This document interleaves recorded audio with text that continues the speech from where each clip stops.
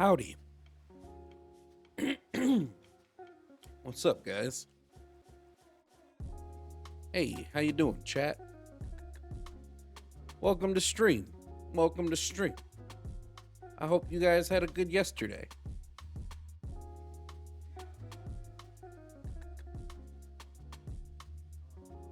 How's everybody doing? Feeling any better? No. Anyone know how long this shit takes to heal? Like, this is crazy. It's only been like 5 days.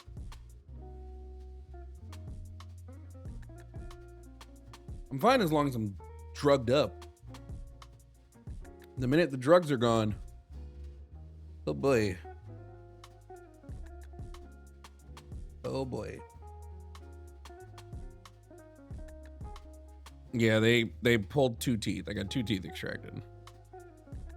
Anyway, welcome to our debate stream today.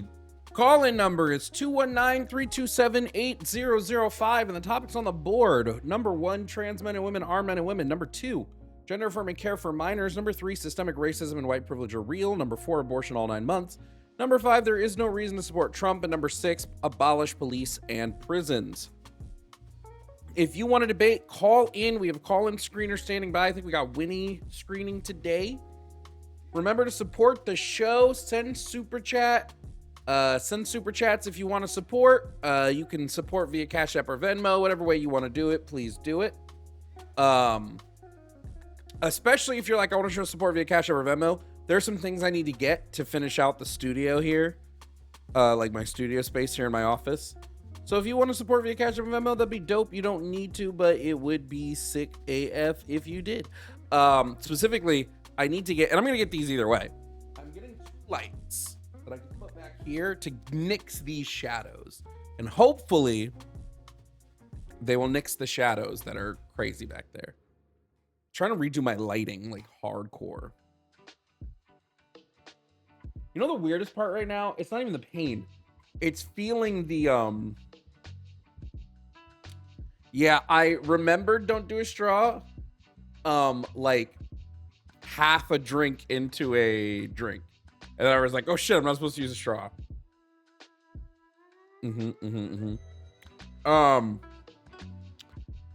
The worst part right now is feeling the stitches. Like, it just feels like there's yarn in my mouth, and I don't like that.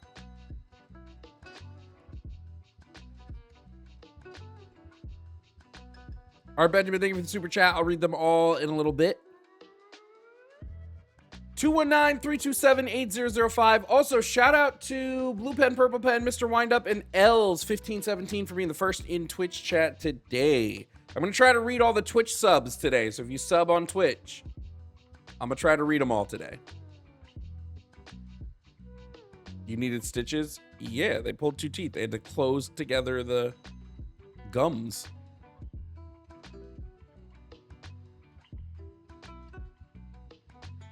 Well, a root canal is different. They pulled my teeth out.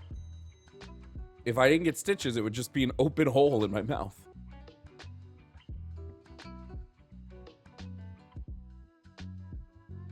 Yeah, don't forget to like the stream, guys. Dave the Mailman, thank you for subscribing with Prime.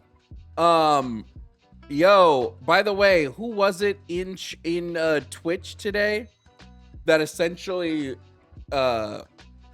seats, and sometimes the cement, the temporary cement will chip off, so a little piece of temporary cement from the bridge that I got just fell out. Somebody in chat in Discord earlier looked at specifically euros. Where was it? God, where was it? Am I high that I can't find this thing again? They looked at Euro's stats on like a YouTube stat website and like pretty clearly found where he started to, you know, boost his content. We'll say. Oh, here it is. There, where they started to boost his content. This motherfucker playing like he had 2 million views in a day. That's such bullshit. When you look at the rest of his views, it's so clear, like the second he started botting himself. brother.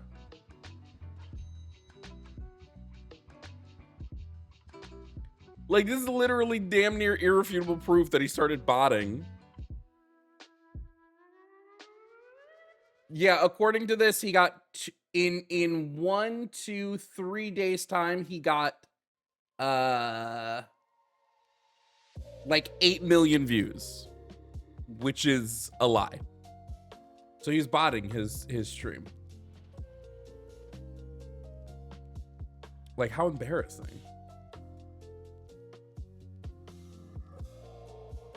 Problem with all these elections, you think Republicans will get destroyed this November? Yeah, it's looking like Republicans are gonna have a fucking loss come midterms, but we'll find out. Obviously, I'll be here midterm day.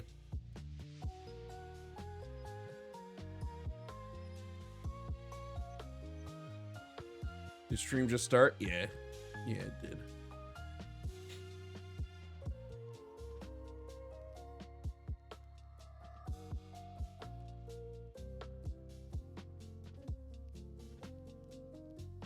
I also haven't had breakfast yet.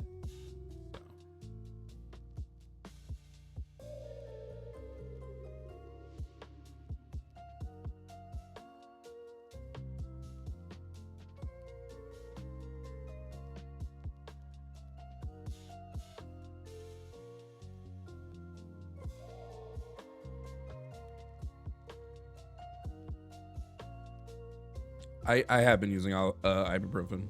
It's the only thing that's kept me going. I just keep popping ibuprofen. 219-327-8005 if you want to debate, call in.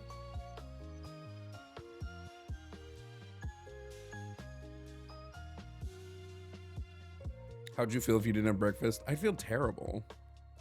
I feel groggy and not up to snuff. I should really start asking that question to people.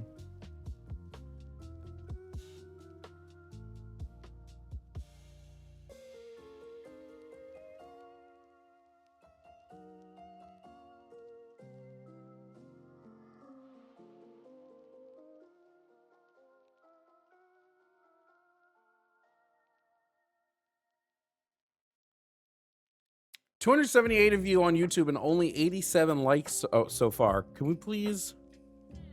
How do you do office hours? You just call and the screeners will let you know if I'm taking office hours calls or not. Didn't the breakfast hypothetical originate on 4chan? I don't know.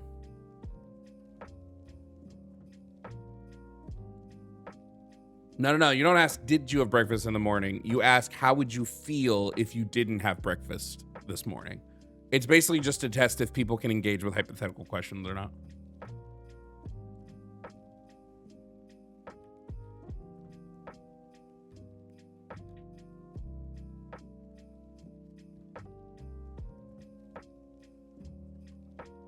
Monster Energy. Monster Energy. Dude, I'm going to be in DC in 2 weeks. That's going to be fun.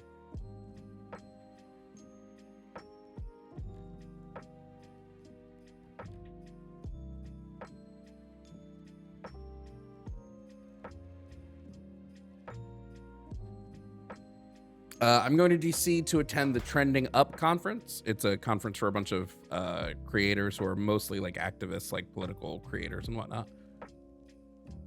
I'll be there for that.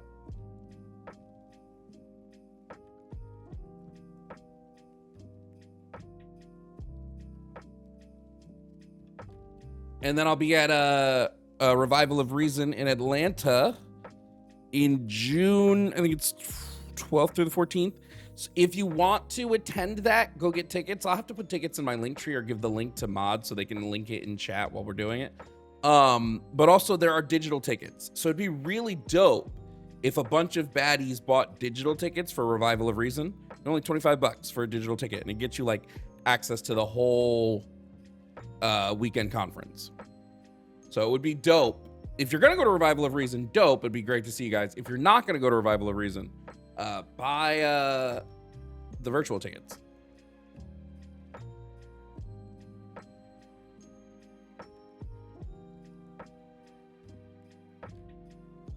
I don't want to go to the aquarium again when I'm in Atlanta. That shit was dope.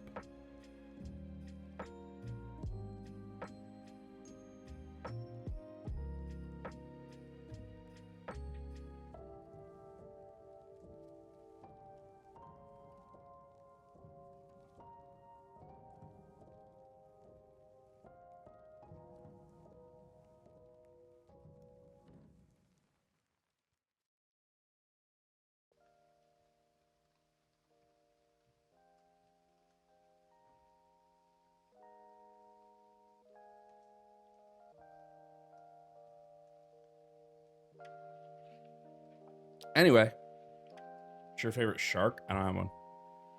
Shark. I don't.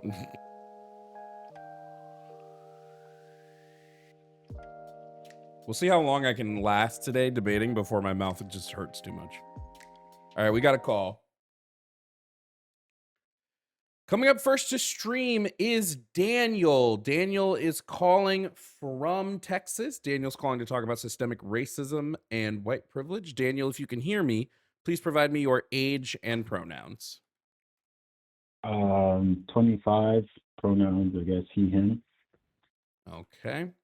Now, Daniel, you are calling to tell me to debate against systemic racism and white privilege are real. Now, I do believe that that systemic racism and white privilege are real because we see it in disparities within pretty much every system that we have, even when accounting for other variables. Do you disagree? And if so, why? Okay, so I disagree. I believe that there is such a thing as social racism, but to say that the system in the United States as a whole affects a specific race in a negative way is not true. Okay. Do you believe systemic racism has existed in the past? Yes, but it's When did not. it end? What year? What year? When all the laws that prohibited individuals from entering into certain locations, education, when Which all law those laws were specifically? abolished. What do you mean, which law specifically? Which law specifically got abolished that you believed ended systemic racism? Basically, like the law, I can't think of a specific law on the top of my head, but basically all the cases in which, for example, Black students couldn't go to the same school as white students, they couldn't enter the same universities. When all these things were allowed to happen, same thing as Black people weren't allowed to vote, So or give me an certain races couldn't estimated get year. Give me an estimated year when this would have ended. an estimated year, probably I would say, like, I think after 1980s. I think a lot of After systemic 1980. racism. Yeah, after 1980, a lot of systemic racism was done after 1980. Was the 90s crime bill racist?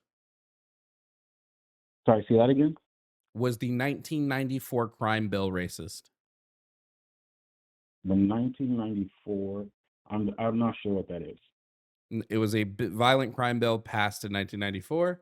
I'll just give you the cliff notes. The answer is yes, it was. It was found by both sides of the political aisle, actually, that it disproportionately targeted Black people over white people. So would that not? So was it the 80s systemic racism ended or the 90s when the crime? Okay, I mean, the crime bill so was passed in the 90s. how a bill or how a law affects a certain group of people doesn't inherently make it racist. Now, it can be That's used. quite It literally can be what systemic used. racism is. No. That's not the same thing. Yes, That's it not the is. same thing because Can you define you systemic know. racism for me? Okay, I would say systemic racism, or I would say something that operates within the system, is that there are certain rules and guidelines that occur that that create a certain reality over time.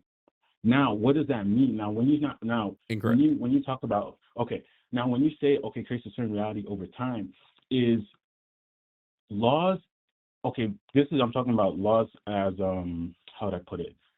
Laws as, okay, laws don't have like a racial, when a bill is passed, there is no, oh, this is for Black people, this is for white people. That used to be the case, Oh, but well, not that's anymore. incorrect as well. How is that incorrect? Do you know what the Southern strategy is? What's the Southern strategy? Okay. So one of two things, I'm going to explain what it is to you, but something I want you to understand is without this education, I think it's really difficult for you to come onto a show and be like, well, systemic racism doesn't exist, but you don't know what the Southern strategy is. You didn't know about the 94 crime bill. Just seems like you have a limited understanding of these things, but that's okay. The Southern strategy was adopted by Republicans starting in like the 50s and 60s and was a through line through the Republican platform through probably the 90s. I mean, honestly, I would say it probably still is today, but people would probably disagree with me on that.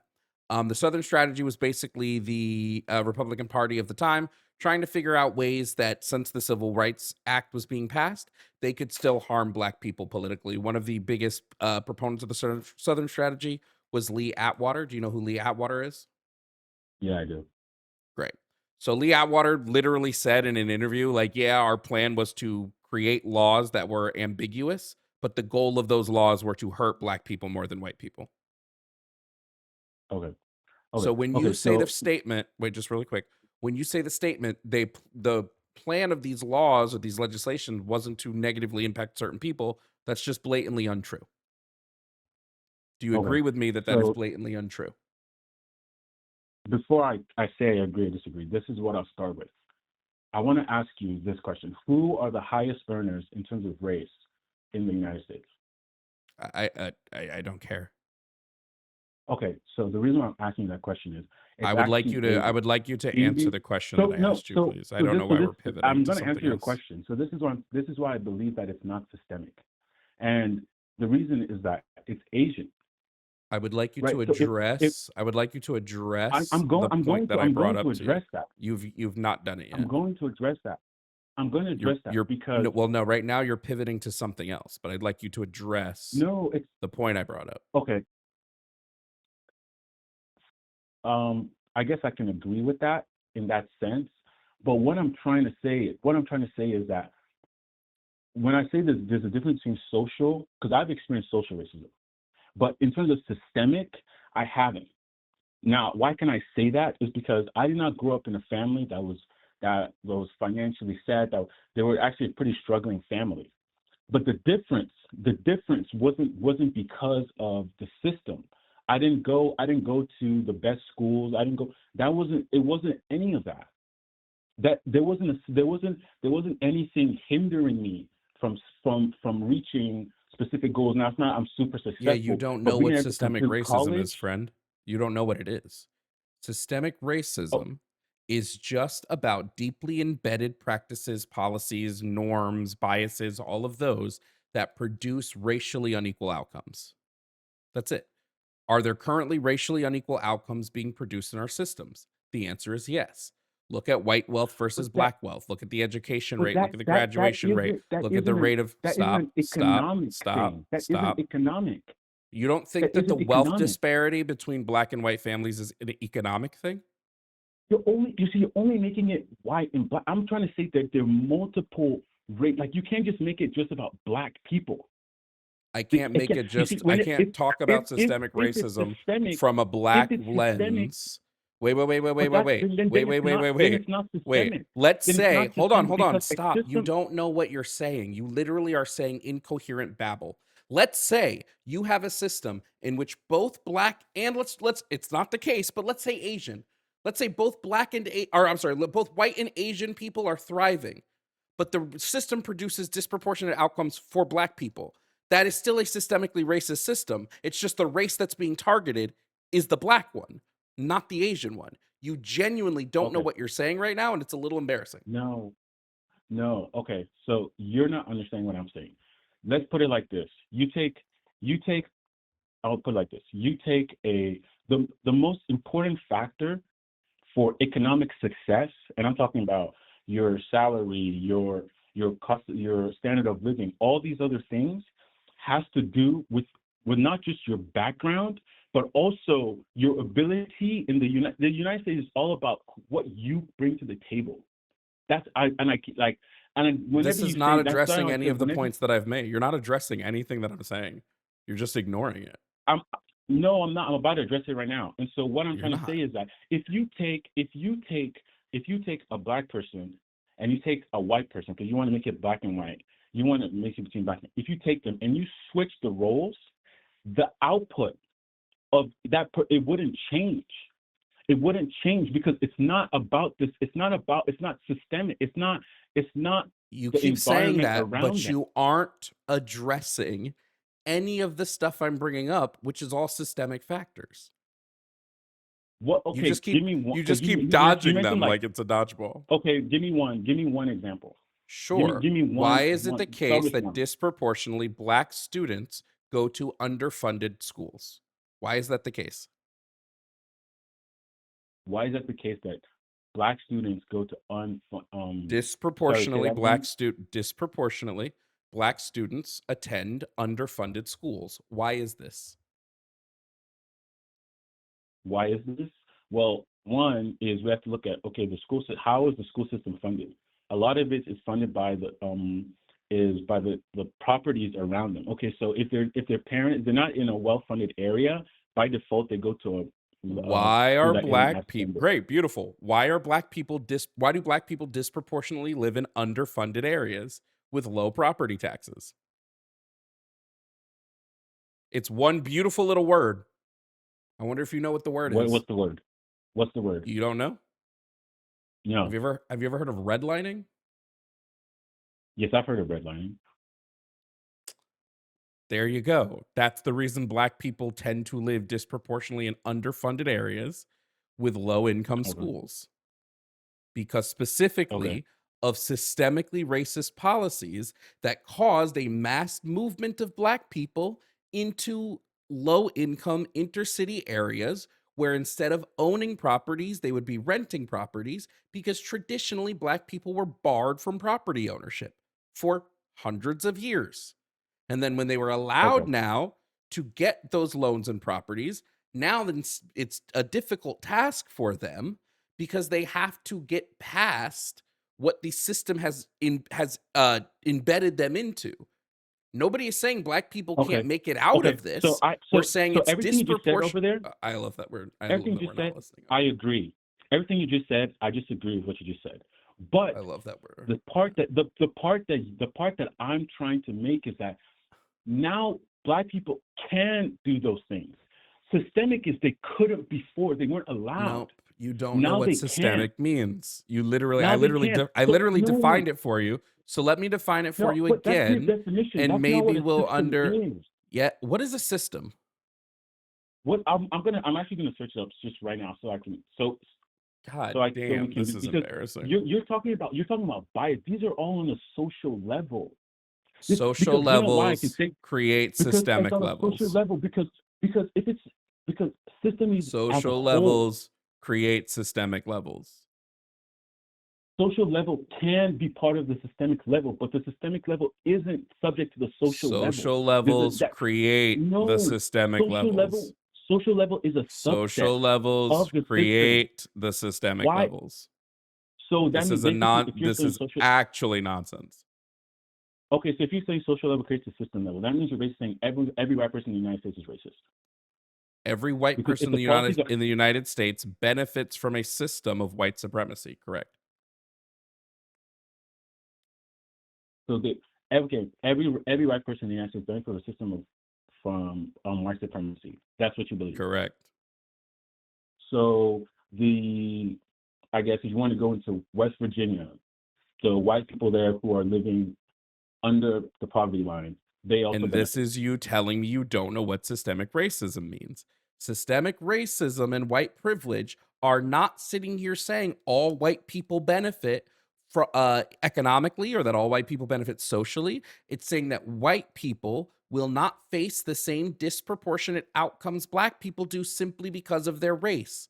A white person is not Okay. poor because of hundreds of years of systemic poverty placed upon them by the system. Okay. Fine. I agree with that. What This about is the other embarrassing. races in the what about okay, so this is my problem is what about the other races in the United States? What about them? The Do primary they suffer races from targeted by systemic racism are going, and the ones that face the most disproportionate outcomes are going to be Indigenous Americans, Black Americans, and Hispanic or Latin Americans. They face the wide berth of systemically racist policies. Then folded under them, well, not folded under, but then you're going to have like Asian Americans as well, just because they succeed in some areas, which, by the way, are skewed numbers because of what all countries we consider Asian. But just because they succeed in some areas does not mean that they don't face systemic or disproportionate outcomes in others. You just straight up don't know what you're talking about because you've not done the research on this. No, I think no. So I There believe it that is. I think yes, I believe. there's some of the things that you're saying I agree with, but what I'm trying to say is my point that I'm trying to make is I don't believe it's a full system on a national level, on an microeconomic level. I don't believe I that. don't care what you believe. I just Now want hold on. I hate to cut now in here, Daniel. I don't care what you you keep cutting me believe. off, but I don't care that I'm okay. cutting you off. I don't care what you believe. We actually have the numbers and the data that says you're wrong. That says when we look at the averages in the entire What country, numbers? which system do you want to What look at? numbers? We can look at any of the systems that operate this country. You want to look at maternal mortality rate? You want to look at how black women have a higher maternal mortality rate than white women? Because black women's pains are systemically ignored more by doctors? Do you want to look at the criminal justice system? Do you want to look at the fact that black perpetrators, when you account for every variable, are still punished with longer and harsher sentences than their white counterparts? Or we can look at the fact that black people, on average, again, when you account for every variable, are targeted by police up to 16 times more than their white counterparts. Should we go to the legal system? Because we can go there too. We can look at how black people disproportionately, because of wealth discrimination patterns, face harder times in the legal system because of their ability to get proper legal counsel. We can go there. Do you want to go to the education system? Do you want to look at how, again, black people systemically, like on average, attend lower funded schools because of mass migration of black people into underfunded areas? Which system do you want to look at? We can do all of them. Pick one. Okay, we can look at education. Let's start with Great. education. Start with education. Why is the case that we still fund education via property taxes when we know that because of a fucking 60-year legal process of redlining, black people still, which by the way, still happens, there are redlining lawsuits every year, tons of them. Every year, banks are found to still be doing redlining. So why is it that we still allow education to be funded through property tax when we know that redlining has disproportionately affected black people and put them into areas where they can't own property, they predominantly rent, and the property they do own is undervalued with its property tax? Okay, so first thing is the banks doing redlining. That is not a racial issue. That is a Do primary you want to profit bet? issue. Do you want to bet me? That's How much should that's we bet on that? banks. I work in the financial system. Banks do not care about. I They I don't care I don't about care profit. where you work.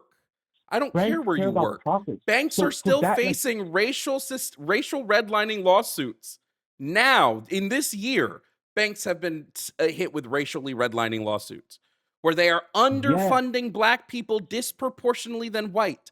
That's racism.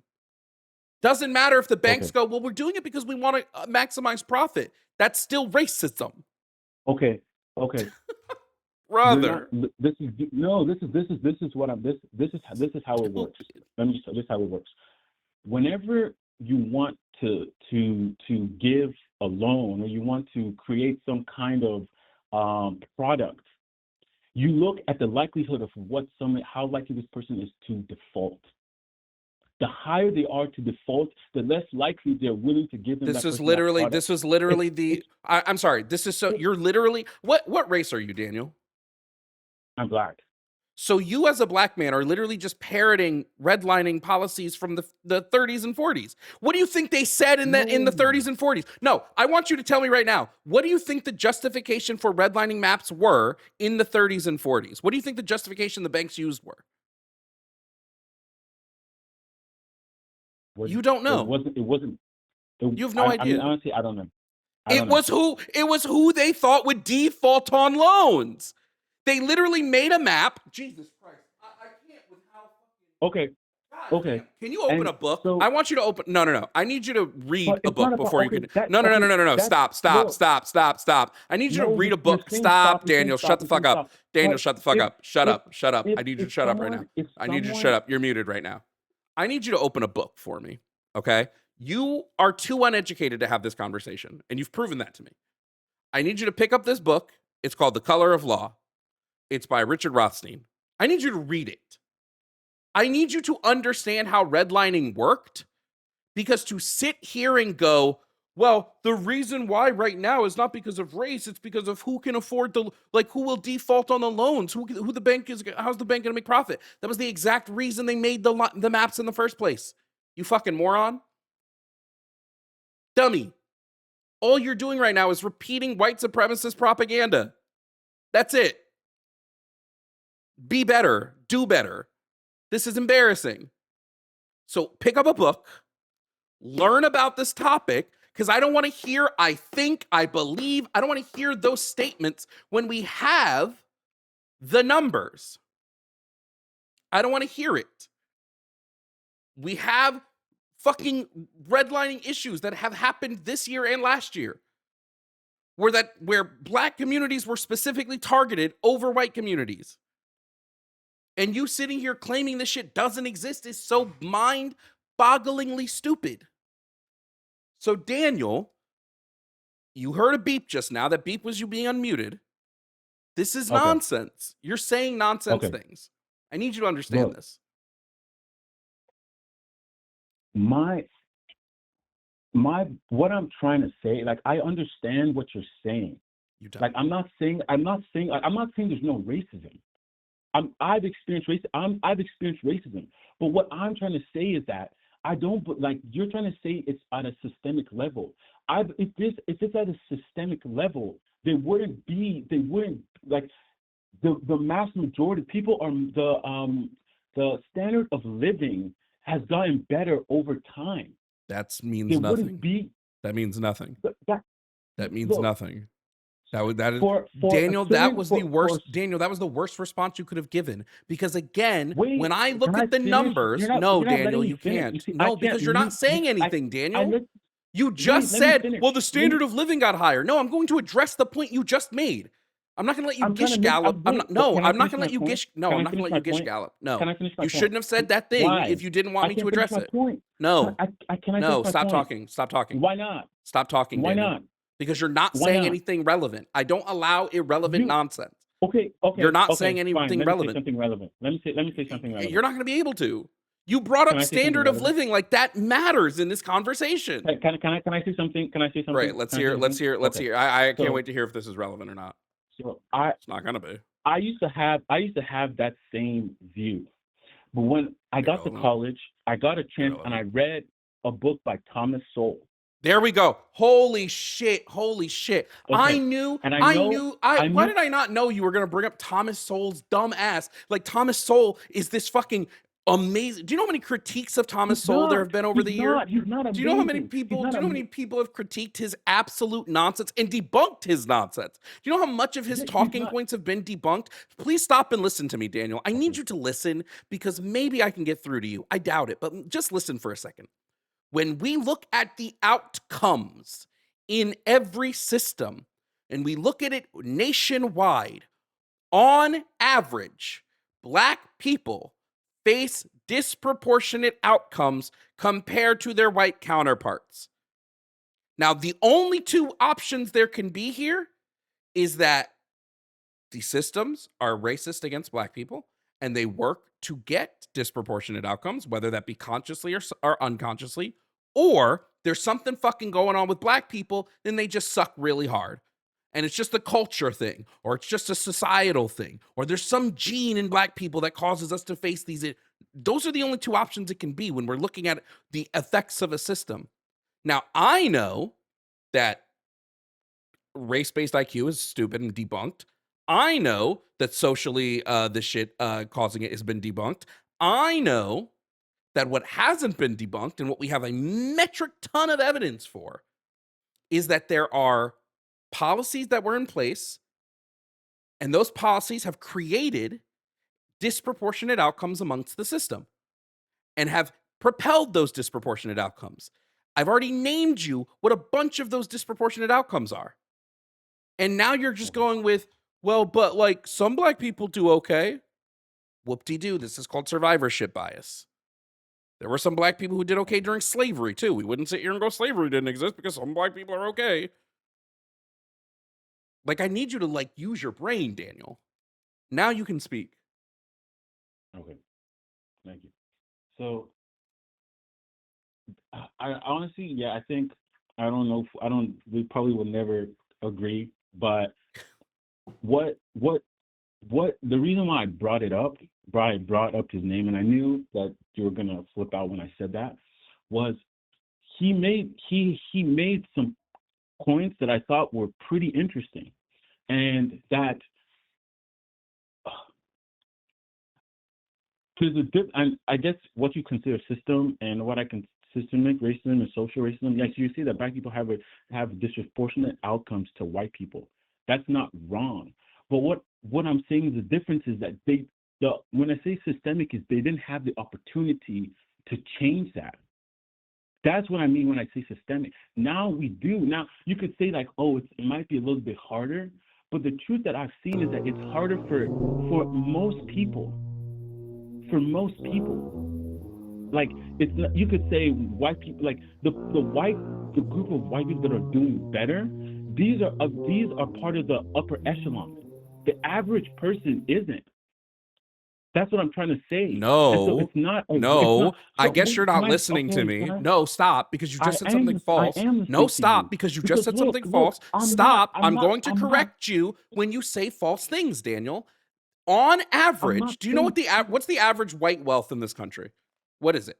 Because you sitting here going, well, on average, the average person isn't doing so well. No. Average. You can't just say average white wealth. Like, are you talking about salary? Are you talking about brother? What does wealth mean? What does wealth mean? Wealth doesn't mean salary. So when I say wealth, I'm saying it because wealth means something specific. What does wealth mean, Daniel? What are you? I'm asking you, Mr. Banker. What does wealth mean? No, I'm asking. Because there's many different things you can put into a certain box, into a certain thing to call. You don't just say wealth, Christ, dude. It's not just wealth. Fuck, there's no shot. You're just avoiding the fucking question. Okay, what do you consider wealth? No. I asked you. You're just trying to fucking shift the fucking burden. I asked you, Mr. Banker, what do we consider wealth? When the government counts wealth, when the government takes the numbers for wealth, what do they count? Do you think I'm making up when I'm using wealth numbers? Do you think I'm making up the criteria? Or do you think I might be getting it from specific, I don't know, maybe the way the census calculates wealth by household? Do you think maybe, possibly, maybe, surely? So what's wealth, Daniel? I mean, if it doesn't count as like your salary, 401k, whether or not you own a house, I don't know what else it would be, but if you can tell, like, what would that be? If it's not any of Holy those shit. things, I thought you worked at a bank. like, didn't you work in finance? Don't you work in finance? There's like 100 different. It's not. No, just there's not. Finance doesn't. No, there is one way wealth is calculated. I'm asking you how the U.S. Census how does the U.S. Census calculate wealth? How? I don't know. Brother, leave finance. Maybe go to an art college or something, because Jesus Christ. Wealth is calculated by the total household net worth minus its liabilities. Okay. And so a net worth considers your house, your salary, your retirement, or whatever kind of product you have. And then what else would go into that? It's your assets count. It's just your financial assets, your real estate assets, your retirement account, vehicles, things like that. Then it looks at that versus your liabilities, which is your debt, your secured or unsecured debt. So the census tracks this on average. So when you go and you sit here and you go, well, the average person in America is doing no. If we want to look at the average, right? We have those numbers. So we can look at the wealth disparity via the US Census, and we can look at it by race, and we can see what the numbers are by race. And when we look at per the US Census, this is, again, I just want to throw this out here, per the US Census, right? When it comes to the average wealth, white households sit at about $200,000, where black households sit at about $20,000. This is the average. Okay? So White House will sit at $200,000. This is the average. The average wealth of a white household. That is It's wrong. not. That's a lie. It's- That's a lie. That's a lie. Okay. Okay. There's no Daniel, way here's that's the beautiful true. thing. Here's the beautiful thing. When you make a claim like that, you better have some sort of counter source. I'm using the US Census, which calculates the wealth of households every time it's done. So you better have some sort of counter source, and not just, I don't agree, because I don't give a fuck if you don't agree. That tells me nothing. So you better have some sort of counter. I'm That's what I looking it thought. up right now. That's what I thought. I'm actually looking, because there's no way. That's what I thought.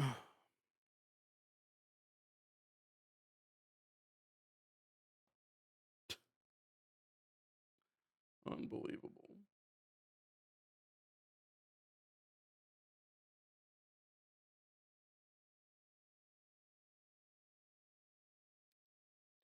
Oh, 1 second. Who was that?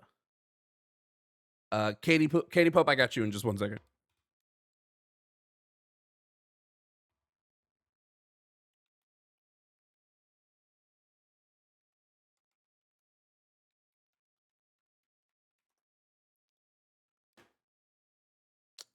Still sitting here, huh?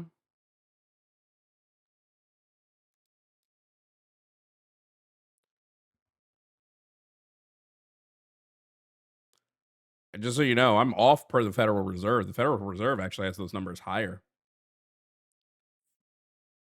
So you gonna answer the question? You gonna look? Did you finish looking up? Is Google taking a long time for you, Daniel?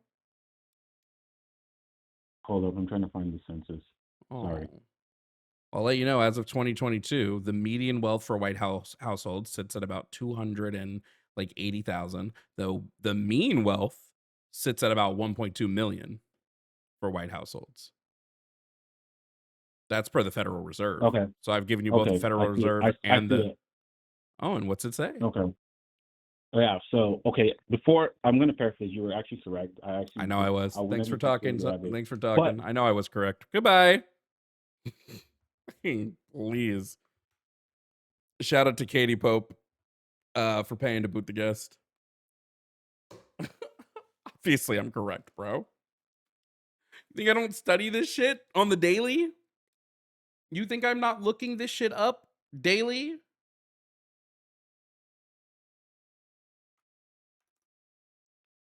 God damn, bro.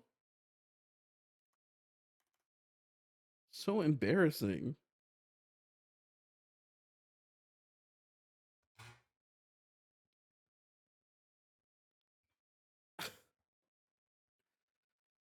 Ugh.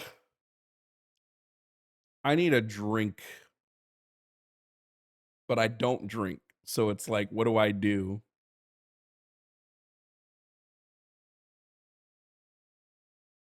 Anyway, let's go to the next person.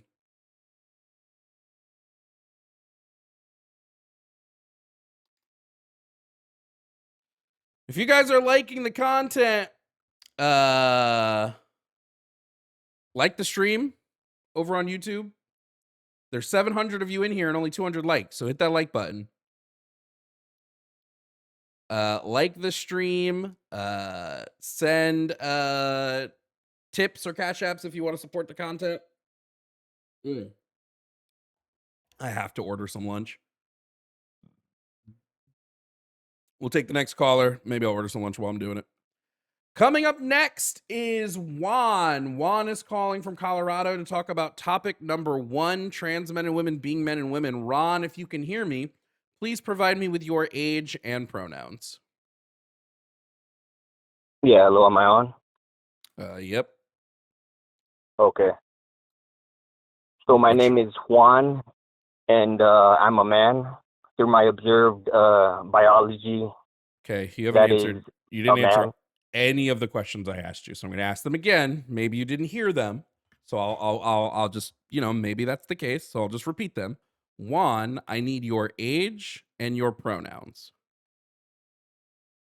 I'm a 25. I'm a he, him. I'm a man There we because of my go. observed biology. I don't care about any of that. I asked one question. Just answer the questions asked of you. You don't need to go into some diatribe right now. God damn, Okay, sounds good. you're not on a soapbox.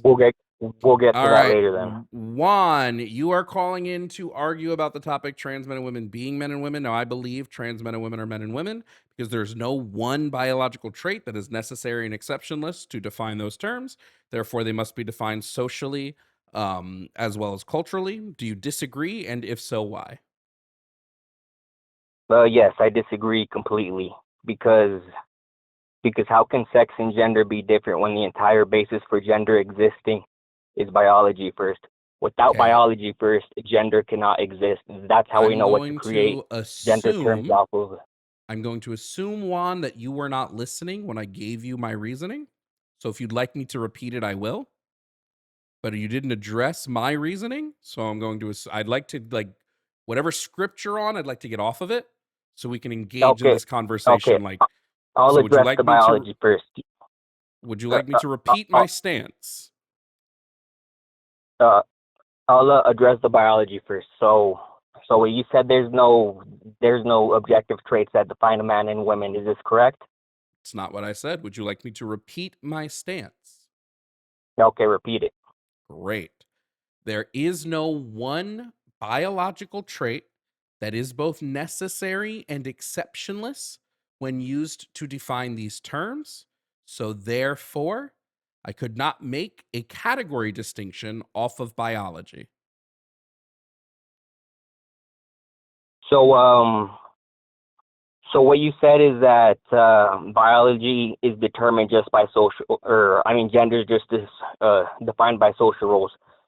Then what are we basing sex off of if that's the case? Well, sex would be based off of biological traits. I'm not talking about sex in this conversation. I'm talking about gender. Men and women would be gender categories. So I would be speaking about gender in this sense. Okay, so then uh, if a sex and gender are different from each other, how can gender exist first when the basis of gender is defined by biology first, I don't think not gender anything else? existed. I do not believe gender existed first. The sex categories of species existed well before gender ever became a thing. Yes, and because of those categories, we created gender terms off of those because sex and gender were always the same thing before the 1950s. Actually, we've separated sex and gender much longer than that socially. In academia, they've been split since the 20s. We've split sex and gender. It's just most of that research got lost when the Nazis decided to do a Nazi. Okay, the 1920s, same difference. It's only 30 years apart. Without biology So first, for we about wouldn't a know hundred what gender years, is in the first place. we've accepted in academia that sex and gender refer to two different things. One is a more sociological construct, while the other would refer to a biological list of traits. Yes, and could you define gender for me outside of biology? Yes, gender would be a list of behaviors or traits or roles associated typically with the sexes. Is that objective? So you could define a woman for me objectively then, outside of There's biology? no such thing as objective definitions. That's just not how language works. But yes, I could It, define a woman outside of sexual based biology. It would still have a root in neurology because it's an okay, so how identity does which a is woman tied to the behave and brain. think? What? How does a woman behave and think? There would be thousands of answers to that question. How much time do you have? Do you want me to sit here and list every possible thing a woman could do or think? There are thousands of answers to Now, that question. okay, now then, with the traits and lists you're supposedly able to give me, I'm going to say that applies to men too. So how is that Yes, validating your probably. gender? Probably. Objectively, it is. So Because how is that? gender would be a subjective thing because it's a social construction, not an objective thing that exists outside of a mind. So it's made up, correct? Everything that is subjective would be made up in a sense because it's all mind dependent. Just like the value of money is technically made up. Your enjoyment of No, video games is technically made up. Those are all socially constructed things. Is value socially constructed? Yes, the value of money is socially constructed, yes. Is rain valuable to plants? Is rain valuable to plants? Depending on the plant, Yes, yes. Yes. It would So depend on the value plant. exists outside of money. Value is a subjective thing. Value No. is mind Water- dependent. Water is objectively valuable to plants. Without water, Some plants can't exist. Some plants. Other plants don't need water in the same way. Juan, Okay, that's not what I said. just If need those to plants don't need it, present then- you with something, Juan. You are very bad at this. Like, it's like laughably bad. You couldn't define a woman outside of biology because you're also defining a man. So nothing would be validates gender in reality. Okay, so the way I would define woman would have a linkage to neurology because gender is an identity claim. Therefore, it would have a linking to the brain, but it would be defined outside of sexual biology. So sexual reproduction. So is wearing makeup and dresses observed in the brain? Wearing makeup and dresses don't make you either gender. There are men who wear makeup and dresses. So what are you observing in the brain then? Oh, this is bad, Juan. This is yikes. It's not about observing something in the brain. It's about understanding that identity claims are mind dependent. They require a mind because they're about an internal sense of self. And for 99% of men and women, that internal sense of self is tied to biology. We never mentioned any gender roles More or like traits 90, more like historically. 96. Huh? More like 96%. But what's your point? Whoop-de-doo. My point is the rest. Point is the rest are mentally ill because gender doesn't exist without great. biology. I love that. You're making a claim based in medical academia, so I assume you have some type of medical source that proves that being trans is a mental illness. Yeah, on the basis that they can't define gender outside of biology. Stop. Because so you didn't answer the question I just asked you. You didn't answer the question I just asked you, so I'm going to repeat it because maybe you weren't listening. So I'm going to repeat the question I asked, and hopefully you listen this time. I need you to do me a favor. Stop listening to respond and listen to hear what I'm saying. Listen to every word. You are making a medical claim that being trans is a mental illness, which would be a medical thing. So I assume you have a source based in medical academia that proves this claim, and what would that source be? All the Russian psychology organizations, they all label transgenderism as a mental illness. Beautiful. Hold on, stop there. All Western psychological organizations, is that correct? Yes, all Western label trans as a non-mental illness. Hold on, stop talking. So here's what's going to happen. I'm going to bet you $20 that you're wrong. Would you like to take this bet? That Russia doesn't label trans as a mental illness?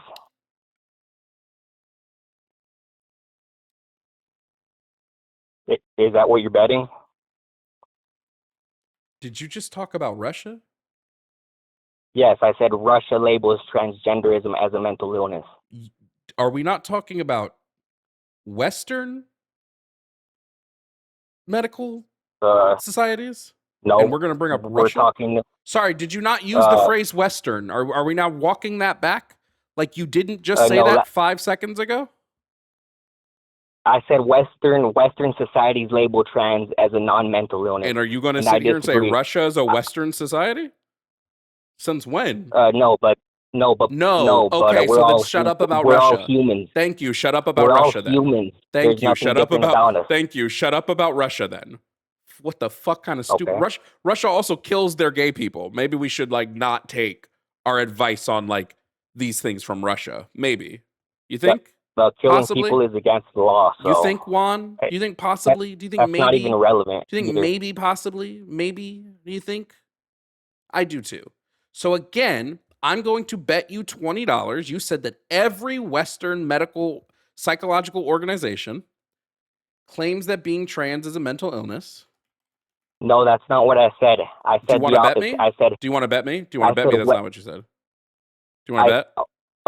okay, if I did, I take it back. I said Oh, now we're walking Western it back. societies label trans as a valid identity, which I No, disagree with. That's not what you I said. agree with the Russian consensus. That's not what that you says said that at all. trans is a Let's mental go illness. to hold on. Again, if you're going to make the claim that being trans is a mental illness, this is a claim based around academia. Provide a source based in academia. Yeah, I know you can't do it. Just go on Google and look up does Russia label transgenderism as a mental illness. You absolute idiot. You have the burden of proof here. I don't give a fuck what Russia says. I want the medical source that proves that being trans is a mental illness. Do you got it? Do you have it? Russia labels it I as a don't mental give a illness in their what Russia category of mental labels it. illnesses. I don't care what Russia labels it. Russia is not basing this on any sort of academic literature. So I'm asking you to base your claim on some type of academia. Yeah, it's based in Russia on what Russia says. Oh my God. On Oh the my fact God, that Juan. Muted. Holy shit. Holy shit. Holy shit. Juan, when like you were born, like did the doctors like slap your butt and go, here, mom and dad, you have a beautiful baby dumbass? Or did like dumbassedness just fall in your lap later in life? I'm genuinely wondering, like, that's my question now. I just need to know because I don't think a smarter person could exist if they tried. So, Juan, I'm just going to ask again to provide me, you heard a beep, that beep was you being unmuted. Provide me a piece of medical academia, some type of literature that is peer-reviewed, has solid methodology, with limited limitations that prove, without a shadow of a doubt, that being trans is a mental illness. Do you have that? Or are you just going to say Russia again? well, you ask for proof, and yeah, Russia is my proof. They label it as a mental illness. Oh my God. You're the stupidest person I've ever met. Here, man, listen. You're the dumbest. Okay. You're the dumbest. You're Okay. honestly too stupid to engage in this conversation, Juan. You are too dumb. Okay, listen. We're going to break it down, and you're going to understand. Name any traits, thinking, behaviors that apply to only women that define them objectively. I've never made that claim that that's what defines women objectively, you stupid idiot.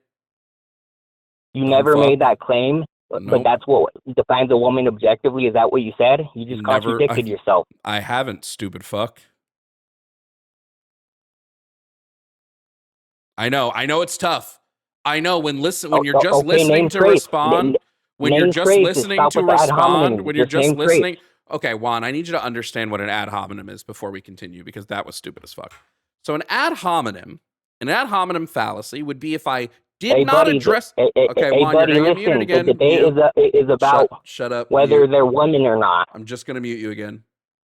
Here's what an ad hominem fallacy would be, Juan. An ad hominem fallacy would be if instead of addressing your arguments, I just insulted you. I would be attacking your character instead of attacking your arguments. What I'm doing is attacking your arguments and calling you stupid. It's not an ad hom. I'm just insulting you because that's how little I think about you. My respect for you is at the same number as number of eyeballs in my head. You're at about a 2. You can get lower. So I'm going to once again ask the question you keep avoiding and see if you can have the correct answer. Or in fact, not even the correct answer, an answer.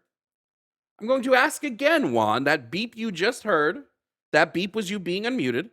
If you have a piece of literature based in either medical science or academia that shows that being trans is a mental illness, do you have any of this, yes or no?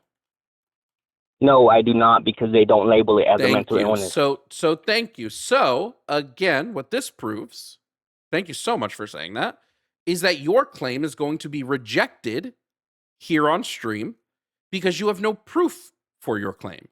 So your claim has been My proof is rejected. Breaking down their logic. Your claim has been rejected.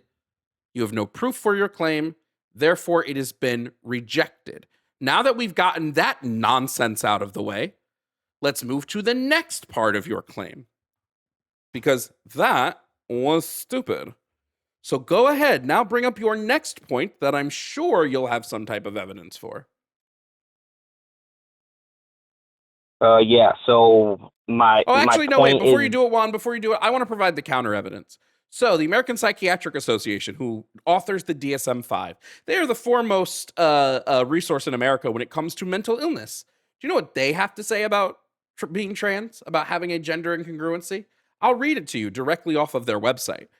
They say, without a shadow of a doubt, there are no studies indicating that psychiatric illness causes gender dysphoria as a consistent condition over time, although delusions or unstable personality characteristics may manifest as intermittent thoughts or feeling of gender incongruity.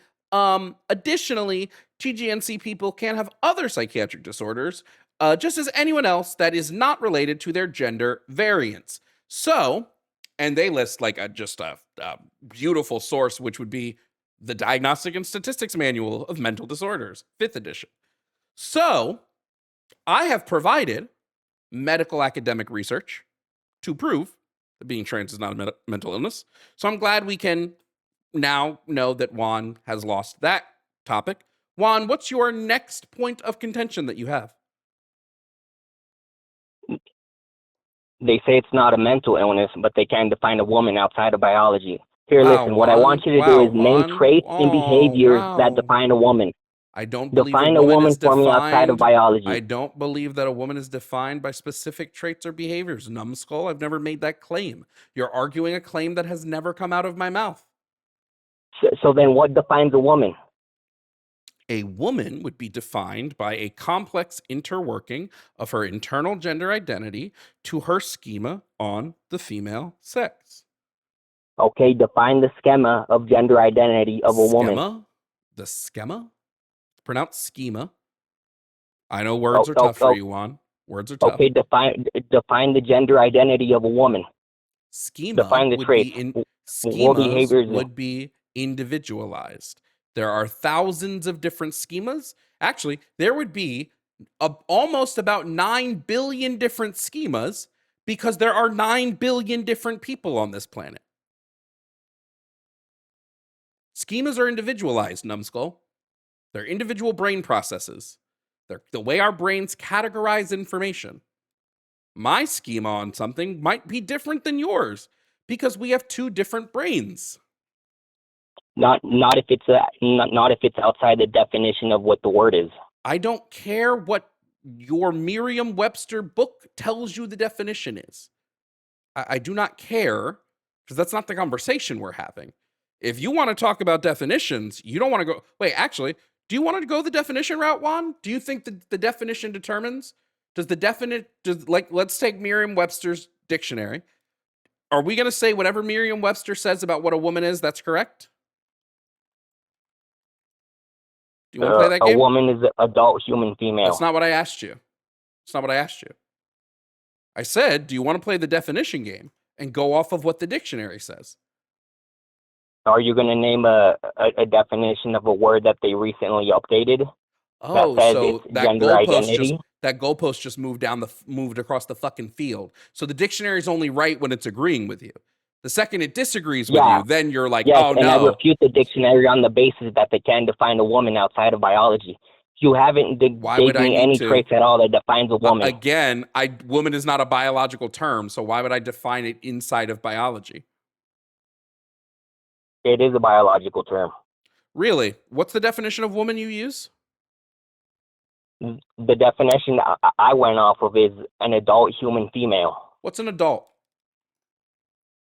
An adult is a person over 18. Is that biological? Yes, biologically. It is. What biological difference is there between a 17-year-old and an 18-year-old, Juan?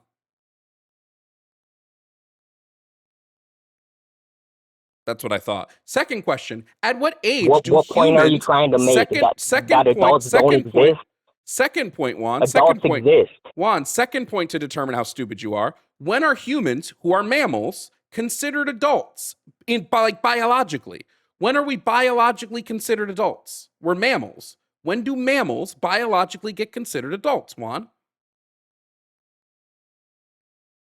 For humans, it's when you turn 18.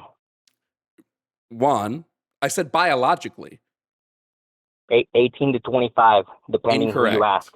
Incorrect. In mammals, for adulthood... humans. Humans are mammals, dumbass. In mammals, adulthood is considered when you reach sexual maturity, which in humans can happen as early as fucking 11. I hope you don't think 11-year-olds are fucking or women, Juan.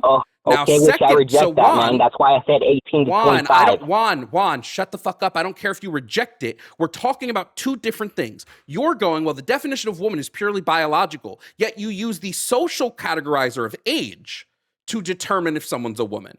So it's not a purely biological definition. It's a mix. Your definition of woman is a mix between biological and social. Fun fact, Juan. Because if it was purely biological, all women would start around the age of 13. But I don't believe this because I understand that there's a social element to even your definition. So if you're going to come in here and you're going to go, well, you can't do it outside of biology. Neither can you, Juan. At least I hope not. I hope you don't think 13-year-olds are women, Juan. Would be very concerning at your big age of 25. No, that's why I said 18 to 25. Then you're making a social category in your biological definition. Okay. A lot of 13-year-olds, if they were to give birth, they would die. So Juan, can you define women strictly biologically? 18 to 25. Juan, can you define women strictly biologically for me? Yeah, women are people that have female anatomy. They have periods, go through pregnancy. It's all things that women are capable of. Not all women. Listen. Not all women go. 12-year-olds can go through periods. They can get pregnant. They can give birth. They're preteens. So you think a 12-year-old's a woman? No, That's they're fucking preteens. Weird. We have a word for that. Preteens. That's weird, Juan. That's fucking weird as shit, dog. You said that a woman. Preteens, not let's women. just remember what you said. You said a woman is anyone that can have their period. 9-year-olds can get periods. Do you think a 9-year-old's a woman? No, they're Great. So I'm going to ask the question again. Can you define woman strictly biologically? Yes or no? Can you do that? Yes. So do it. I just did for you. No, you didn't. You define women children. Have female anatomy. Children. They go through things that only women are capable of. And not all women go through things because you'll say uterus cancer and say they can't get pregnant. Children have female anatomy. Yes, and they are girls. So a girl is a child. Great. I didn't ask you what a girl is. I asked you to define woman, and you just said it's having female anatomy. That's all you said, an dummy. Adult human female. Great. So you're, again, using a social part of the definition, which is adult, because marking adults at 18 is strictly only social. Regarding age. It doesn't matter. Age. It doesn't matter, Juan. Not biology. Your whole dumb shit you kept saying to me is, you can't define women outside of biology. Neither can you. You have to define it outside of biology. You can't use a I just strictly did. biological term. No, you didn't. You're Age using is age is only social. regarding age, not gender. Doesn't Age matter. and That gender means the part are of your different, definition but is sex social. and gender are the same You're thing. mixing social and the biological in your definition. It's embarrassing. Only regarding age, not gender Doesn't matter. / You're sex. still doing it. It doesn't matter. You're still doing it. You can't There are define different women aspects. purely biologically. You can't do it. The only social aspect is age, which is an adult. Doesn't That's matter. it. You can't do Gender it, Juan. You of can't woman do and it. female is biological. There's no social aspect to that. Yes, You're there is. conflating the two, and that's Age. completely Age is wrong. the social aspect of it. Age is a social aspect, but gender There you go. / sex is not social. Doesn't matter. The definition isn't just a sex-based. The definition is age and sex-based. Women must be adults. Women Yes, must, and right? social, So that's we decided that's social. So thank you. 1825. Thank you. So Now, thank them you for being proving female to is me, purely out of biology, not Juan, social. thank you for proving to me that you cannot define gender, woman without using social aspect. Thank you. Yes, only regarding their age, not Doesn't biology. matter, Juan. It doesn't matter. You still can't do it. You still can't define it outside of sociological things. You have to So your revert back whole to argument sociological. is invalidating biological men and women claiming that they don't exist. Juan, I don't know if being dumb You is want to like, invalidate real men I and don't women like for if the you sake of were mentally ill men. if you were a Pokemon, I guess your type would be stupid. Like when we're talking right now, we're doing an internal critique of your logic. You haven't even tried an internal critique of my logic. This is an internal critique of your arguments. Your Juan. logic has no definition of a woman. You I just say actually it's do. whatever it is. Meaning a actually man do can have a say the definition exact of a same woman. thing as a woman I actually and do they'd have be a a very woman, I according have a to very you. comprehensive definition of a woman, actually. Yeah. Okay, define a woman without defining a man either. Yes, a woman would be an adult human whose gender identity aligns with their personal schema on the female sex. And what traits does that include? What behaviors and thinking? Give me one example of a personal schema. Juan, I told you to define the traits and behaviors of a woman. What traits and behaviors are you referring to? You all say this without naming any traits or behaviors at all. Uh-huh. So how can anyone know what you mean? If I were an alien, I'd have no idea what you mean. Juan, your inability to grasp my definition is not the problem. If you'd like me to explain it like you're a 5-year-old, I can. Why do you refuse to name any traits? Because it's not about naming specific traits. That's not a part of the definition. You're asking a question that has no bearing on my definition. So gender identity has no traits that define it. Imagine going up to someone and going, hey, how come that red car isn't yellow? What color, what shade of yellow is that red car? It's an incomprehensible. A woman so is let a me woman explain and it to not you, a man. Juan, let me explain it to you like you are freshly picked off the playground, because maybe that's the way that will work here. And I see you, Flibberty. We got you in just 1 second. So maybe this is the way this will work here. So all humans have a gender identity. This would be the subconscious perception of your sex. It's the way your brain views your sex inside of your body. It has nothing to do with anybody else. Your brain looks at your sex and it goes, this either feels right or this feels wrong. If it feels right, I completely Juan, disagree. I don't know why you're talking. Juan, I don't know why you're population. Juan, I don't know why you're talking. I don't give a fuck that you disagree. Neurology agrees with me because the definition I'm using for gender identity comes directly out of a neuroscience textbook, you jabroni. So I'm not going to try to goodbye. Goodbye. I'm not going to try to argue with you if you're not going to actually listen. Shut the fuck up. Shout out to Flibberty. God damn. Fucking idiots today. So chat, if you'd like me to explain it to you, I could. Name of textbook? Sure. It's just Neuroscience 2nd edition. I should actually just put it in the link tree.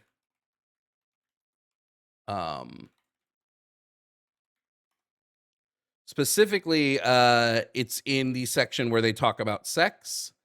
Let me pull it up.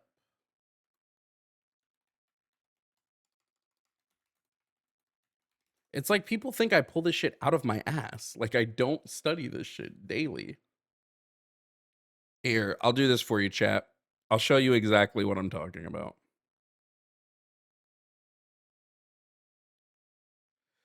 Okay, so this is Neuroscience 2nd edition. What is sex? And what we want to do is we want to come down to this section on gender. Gender refers broadly to an individual's subjective perception of their sex and their sexual orientation, and is therefore hard. And when they say sexual orientation here, they don't mean who you want to fuck. They mean the orientation of your sex, and is therefore harder to define than genotypic or phenotypic sex. Generally speaking, gender identity entails self-appraisal according to the traits most often associated with one sex or the other, called gender traits, and these can be influenced to some degree by cultural norms. Okay. Okay. We understand here? So when I say, okay, that a person's gender identity aligns with their schema on the female sex, what I'm saying is that their gender identity, which is their individual's subjective perception of their sex, aligns with, in fact, let me show you guys what schema is. Not schematic, you dumbass. So schema, in psychology and cognitive science, a schema describes a pattern of thought or behavior that organizes categories of information and the relationships among them. So schemas are, it can be described as a mental structure of preconceived ideas, a framework representing some aspect of the world. This is the way we're using it, is a framework representing some aspect of the world. Schemas are subconscious. They are subconscious thought processes. So essentially what you're doing is you're looking at the way your brain is categorizing your sex and whether that aligns with the way your brain has categorized males or females. And if the way your brain categorizes your sex aligns with the way your brain categorizes female, then you're a woman. And if it aligns with the way it categorizes male, then you're a man. If it aligns with neither, you're probably non-binary. If it aligns with both, you're probably gender fluid. It's just the way this shit works. Now, again, I don't base my shit on nothing. I base it on neuroscience, sociology, psychology, all of those beautiful things. Unlike someone like Juan, who bases it off of being an idiot.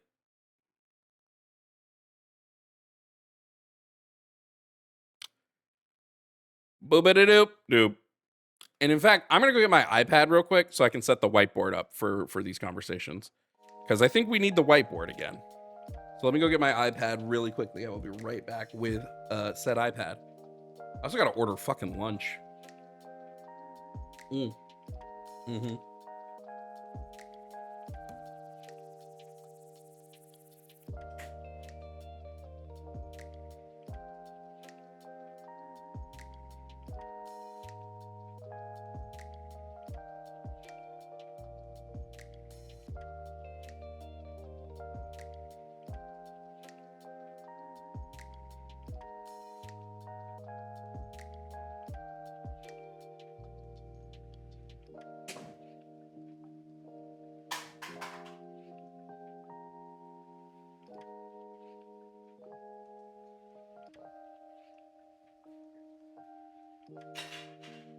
Bless me, child. The iPad is charged.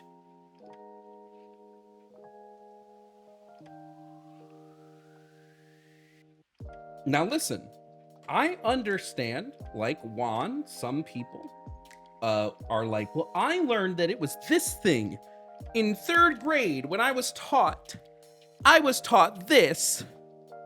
To that I say, shut the fuck up. We're not in 3rd grade anymore. You're an adult, living in adult times. Shut your goddamn face about being in 3rd grade.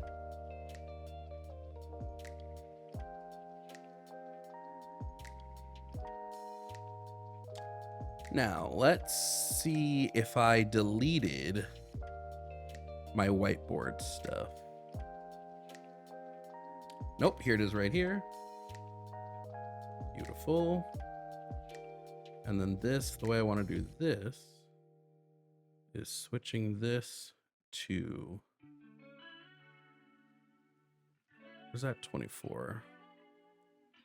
Making this 1. Taking this, putting it here. And I can even make this smaller. All right. So let's see if this works still.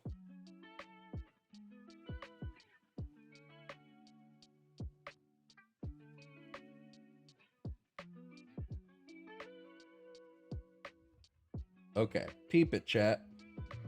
I should be able to pop the whiteboard up now with this. Yeah. So now I can educate you jabronis.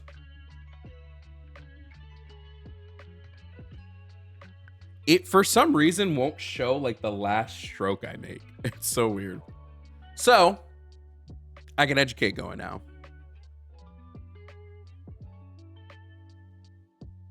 If anybody ever wants me to pull the whiteboard up, just let me know. Okay. Let's bring up the next last stroke, I know. 100 brain cells does a T. Hopephobe have. Juan is so fucking funny.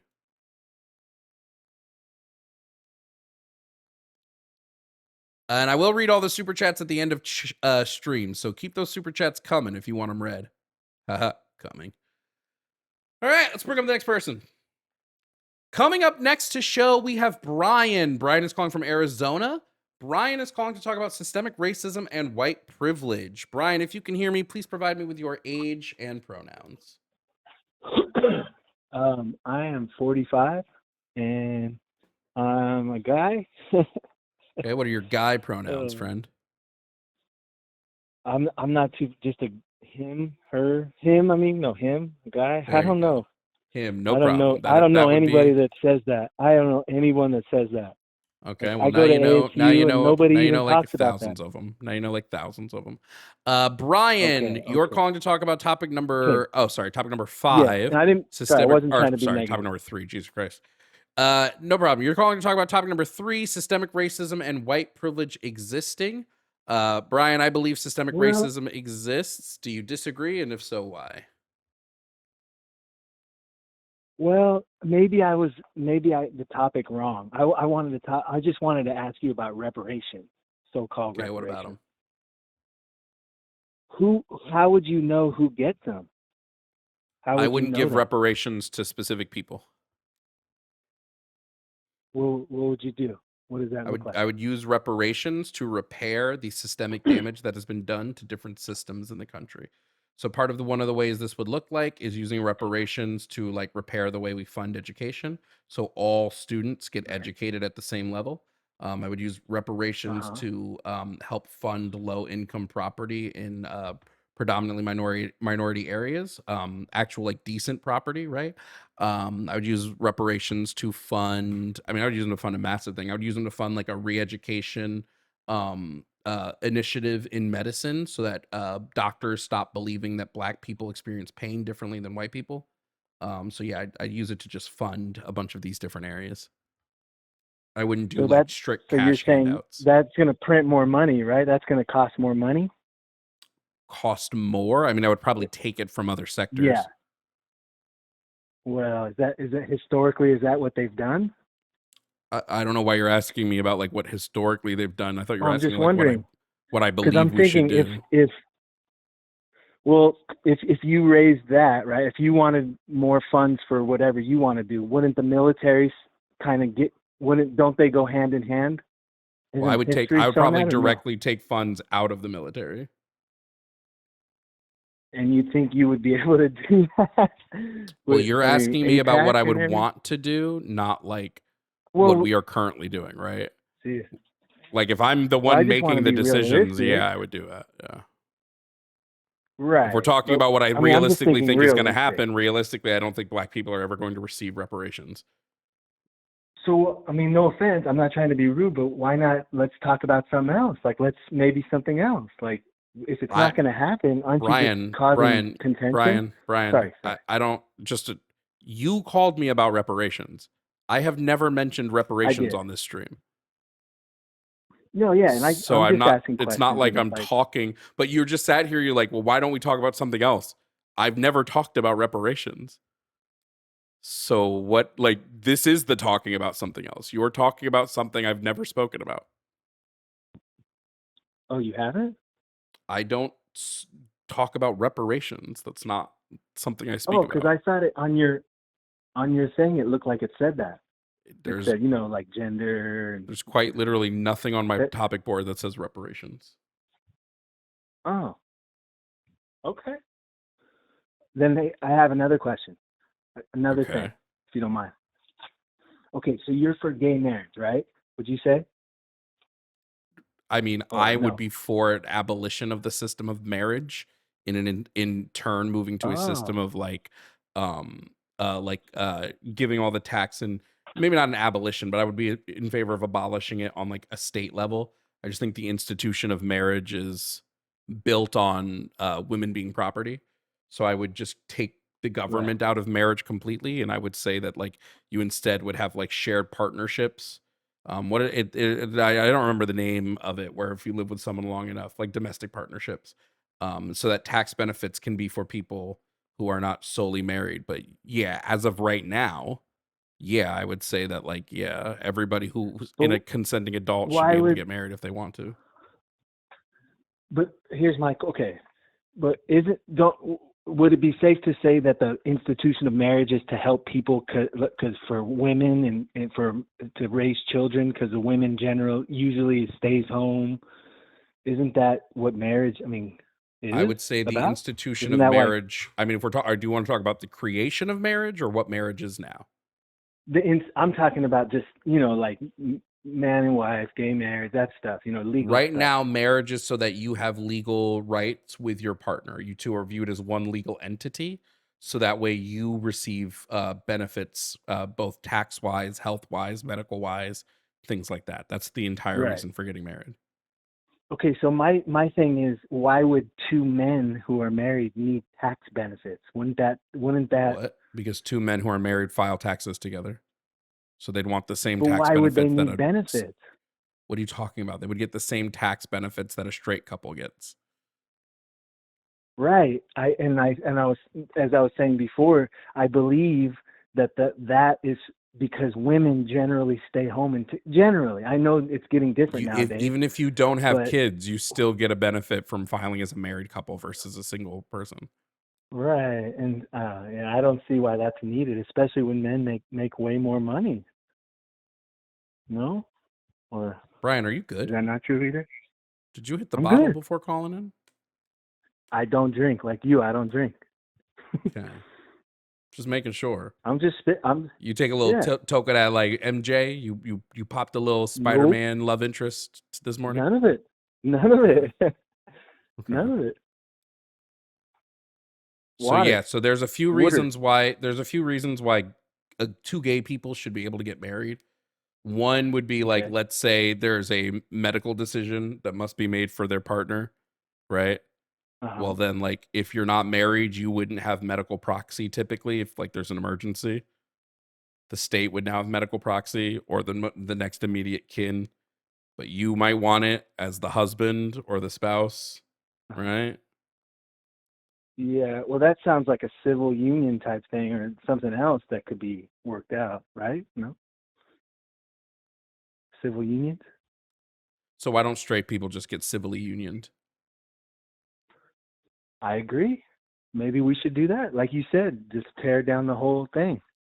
Yeah, if marriage as an institution doesn't exist, then I don't mind that no one's getting married. But as long as marriage as an institution exists in the way it does, then marriage should be given equally to all couples that can be married. Okay, so what about polygamists? Why not polygamists? I don't know. Should polygamists have the right to be married? Go nuts. Well, I think as long as it's consensual, I don't give a fuck if people get married to multiple partners. I don't care. Well, why don't liberals fight for polygamists to marry who they want? Why don't you fight for dogs to marry cats? Who knows? I don't, Brian, I don't care about any of this. Right? I mean, I don't think it's a good question. It's almost anti-woman. It's anti-woman because more women would participate in polygamy than men. You're denying thousands, maybe millions of women the right to vote to get married. And there's reason for that. Polygamy has precedence, historical precedence. Not gay marriage. That has no zero. Like nothing, right? Am I wrong? I want to hear what you got to say. I mean, I respect your opinion. Brian, I don't think you're saying. I think this is just incoherent, blabbering. Like I don't. I already said, I don't care if someone marries multiple people as long as it's consensual. All right. Well, okay. Well, let's get polygamy legalized. Okay, so with the rainbow flag, we'll add the polygamy. All right. So go nuts, Brian. Okay, so I thought you believed in reparations. And that's cool. I didn't. Oh, I mean, I don't disbelieve in them. I just believe in them in a different form. Right. Okay. Well, your form seems like it would just cause more inflation and probably more resentment towards people. Reparations, wouldn't it? Don't you think? It wouldn't cause inflation if we took it from another revenue stream. Well, I don't think that would happen, but I get what you're saying. Okay, but you're asking me how I would do it, not like how this current government would do it. Right. There you go. Right. Well, or like liberals, right? In general, the left, kind of. I don't know. I'm not a liberal. I don't know. Oh, all right. All right. Well, maybe I need to listen to you more. I made a lot of presumptions. It would appear so. All right, man. Well, thanks for taking my call. Okay. Do you have any questions or anything that like you would? Nope.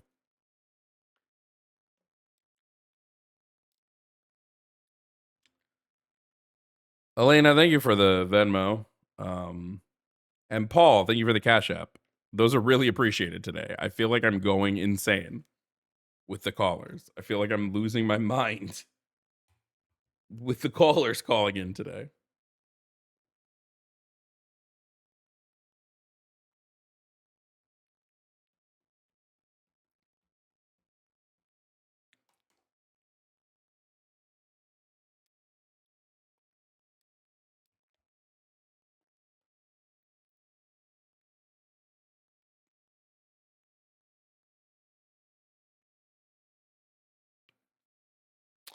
All right.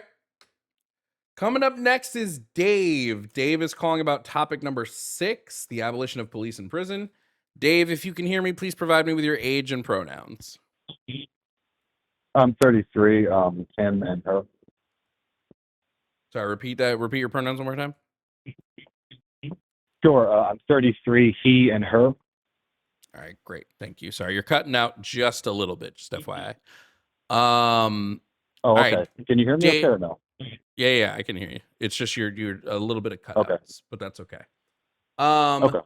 Dave, just really quick, if you, I believe that we should abolish the carceral and retributive state of justice that currently exists that operates our police and prison system, and replace them with a system of restorative and rehabilitative justice. Do you agree? And if so, or do you disagree? And if so, why? Well, I would disagree because, well, you could certainly make the case that our current, prison system needs to be heavily reformed. I mean, the reason I would disagree is because there are plenty of crimes where those people cannot be reformed. Like, a serial killer, say a rapist, someone who well, I just want to throw this out here. Both serial killers, there has been a reform of both serial killers and rapists in the past. That has happened. Yeah, but so what? It doesn't mean that every single one of them can be reformed. Some people deserve to spend the rest of their life outside of society. They should not be allowed back into society. Yeah, I think the only people that should stay. I think the only people that should stay outside of society are people who are a danger to themselves or others. If they are not a danger to themselves or others, I don't believe they deserve to be outside of society. Really? So you think if somebody, let's say, killed 30 people, but then was down the road determined to not be a danger to him or herself or you know, or society, do you think that person should be let back into society? Yeah, I think if they're not a danger to themselves or others, I don't believe they necessitate a Right. So if they rape 30 reason to be kids, they outside of should be society. allowed back in society if they were redeemed. I don't know if you just want to play emotional appeals. I mean, it's boring to me Well, if no, that's it's the not game you want to emotional. It's play. just If that's the it's, game you want to play. I it didn't say you were. logically, I I'm didn't say asking you. you, Hold it's on, not a stop, game. Dave, stop. I didn't say you were emotional. I said you're playing emotional appeals. Right. Right. Like, It's not an cool. emotional appeal. I'm just Yes, it asking, like, is. does Yeah, it make you're sense? specifically No, it isn't. using yes, you are. I've laid out my position very clearly, and right now you're just specifically using Right. emotionally charged language to try to poke holes in it. I Well, believe, and I'll say it again, it pokes Dave, I'll say holes it in that again. logic. Dave, I'll say it again. Right. If a person Yeah.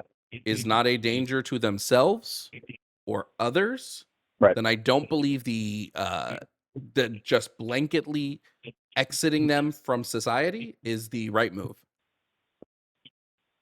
Right. So even if they commit the most heinous crime imaginable, like, again, Man, I can't believe I'm going raping to have to multiple repeat kids, myself again. you're fine with it. I can't believe I'm Yeah. about So you to don't have want to to repeat answer the myself question. again. How many times do I You have to don't want answer to the answer the question? question. I've answered it like 100 times. You If a didn't answer person is not a directly. danger Let me ask you. Let me to just ask you directly. Yeah, themselves I get that. That's or your point. And why do you others, think that's okay? Why do you think that's okay? because they do not necessitate a danger to themselves or others. So I have no reason to So expel that them so, from the society because they no, are you not a do have a danger reason to to expel them themselves because crimes or that they committed others. do not warrant them to come back into society. And you're like, oh well, as long as you don't hurt yourself or others, yeah, it's okay that you say raped 50 kids, Never but said hey, it was don't worry about it because you're not okay. going to do Never anything said it was now. okay. Well, you seem Idiot. to not have a problem with it if you're saying they can come Never back into said society. it was okay. I said if they have been faced or if they have achieved rehabilitative means, if we have rehabilitated them, yes, then I believe if they are currently not a danger to themselves or others because they've received rehabilitative care and they have been properly rehabilitated, then yes, I see no reason to exit them from society. With releasing child predators, you don't have a problem with that. Again, you They've keep been redeemed. you keep having to use emotionally charged language instead of engaging with the actual points I'm making. It's a little boring, No, but okay, I get Dave. why, I get what you believe. I'm questioning how you could think that is possibly okay for various crimes. Because How could you think that's okay? revenge does nothing. It doesn't do anything. It doesn't make society better. It doesn't define make doesn't do anything. society safe. I'm literally doing that right now, Dave. If you could shut up for 2 seconds. It doesn't make Sure. Go society ahead. safer. It doesn't make society better. It doesn't It lead does. to. It doesn't lead It to. does. Do you want me to finish talking, Dave, or no? Do you want me to answer your question or no? No, go ahead, Dave. Sure, go What ahead. you have to say is so important. I'll stop and let you interrupt me. Go ahead. Okay, thanks. So I'm saying if somebody commits unspeakable acts of violence. Toodaloo. Maybe next time be good faith and you'll get to stay in the conversation.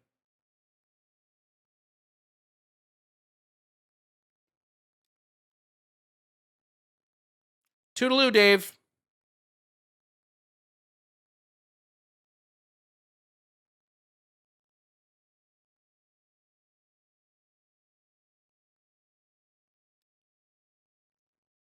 Like, what do you think? Like, what do you think I'm here for? So, to tell chat, carceral and retributive punishments,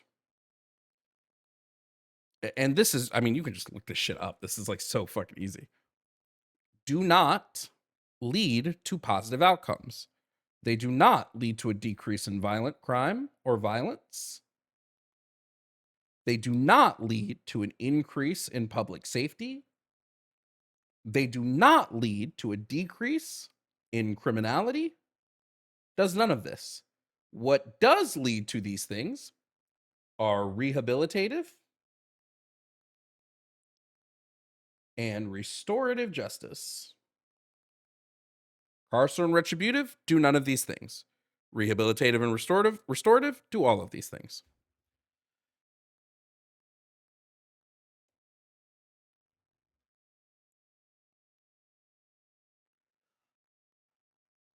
Honestly, I'm curious what kind of treatment you... I don't believe in capital punishment. The state should not have unilateral power to kill its people ever. Do I believe like the Epstein billionaire fuck all the kids class can be really rehabilitated? Probably not. That means they would go into a long-term care facility. If they can't handle a long-term rehabilitative facility because they can't be rehabilitated, then put them there.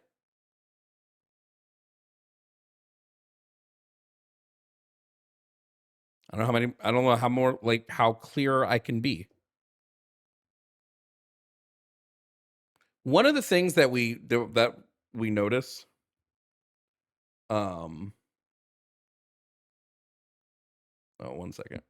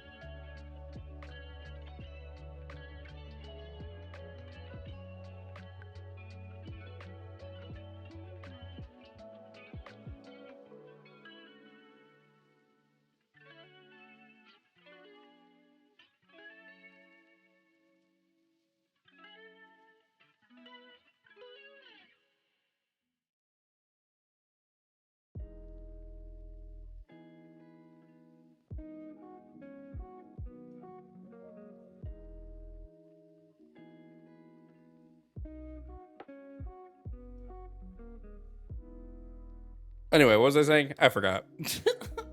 Oh, that's what I was saying.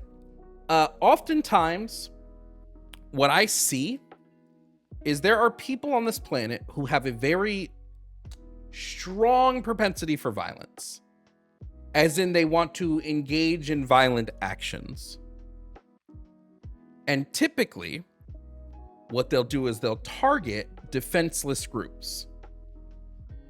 Now, some of these people, the way they get their kicks off with their violence is to target PEDs, target P3DOs. When you watch a video, like when I watch Chris Hansen, goated, amazing. To Catch a Predator, W, amazing show. Every single person on that show has got what they deserved, right? When I watch these videos of people who catch preds and then just beat the shit out of them, right? The only reason they're beating the shit out of them and not getting law enforcement involved, because they would indeed get arrested, that is still assault, is because they want to do vigilante justice. They have some Punisher kink where they believe beating the shit out of people, or not they believe, they want to find someone to beat. They want to find someone to kick ass. Like, they want to find someone they can beat up.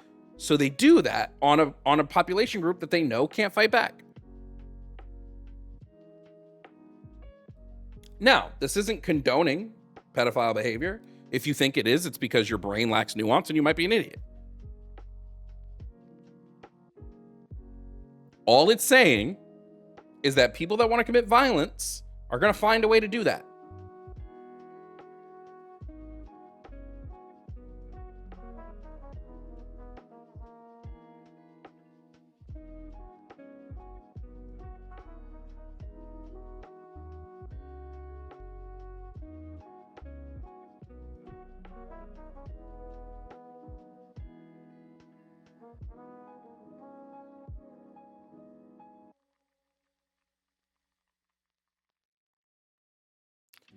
Anyway, bloodlust is a real good way to describe it. It dead ass is just a bloodlust.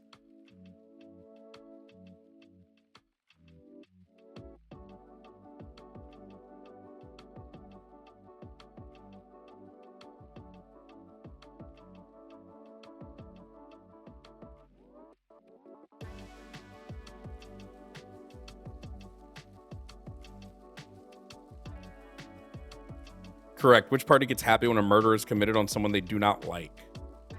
What? Dog, I don't give a fuck if someone gets murdered. What? Depending on who the person is, no. I'm not gonna fucking cry when someone I don't like gets murdered. Oh, boo. That kind of dumb shit. The difference between revenge and justice, to answer a comment, is justice has a purpose, revenge has no purpose. Justice has a purpose. When we implement a system of justice, it should be designed in a way that benefits overall community and benefits the society we live in. Revenge is just revenge. It's just, I was hurt, so I want to hurt somebody else. That's it. I don't do revenge. Like, if you want to do revenge in your personal life, go nuts. But our justice system should not be built on revenge. Like, again, and I'll repeat it. If someone hurts your child and you kill that person, I will feel no remorse. I just watched a documentary last night of a dude, he was like a grandfather who like molested his daughter, molested his daughter's 2 kids, molested a bunch of kids in the neighborhood. And this motherfucker, the documentary concluded with him like on his deathbed. And I was like, good, eat shit, bitch. Right? Karmic justice, right? Universal justice. But the state still shouldn't have the power to kill this person. They should have arrested him. He should have spent his life rotting in prison.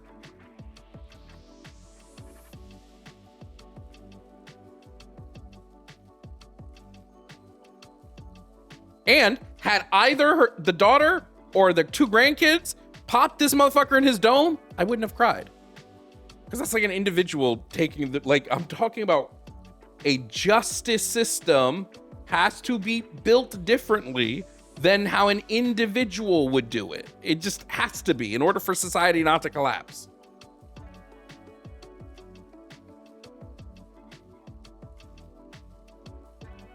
But you're okay with killing a baby in the womb? Yes, because a baby in the womb, it does not have any moral consideration because it's quite literally not a person yet. So yeah, we're talking about people.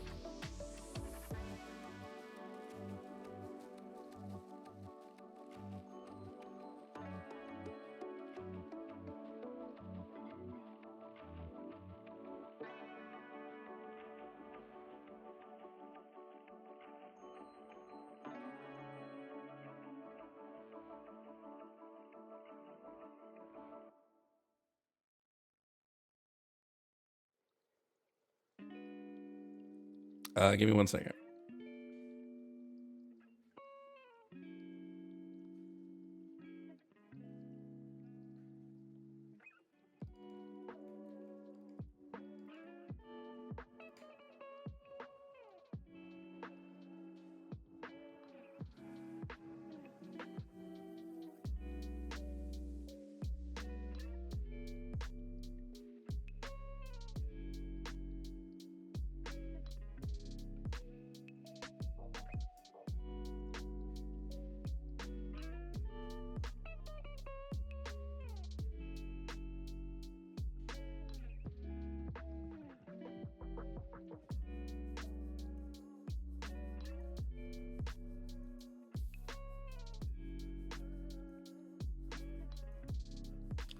Anyway.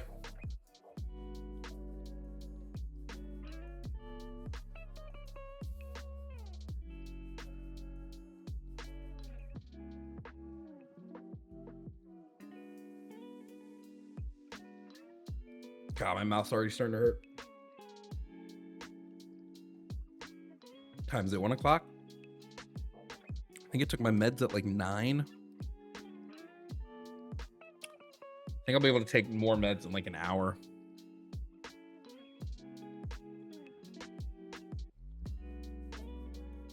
All right.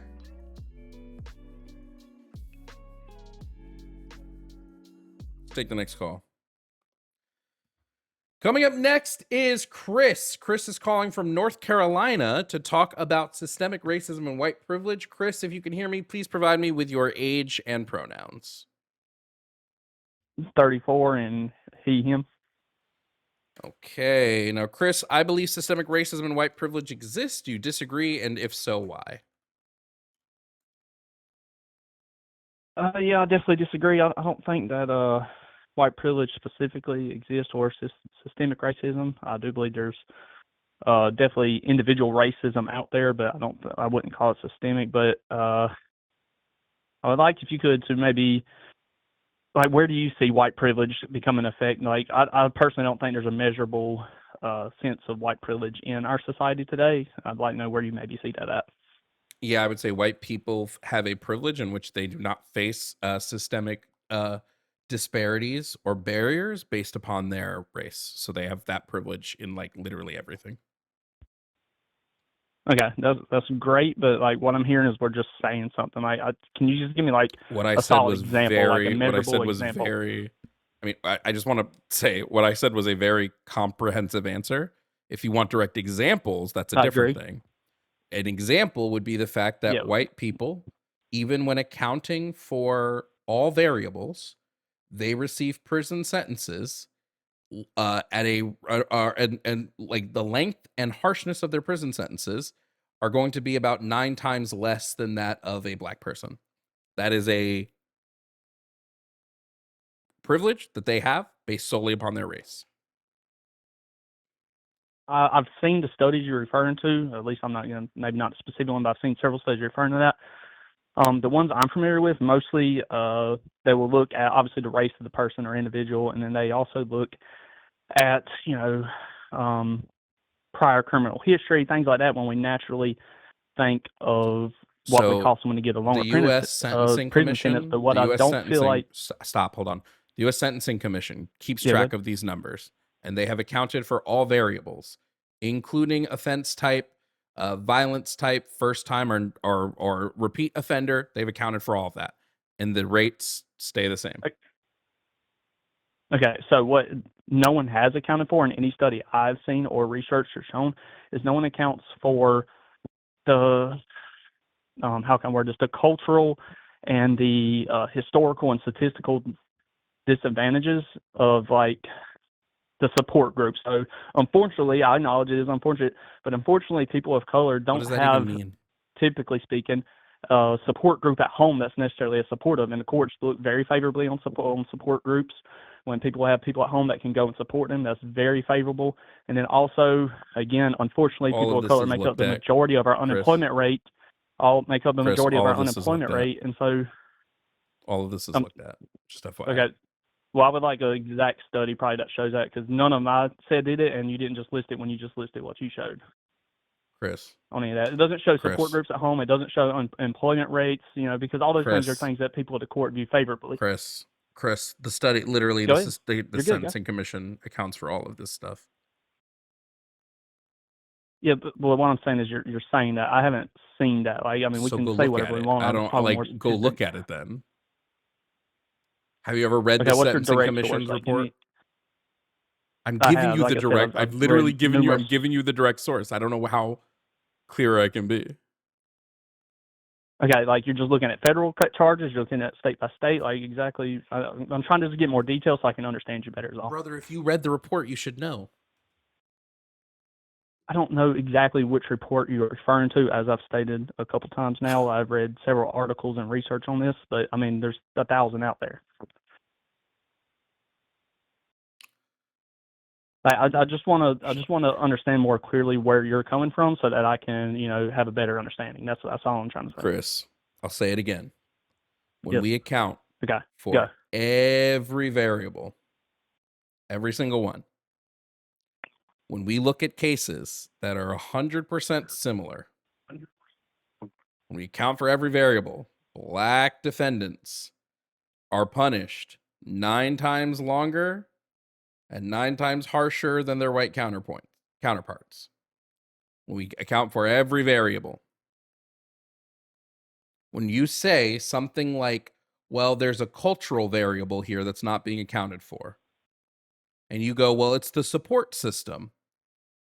When we look at white defendants who do not have a support system versus black defendants who do not have a support system, those white defendants still receive less harsh sentencing. So what I'm reading right now, just a quick search. No studies do not include unemployment rate or support systems that is included in sentencing guidelines when it comes to a race-by-race basis. So, I mean, there's factors that do contribute to people getting longer sentences. It's my favorite thing. It's just my favorite. Sorry, I'm sorry, what was that? AI overview is just my favorite. Just my favorite tool. I don't have an AI. That's been invented. I don't have an AI.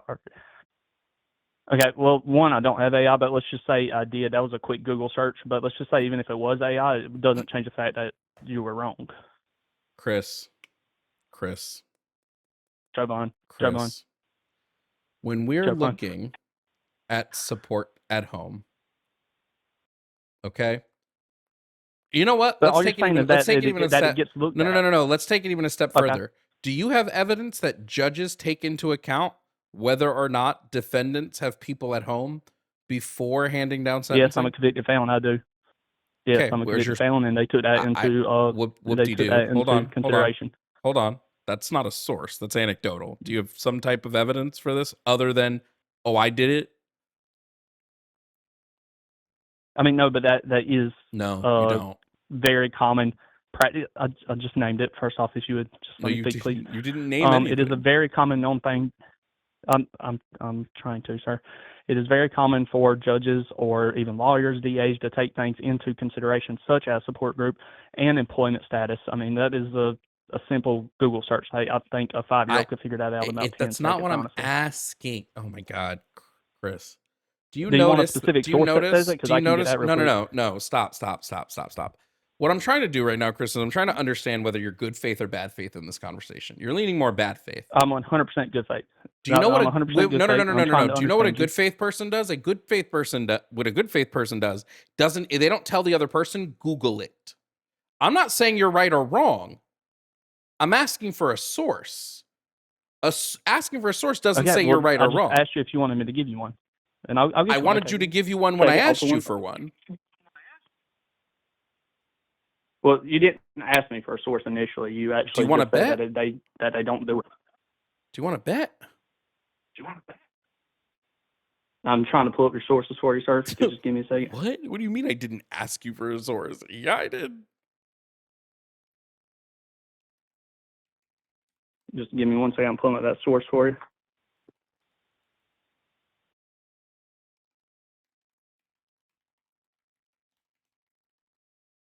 All right, I got it typed in. I can name it, but obviously I don't have every source off the top of my head. I just want to make sure I'm being factually accurate. So that's all I'm doing. The GAO, the Government Accountability Office, definitely judge reports considering employment status, education, and family and community ties. 18 of 13 judges considered family ties. 6 of 13 consider employment status when deciding on sentences or alternative punishment. Great. Now, the next thing I want to point out is not only does the Sentencing Commission report take into account socioeconomic statuses, socio, by the way, would account for support systems.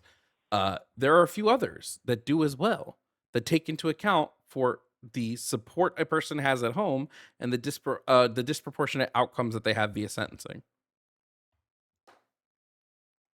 Again, I haven't seen anything, including the one you keep referencing. You haven't read the U.S. Sentencing Commission report, so how would you know?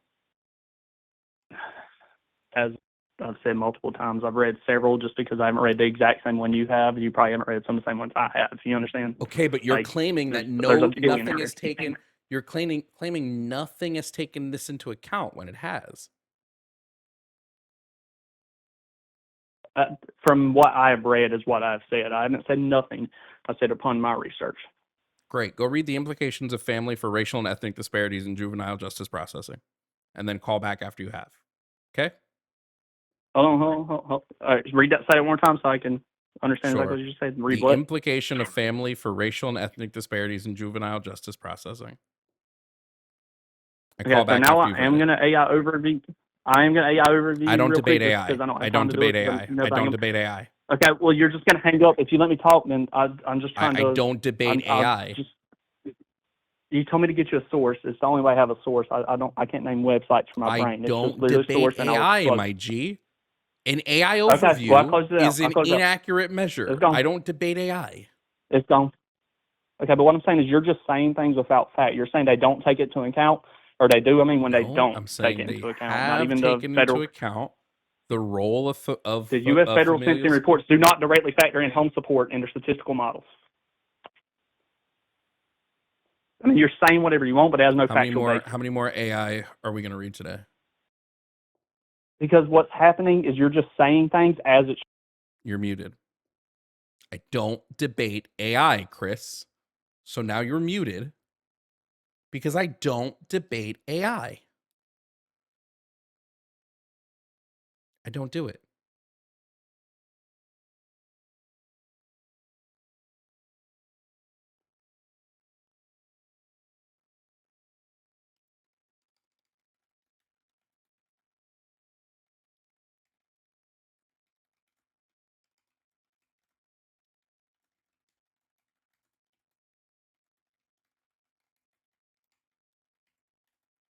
Like I don't even know why we're doing this.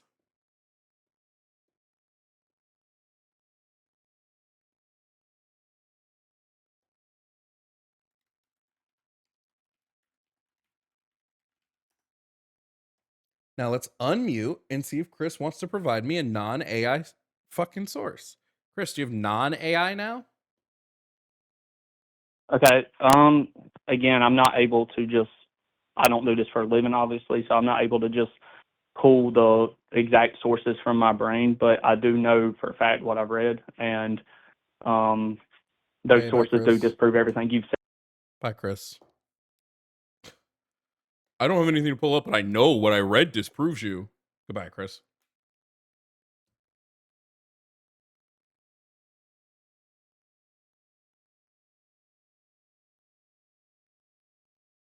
We didn't even get to the part.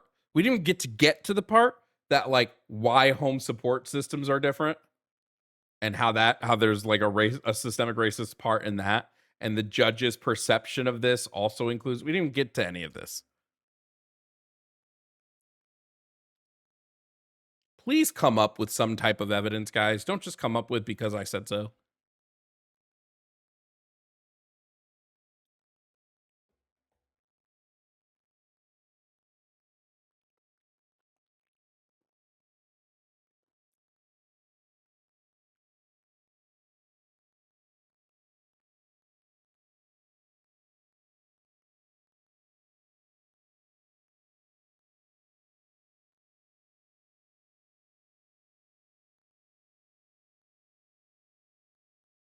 Where, I wonder if I can find this in my old source document.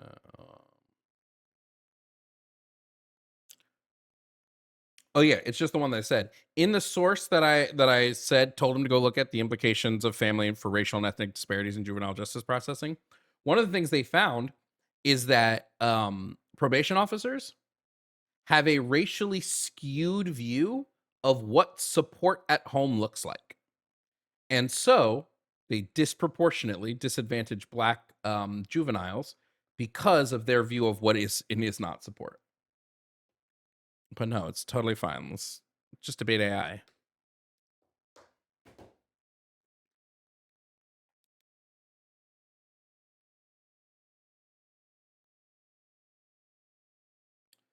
Pablo, thank you for the Cash App. Holy shit, dude. Have I really not got myself lunch yet? Golly. One of these days, I'll get myself lunch. One of these days. I was paid. Yay. Okay, I have to do some budget things today. Figure out my budget on some things. Okay, let's take the next call. I've got all these super chats marked, guys. We're gonna go through them at the end of stream still, I promise. I got all the super chats marked, don't worry. Okay. Coming up next is Alex. Alex is calling from New Mexico to talk about trans men and women being men and women. Alex, if you can hear me, please provide me with your age and pronouns. Yeah, 24, and it's just he, him, man. All right. Now, Alex, I believe trans men and women are men and women. Do you disagree? And if so, why? I do disagree, but firstly, I kind of just, so I have a background. I kind of want to understand, what is your reasoning for that? What are your viewpoints? Yeah, I believe gender is a a neurosocial concept. Gender is a neurosocial concept that primarily denotes self-appraisal based on a connection between neurobiology and culture slash social things. And so because of this, I would separate it from sex, and I would say that trans men and women can fit into the category of men and women based on that. Okay, well, you explained your opinion. I'll explain mine. I view that area as just kind of a social construct. I mean, when you talk about gametes and just not perfect, sorry, but just practical biological sex, I mean, I just don't understand how, there's things that if somebody was born, and can I lightly curse on the show? Is that allowed? Okay. Well, I'm just saying, if somebody's born with a dick, right, they cannot do the same things that a biological female can do. So even if you have reconstructive surgery, so that's the whole thing. You're talking about, so man and woman are deprived from male and female, correct? Are man and woman derived? The words man and woman existed before the words male and female. Okay. What I'm saying is that if I was born a male and I go through whatever I have to go through to be what you're referring to as a female, can I have a baby? Why? I'm not talking about males and females. Okay. Then talking about men what and exactly women. What's the difference? Right. What's the difference? Between a man and a woman? No. Between male and female and man and woman. Man and woman would be terms related to gender. Male and female would be terms related to biological reproduction. They're the same thing. Man and woman and male and female are the same thing. They are not. They're quite literally not. They have different definitions. But they don't. They do. But why? I'm asking you why. Because they are different things, so therefore they have different definitions. You can't just say because they are different things. That's not explaining anything. I already have one refers to cultural or social differences in behaviors or traits. That's not what that means. I don't know why you asked me a question and then interrupt me as I started to answer it. Because that's not what that means. It's just purely wrong. It's actually the definition of gender. Do I need to pull the definition of gender for you? Gender and sex are the same thing. Then why are they defined differently? They're not defined differently. They are. They're defined differently now, recently, because of everything that's happened. Can you give me a comprehensive definition of the word sex and a comprehensive definition of the word gender? They're easily the same thing. That's not what I asked you. I asked for a comprehensive definition of the word sex and a comprehensive definition of the word gender.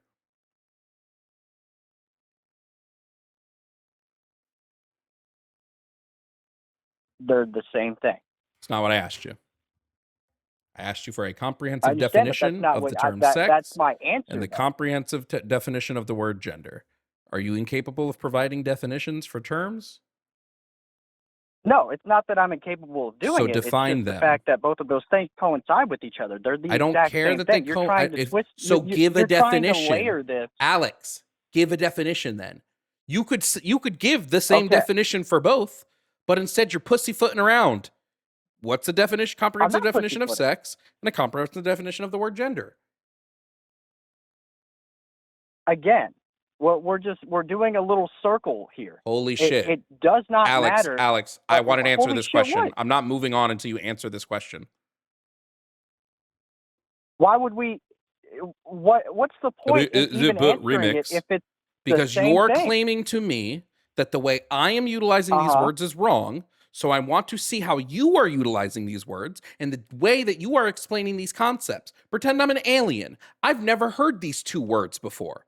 Tell me what sex means, and then tell me what gender means.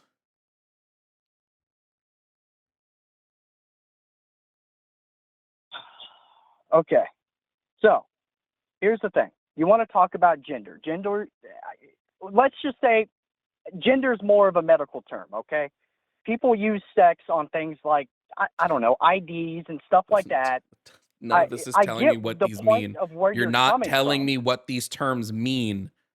Gender's a medical thing? Then What, you it's like a tell me what. stethoscope? Okay, let's pretend No, I'm stupid. dumbass. I have no idea what I'm Dumbass. talking about. You tell me. Hey, Okay, Alex, I'm a dumbass. You tell me. Alex, I tried to define these two terms to you, and you said I was wrong. So now I'm asking you to do the thing you said I was wrong at. But no, now I that you've realized you can't do it, what's happened wait. you've realized, oh shit, I don't know the answer to this question. Well, what? You do it then. I already tried. Do we need to replay the tape? Do we need to replay the tape where I tried to define these terms to you? No, You stopped me and we told me I was wrong? Any tapes. Hold on. Exactly. Hold on. So I don't want to hear nothing out. Alex, I don't want to hear. And no, I want the only thing I want to hear out of your mouth is a comprehensive definition of the word gender and a comprehensive definition of the word sex. If I hear anything else out of your mouth, I'm moving on to the next caller. I could do that. Great. Okay, I can do that for you. Are you ready? All right. Nigger, nigger, nigger, nigger, nigger, nigger, nigger, nigger, nigger, nigger, nigger.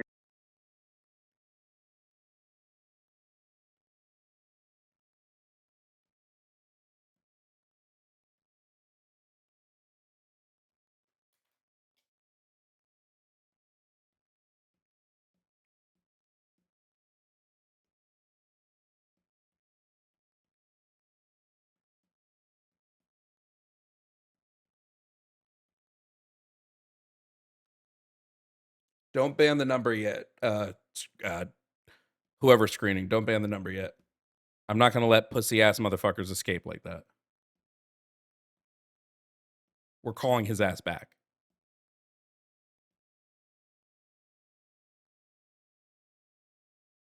I don't know what universe he thinks this is, but he's getting called back. You're not going to be a fucking punk ass bitch and run away. Not what we do here.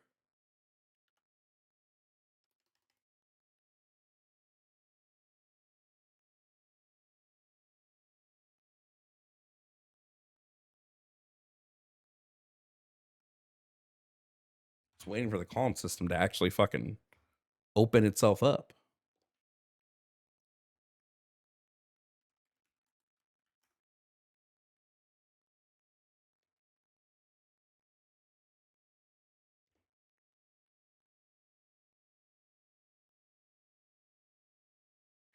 For some reason, it's having trouble making an outbound call.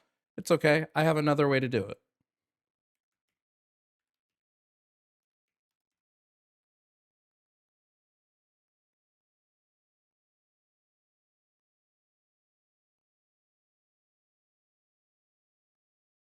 Oh, he definitely called from like a fake number. That's got to be why. What a fucking pansy.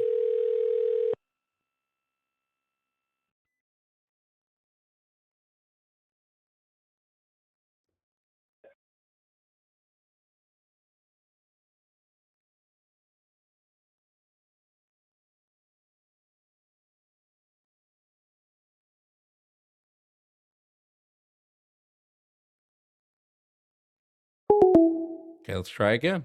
You don't want to answer, I'm just going to try again. Thank you for calling Jimmy Snow in the line. Oh, that's the wrong number. Here's the right number.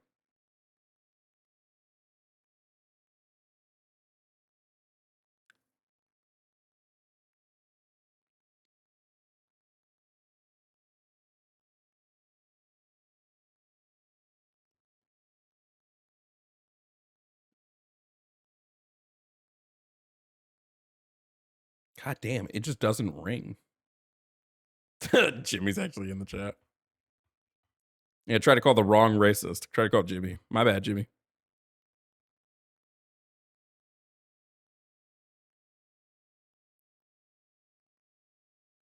Nah, I'm just kidding. Jimmy knows I love him. Jimmy, you ready for the show tomorrow? Yo, it's like not making the outbound call, which is really pissing me off. It just says calling.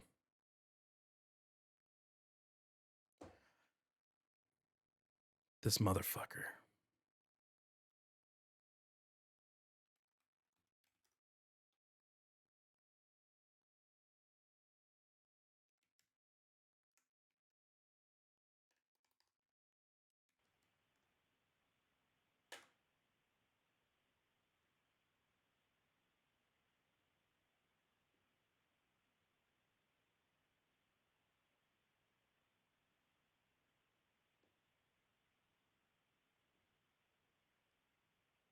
Oh, he might have blocked me, yeah.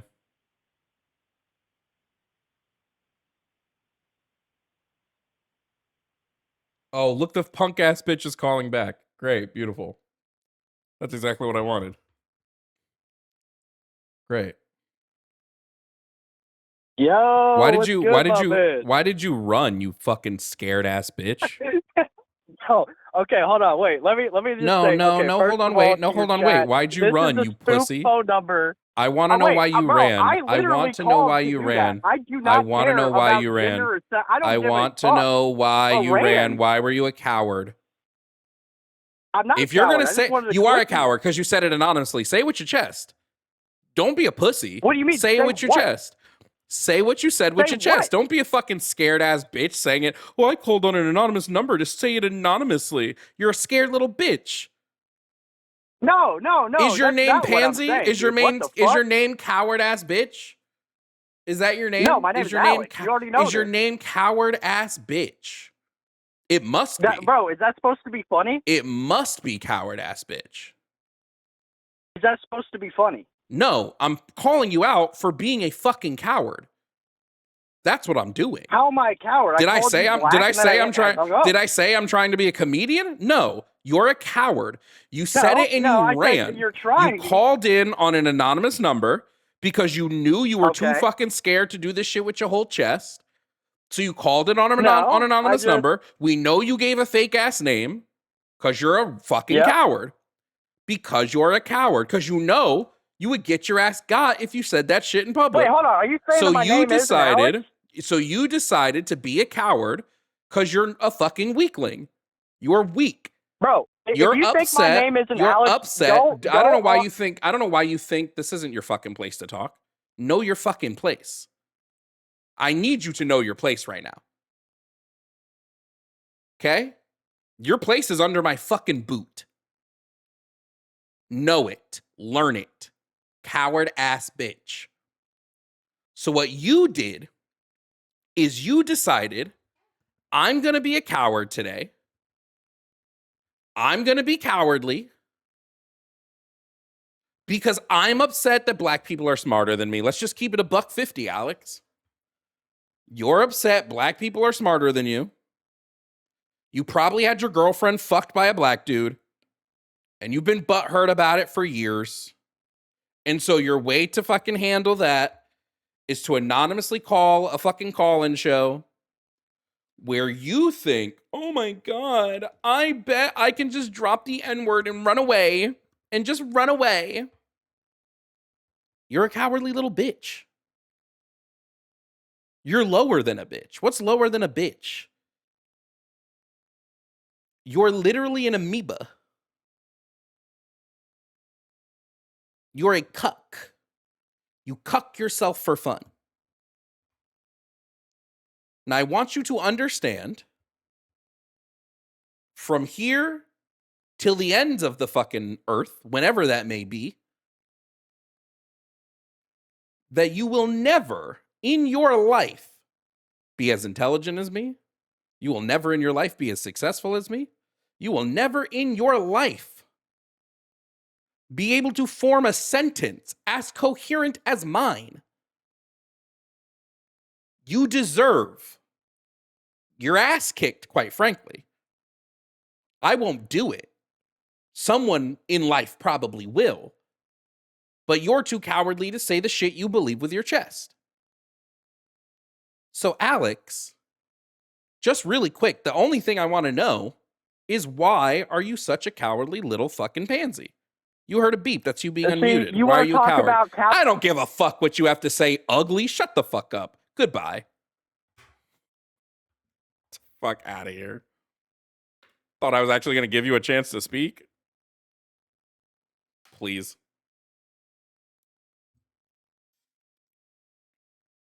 Anyway.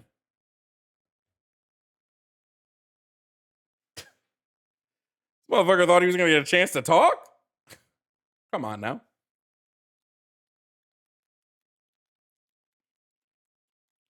Hey, Brittany, thank you for the Cash App. Hannah, thank you for the Venmo. Carsmella, thank you for the Venmo. Kendra, thank you for the Venmo. And Alexa, thank you for the Venmo. This motherfucker really thought he was going to get a chance to speak. To breathe the air that I breathe? You must be fucking mistaken. You're not worthy of the air that I breathe.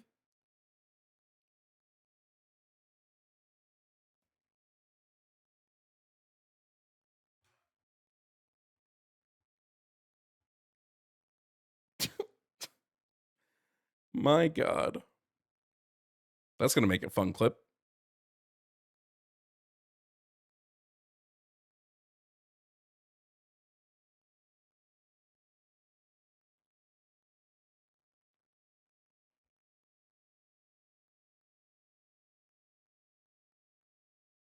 Slandering, thank you for the Venmo. Also, you know who, thank you for the Venmo. I don't want to call your name out loud. Usually you ask me not to, so I won't.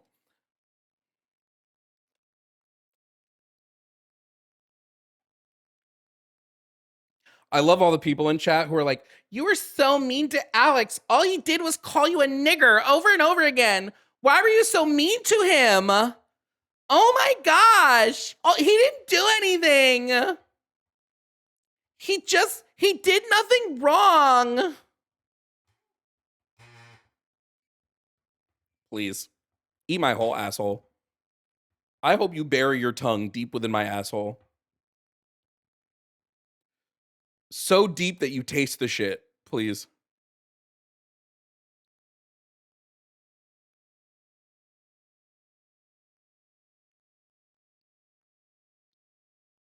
Anyway, next call.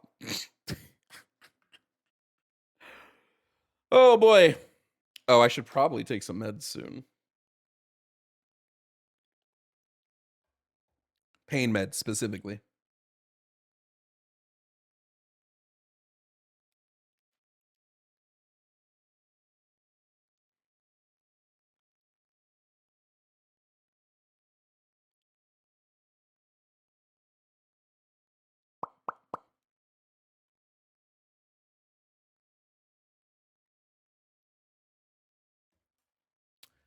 Let's talk to the next person.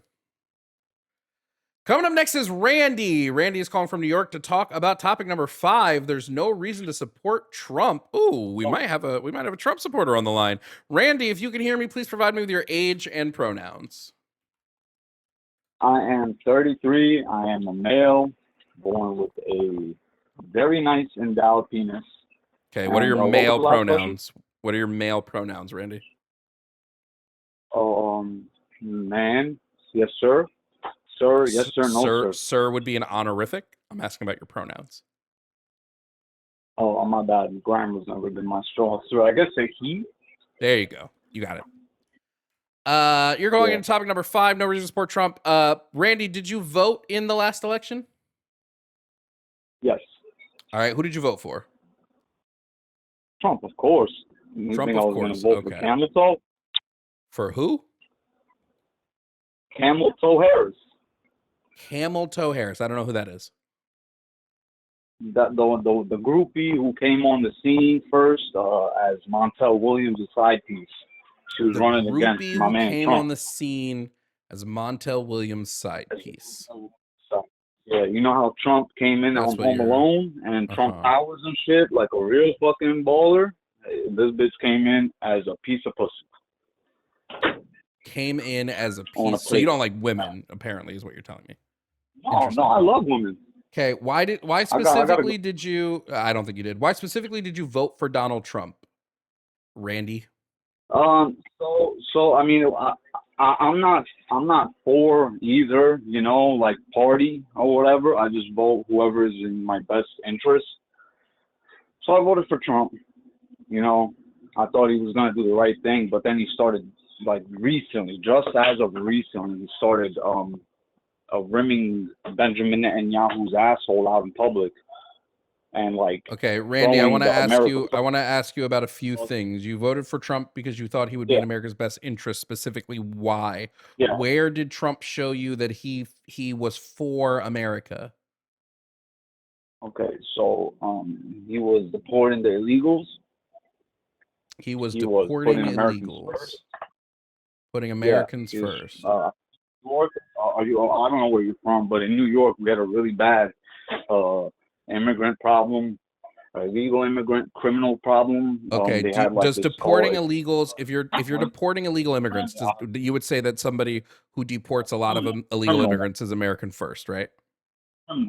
Criminals, because those criminals were out here robbing. So you're not in favor of deporting non-criminals. You think strictly like criminals are the ones. Yeah. I'm not unreasonable, dude. You know, like I'm not an animal. You know, like I have a heart. You know, like I'm a rational dude. I'm not just delete them immigrants off the face of the earth. You know? Did you know that 70% of the people that ICE has arrested under Trump's administration have no criminal record or history whatsoever?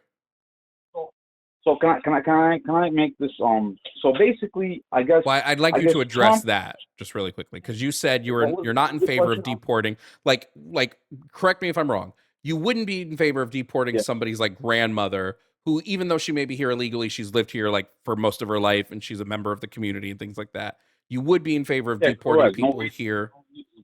That's like what is this called? Yeah, and you would be in favor of then deporting people who are here illegally who have like criminal records. Not criminal records, who are conducting criminal activities out here. Like they had this immigrant gang, Venezuelan particular. It's called Tren de Agua, means like water train, like something like that. Okay, but the only way to legally know if somebody is committing criminal activity is if they have a criminal record. It's innocent until proven guilty in this country. Okay, but you are innocent until proven guilty in this country. Do you agree? Yes. I mean, to a point. It's actually the opposite. I mean, on paper it says that, but it's actually the opposite. It's actually guilty until proven innocent in most cases. Well, yeah, especially under Trump, right? Because he's detained. 70% of the people that have been detained under ICE have no criminal convictions, no criminal history. I hate who Trump has become now. I liked him in the first term. I thought he was going to do what he did around his first term and the second.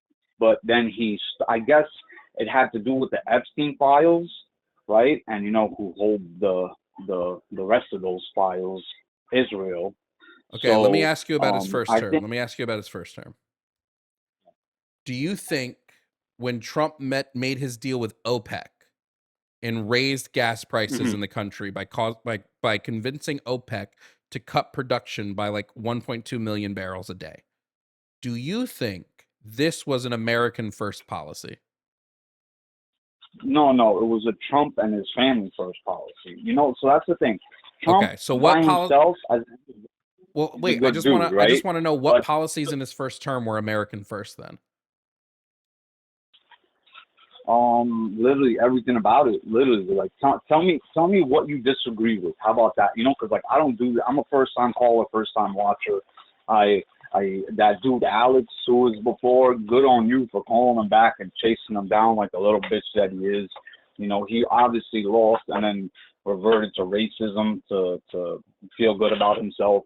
That's disgusting. You know, I want to have an intellectual conversation, and I can't cite those sources that, you know, I'm in the kitchen making a butter bagel right now, for example. You know, so like, if you could give me something and like pick a topic point and then maybe we'll go from there. I think it might be slightly better. Yeah, sure. I think Trump has failed miserably in almost every aspect. I think he's failed miserably at the economy. I think he's failed miserably at immigration. I think he's failed miserably at American first policy positions. I think he's failed miserably in foreign affairs. I mean, I don't necessarily know that there's an area of governance that Trump has succeeded at. Was this his first term or second term we're talking about, or both? Both. That's why I knew he would be bad in his second term, because he failed at all of this in his first term. So you're saying would you say his first term went significantly better than this term is going so far? Would I say his first term went significantly better? No, because I think he completely blundered higher COVID. approval rating, doing much No, better. I think he completely blundered COVID. So no, I I would not say that his first term went any better. He inherited. So it's not like the way the world works. It's continuous. It's gonna keep turning no matter who, what, where, what ass sits in that chair.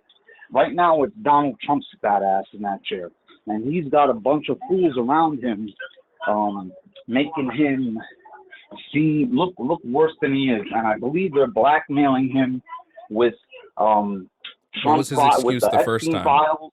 What was his excuse the first time then? He's just greedy. He was just greedy. He just wanted the money and fame and fortune, because he came in here as an how would we say he was greedy the first time when this administration he's increased his net worth by like what was it, like $3 billion since he came in office again? So yeah, all inherently, Did you buy one of the Trump phones? No, I did sign up with Trump University, but I got my money back. I'm just really interested to know what policies or legislations he put through his first time in office that you would say were effective and like worked well and prioritized the American people. He did take out a lot of the criminal organizations that were messing up New York, for example. Like I'm telling you, the Google, train the algorithm. They're terrible, terrible gang. Usually by under 18. So whenever they would get arrested, they were under 18, and then they would turn 18, and then no criminal record. Poof. Yeah. So what specifically did Trump do that stopped that? Okay. Wait, I'm sorry. Could you repeat that? What specifically did Trump do that stopped that? I mean, I don't have anything in specific like that I could say. Any specific like a list of sources. But as a New Yorker, I can say that he bettered the quality of life. How can you wait if you don't know specifically, Randy, what he did to how do you know? How are you attributing the success to him? Because I lived this shit.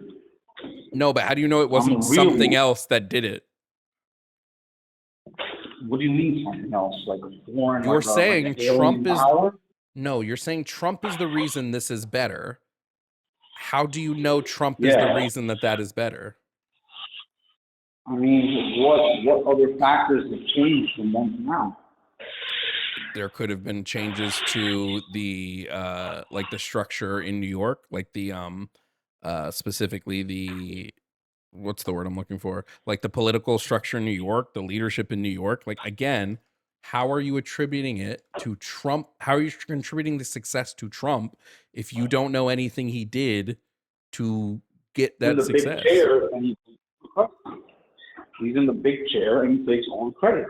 Okay, then you should be able to articulate something he did specifically that did this. Yes, you could just talk that up to I'm not as smart as you. It has nothing to do with being smart. Or informed, I guess you could say. I could Google and give you like an AI prompt, but I'm not going to do that. Just. You didn't think though. You didn't think though before you voted a second time that like, hey, maybe I should see like what Trump did and like how his policies actually like benefited people. Can you tell me why I would have voted for Kamala? Because Kamala Harris had held public office for years prior to running for election. Have you seen California? Have you seen the state of California? 50% of its residents have fled. They didn't leave, they fled. California did not lose 50% of its residents. 50% of those who mattered. Wait, how do you determine who matters? Because the rest are homeless, jobless, transients. It's like everything is Skid Row now. California has been seeing booms in their population over the last 2 decades. Yeah, homeless population. They go there because the weather's nice all year round. How many homeless people do you think live in California? Probably 50%, if not more of the population. Definitely not 50%. Like, give me a number. Actually, first, how many people do you think live in California? I don't know, a couple mil. 39.5 million. See, how many of those do you think are homeless people? Probably 15 mil. It's 187,000. No, that's maybe per city, per mile, per square that's in mile. The entire state. Where are you citing your sources from? The Public Policy Institute of California. Or you can also look at the Senate Housing. The Senate Housing Committee also tracks those numbers.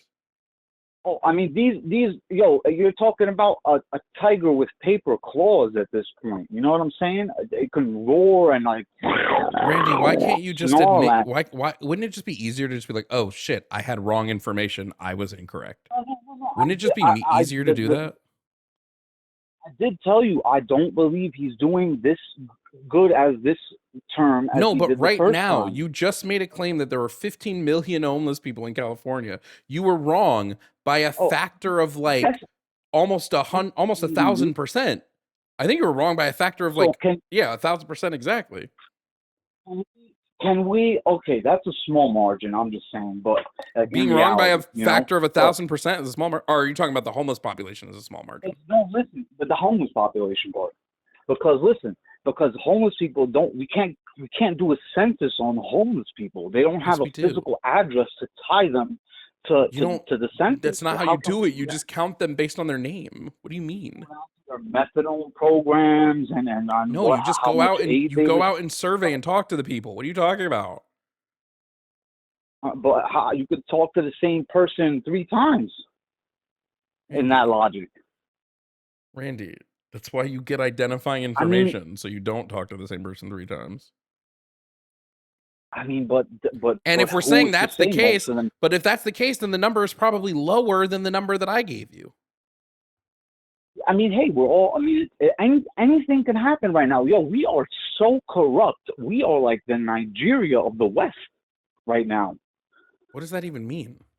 Mexico's looking clean. Nigeria is inherently corrupt. I don't think you've ever been to California, Randy. No, I'm from New York. I fucking hate California. So how do you know that California is how do you know it's the Nigeria of the West? You've never been. No, America is now the Nigeria of the West. Because we are so corrupt. This is incoherent, Randy. How so?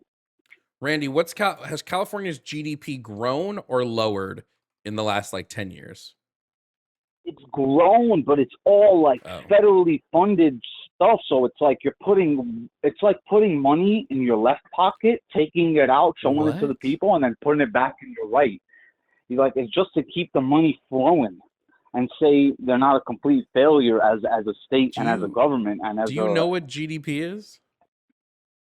Yeah, it's like the growth of the money or whatever. I don't know what the exact stand for. It would be California's gross domestic product. So it would be looking at the value of each specific industry inside of California. It wouldn't be looking at federal funding. Do you think they're blue collar workers who came to this place legally to work legally and picking in manure all day? No, these people run as soon as La Migra comes. What? They get paid pennies on the dollar. They're like, yo, you're giving all these inflated and conflated and deflated numbers from these websites, but the reality is you don't have boots on the ground there. Okay, let me ask you a question. Let's look at 2025. How much money do you think California received in taxes? Or, I'm sorry, received in federal funding. How much money do you think California received in federal funding in 2025? Want me to give you a number off the top of my head? Yeah. Okay, I'm going to pick some. Hold on, let me stick my hands in my pants. I ripped 3 hairs out of my ball sack, so I'm going to go with 30 million. Now, do you think that number is higher or lower than the amount that California paid in federal taxes? Lower. Lower. So California is paying, even per your estimated numbers, California is giving more money to the federal government than it's receiving in funding. Yeah, but it's getting its own money back, and then they're mixing the clean money with dirty money from That drug doesn't proceeds. that makes that, what does that make? That doesn't make any sense. Prostitution. Have you ever been to the Blade?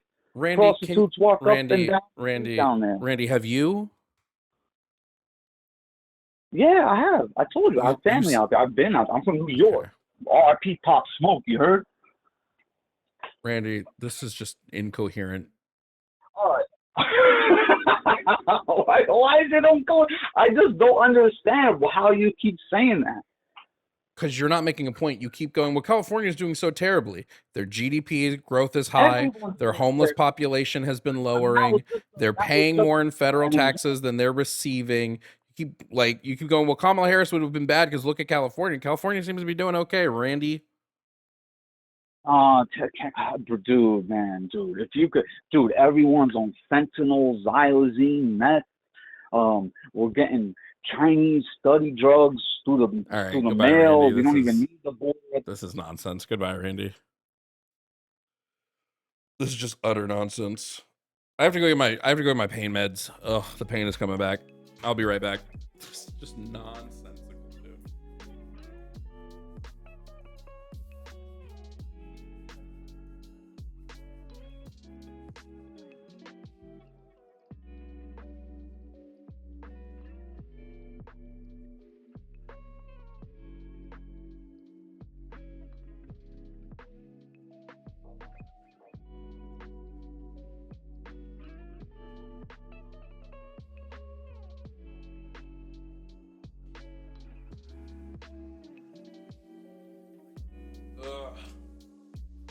Brother.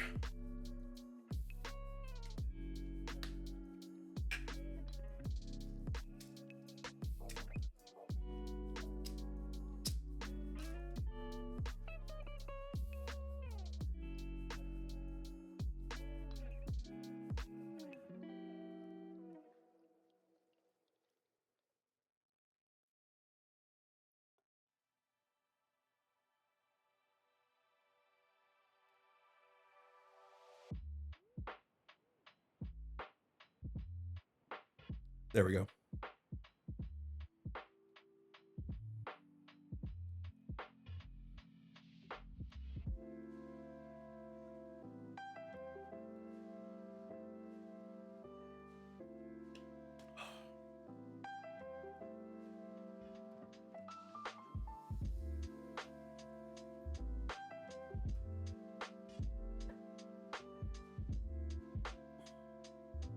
Yeah, I think, Jimmy, I saw your text. I think I'm going to call my doctor tomorrow and ask him if they can just check that it's healing properly, because it does still hurt. I can't tell. It might just be soreness, and I can't stop playing with the stitches with my tongue, so that might be going into it. But it is just sore. It's not like a piercing pain. It's like just sore still right over where it was. They were extracted. What has today been, dude? Jimmy, I'm telling you, you gotta join me in the mornings. I know you don't like waking up early, but fucking Christ, you want to talk about actually getting debates? It's crazy. All right, let's take the next call.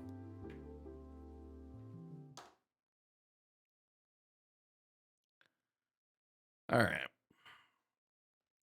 Coming up next is Scott. Scott is calling to talk about topic number 6, the abolition of police and prisons. Scott, if you can hear me, please provide me with your age and pronouns. Scott, hello. Scott going once.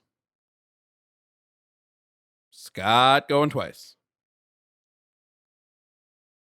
Scott's old. Okay. Interesting. Coming up next is Curtis. Curtis is calling from Toronto to talk about topic number 1, trans men and women being men and women. Curtis, if you can hear me, please provide me with your age and pronouns. 35 and he, him. Okay, Curtis, are you driving right now? I was, but I'm pulling over. I was on hold for a while, so I had to kind of run an errand. Sorry about that. Okay, I can't talk to you when You you're hear me a little driving. Yeah, but I can't have you on the I line understand. if you're driving. No, I'm pulled over. I'm completely over. I'm in a parking lot.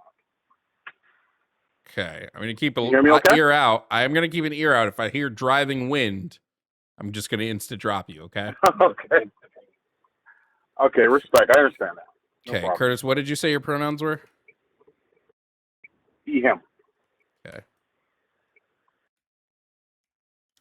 All right, Curtis, you're calling to talk about trans men and women being men and women. I do believe that they are. Do you disagree? And if so, why? I disagree. And Okay, I why? disagree based off of, well, I think you've mentioned before, because I've watched a couple of your videos in reference of when you're talking about trans women, and you said that what's the necessary conditions, and I don't feel they meet the necessary conditions biologically. Okay, what is the necessary condition biologically to be a woman? To be a woman, which is an adult human female, they would have to have developed on the Mullerian pathways, which is also the paramesonephrine ducts. And at that time, we also had to have developed a reproductive system along those Mullerian pathways. And if they don't develop a reproductive system along those pathways, what are they? That doesn't exist. It doesn't exist. That's correct. There is no medical condition, and if you believe there is, then I would like you to refer to me the academic case and when that did happen. Okay. Can you tell me wait, really quickly, specifically, what is the Mullerian pathway? The paranephric ducts. It's also the precursor of our reproductive tract.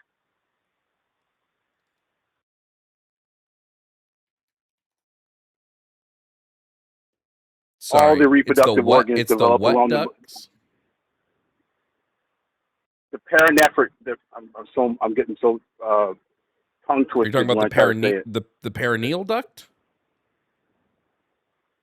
Well, it's also referred to as the Mullerian pathways or Mullerian ducts. That's the easiest way to say it. It's the paramesonephric ducts. And that's also you'll see anytime you research it, you'll see it also says Mullerian as well. Yeah, that's what I thought you meant. And I didn't think you meant Mullerian pathway. I thought you meant Mullerian duct. Sorry about getting the pronunciation. I've always kind of screwed that up, but yeah, paramesonephric ducts or paramesonephric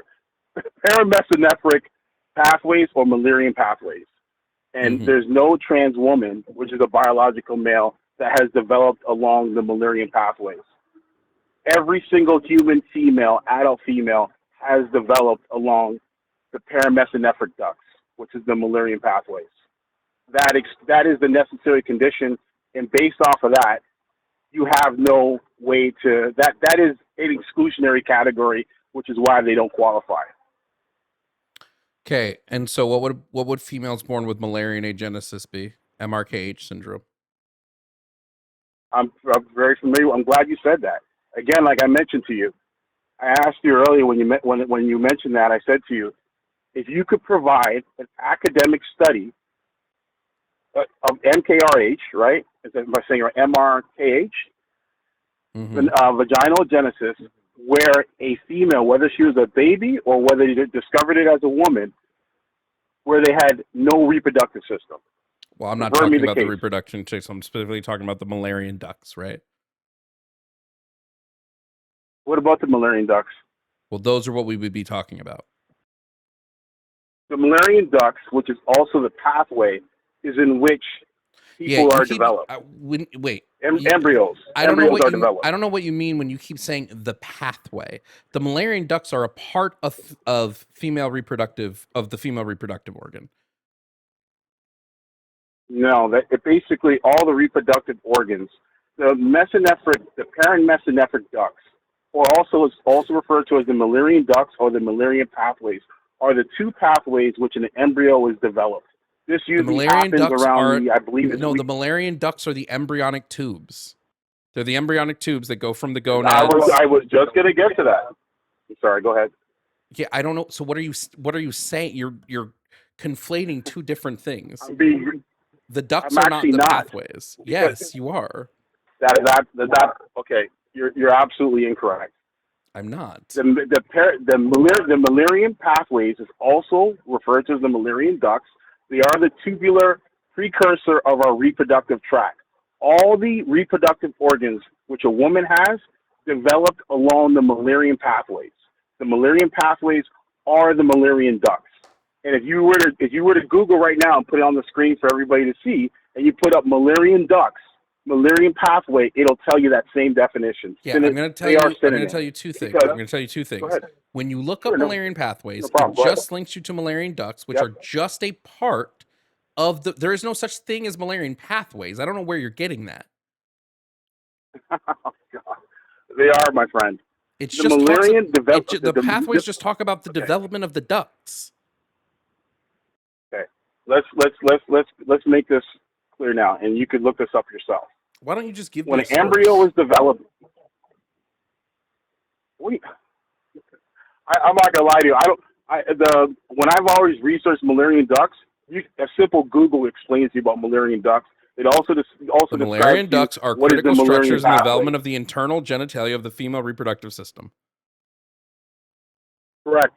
In the Mullerian ducts, right, which is where the female develops when the embryo splits up. You have two pathways. You have two developmental pathways. You have Wolffian, which is what will go male, and you have Mullerian developmental pathways. And when a woman or a female embryo goes the pathway where it releases the anti, I'm trying to remember the terminology they use it, but when they start developing, when the fetus starts developing in one way or the other, one sex or the other, a female embryo will develop along the Mullerian developmental pathways. The Mullerian developmental pathways are the Mullerian ducts. The Mullerian ducts, which are the tubular reproductive tract, because they are the precursor of the reproductive tract, all the reproductive organs develop along that pathway. And this is what gives the reproductive system basically that shape. If you were to look at it from a scan, from an MRI scan, or they do a pelvic MRI, and it shows you the shape of what we call a female reproductive system, which kind of looks like a ram's head. And then you look at the male reproductive system, which kind of looks like a T. These are the pathways in which embryos develop. So every single female has developed along the Mullerian pathways, which is also the Mullerian ducts, which is also called the paramesonephric ducts. Again, when you have MRKH, if you have severe MRKH, you might have no development of the Mullerian ducts. Okay. And I'm going to tell you that is false. Based on what? Provide me a case. Wait. What are you basing that being on false on? Okay. One thing I actually respect you have high IQ. And I'm going to tell you that you actually are the GOAT. IQ is the stupidest shit I've ever of advocating for trans ideology, but for trans people, their movement, I give it to you. But I research just like you, my friend. So what we're dealing with here is this. When you research when you research vaginal agenesis, and you have to go to type 2 vaginal agenesis, which is the most extreme and rare cases, there is not one documented case where a female baby or a woman was born without any reproductive tract. Homie, why are you hitting the mic right now? I'm sorry, I'm not using the mic. I have my Bluetooth on. I'm sorry. Maybe it's moving in my ear. I'm sorry. Is it okay? Yeah, sure. Let me know if I need to adjust anything. I don't want to, cause any ringing in your ear or anything like that. Do you know? So what I was asking you for? Do you know that we may not have a case study that doesn't necessarily mean that these people haven't presented themselves yet. Just means there wasn't a case study done on it. You know that, right? Well, that's being hypothetical. Let's deal with reality. That's not. You don't have any proof of that reality. That's not. Okay. That's because that's how case studies work. Okay.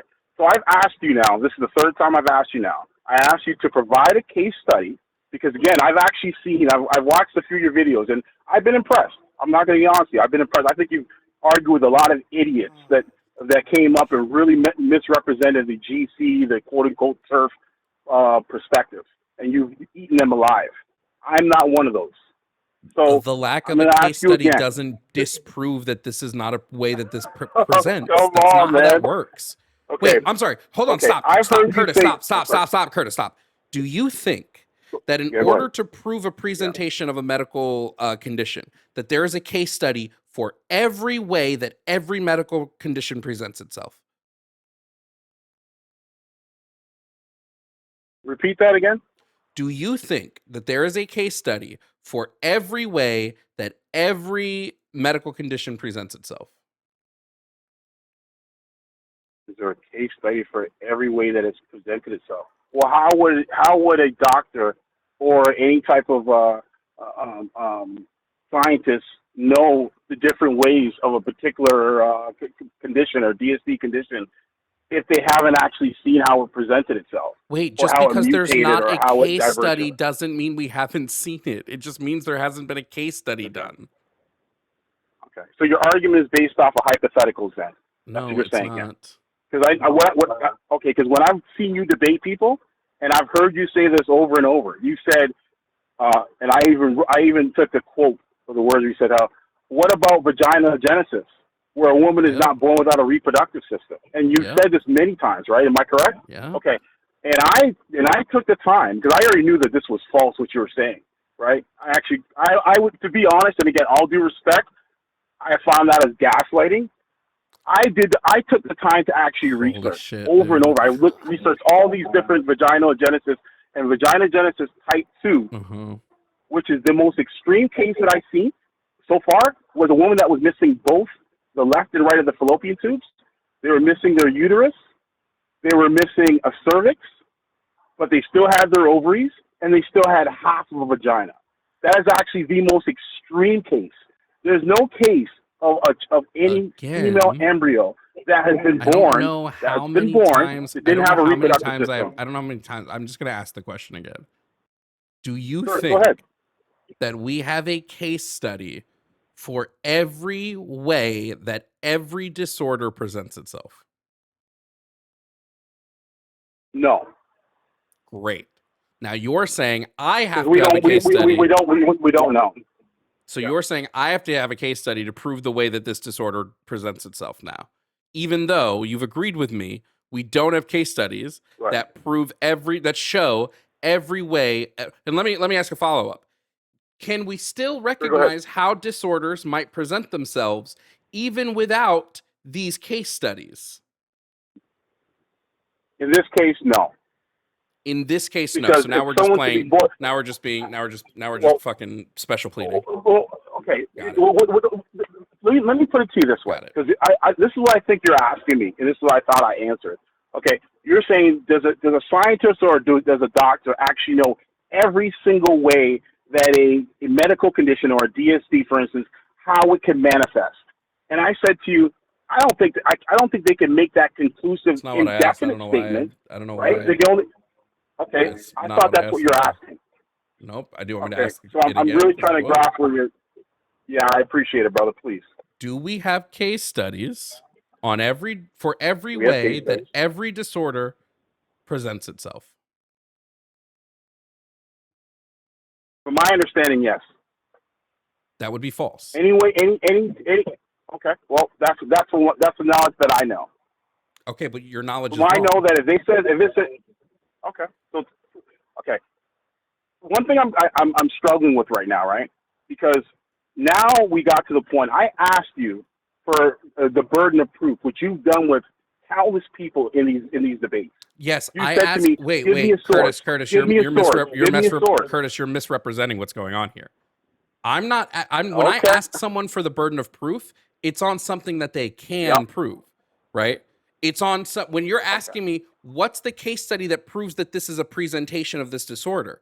We know presentations on disorders because we know how those disorders work. We know like it's called something specific in biology. It's like the mechanist or something, understanding of how that disorder works. So we know that that disorder may represent itself in one of many distinctions. Just because we don't have a case study on it doesn't mean that we don't know that this would still be a way that this disorder presents itself. Okay.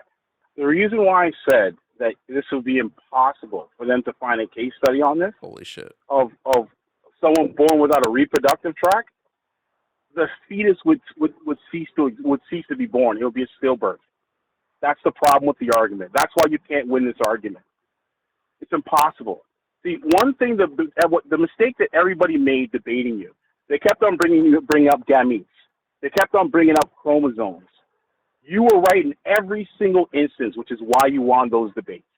But one thing that nobody Curtis, did. you are severely not understanding what I'm talking to you about. You're talking past me right now. Okay, all right, no problem. I just want to know why you keep talking past me. Okay, all right.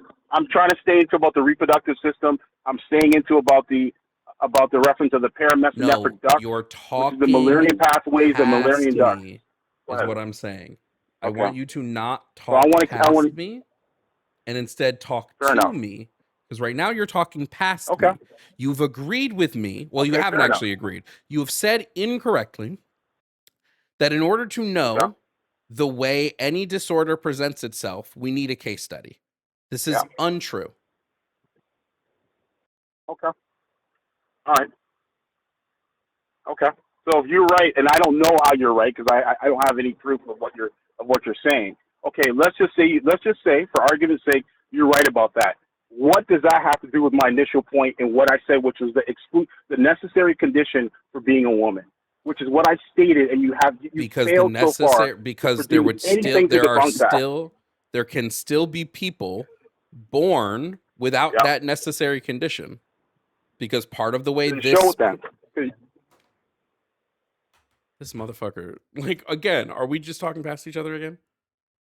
Are we just talking past each other? Not trying to talk past. We have to be. Okay. At this point. Finish your statement. I'm sorry. I don't mean to disrespect you. Please finish your statement, and then I'll make my comment when you're finished. I don't want to interrupt you. I apologize for that. Go ahead. Well, we must be talking past each other because I keep repeating my stance, and you keep ignoring it and just blowing right through it. Your stance is basically you're saying that you don't have to get you don't have to have a physical case study to hypothesize how a particular condition can manifest itself. Is that the knack of what you're saying? I'm saying that. Am I following you? I'm saying that because we understand how in disorders of sex development specifically, because we understand how the mutations of these genes can present themselves, we don't have case studies for every presentation that we know can happen.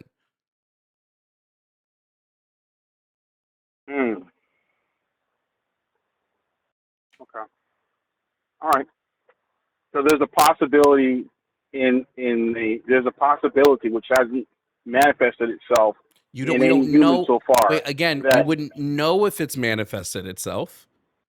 Not having the case study means we don't know every single person who's ever existed with this disorder. We can go based on the evidence, I guess, and say, hey, based on the evidence, it seems like this specific thing hasn't appeared itself yet in academic literature. But we know based on the way we know the disorder works that it can. We just haven't seen it yet. That's where, like I said, that's where I have to disagree with you, that it can.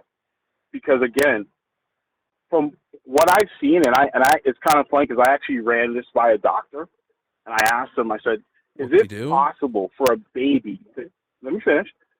Is it possible for a baby to be born or an embryo to develop into a full breathing human being without a reproductive tract which would have developed the reproductive organs, the reproductive system? And the doctor told me, no. That would be a stillbirth. I went to a doctor. I went to a doctor once I went to a doctor once, right? Yeah. And I said to the doctor, No problem. Go ahead. Hey, doc, if I take this vaccine, will I get autism? And that doctor said yes. So therefore, that must be true, right? Okay. I understand. That means nothing, and that's just subjective information. That's fine.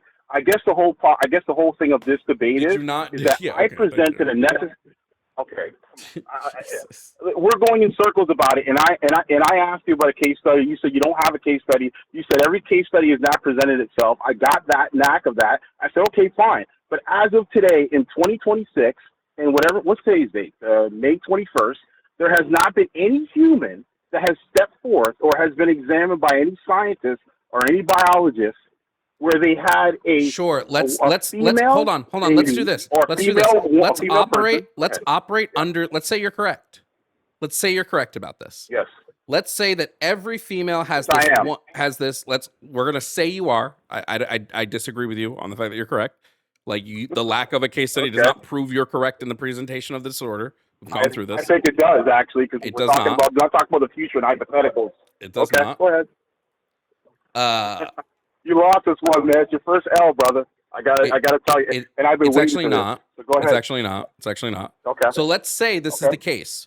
Why would it be the case then that we must define woman by female? Why must we classify woman as female? Yep. Well, if you go to etymology of the word woman, which goes back to I'm not asking you about what we have been doing. I'm saying why must we? All you're doing right now is you're doing an appeal to tradition.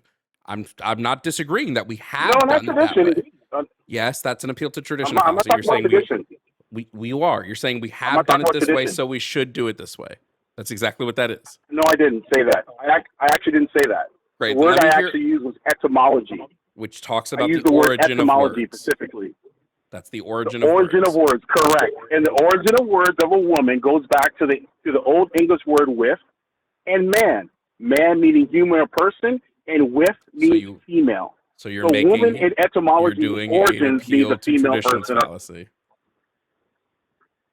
So the origin of the word that means a tradition? The actual concoction of the word means that's a tradition? What do you think? Wait, what do you think the appeal to tradition fallacy is saying?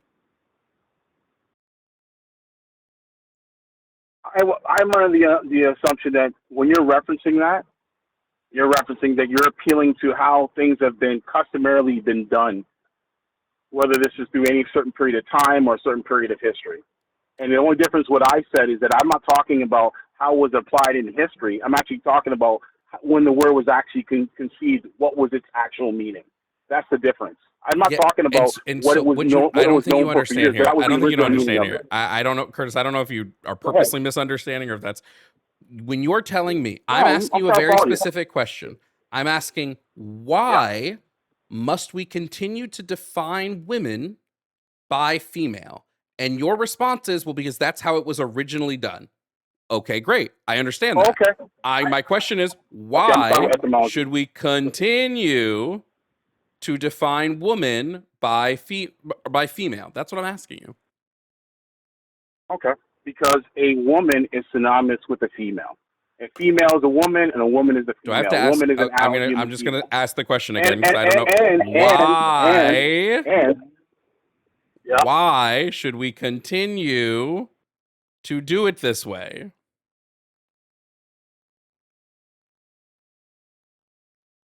Science and facts.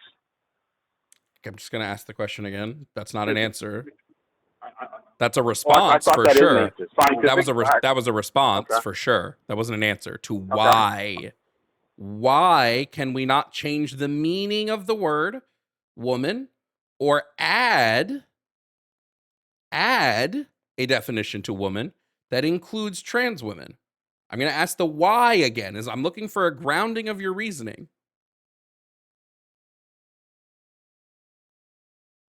The why is that there is a difference between males and females, and males have always been men. Curtis, did you females not hear my have question? Always been women. Did you not hear my question?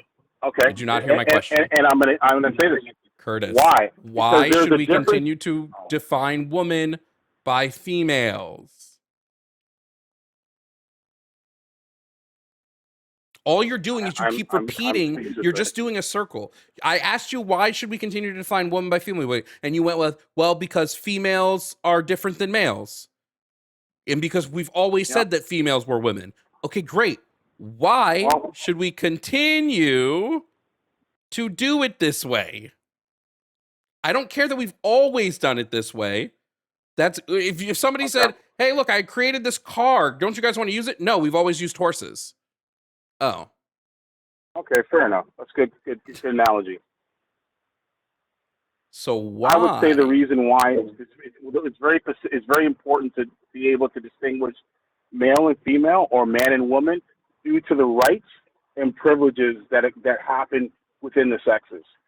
Men have rights and women have rights. Hold on.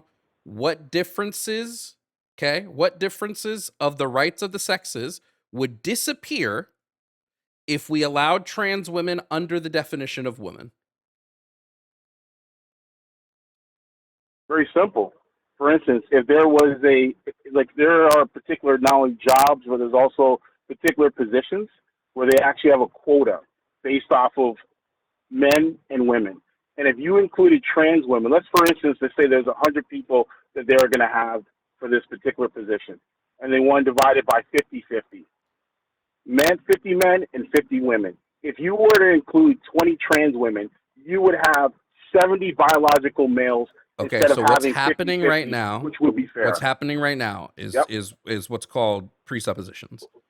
So when we're having this conversation, I'm asking you about a specific right that would be lost between males and females if trans women were allowed to be women.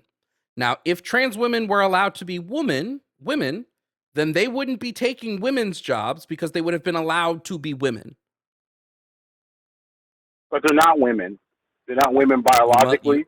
They're not women. Curtis. I love how 10 minutes ago you were like, look at how I beat you in this conversation. Yet you can't grasp these logical tests. You're having an inability to ground this logic. So let me start from the very beginning. Let me start from the beginning, and maybe you can understand this. The question I'm asking is about if we were to let trans women be women. So in every subsequent hypothetical about this stance, trans women are women. It's baked into the presupposition here. Because I'm saying if we let them be women, so they are women in these instances.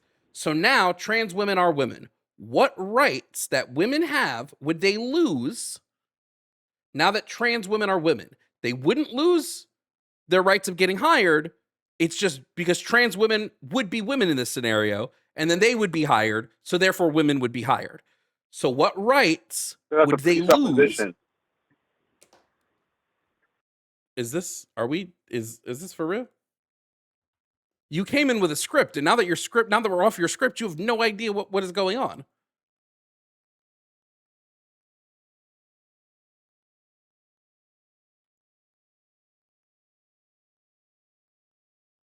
Is this for? Are we serious?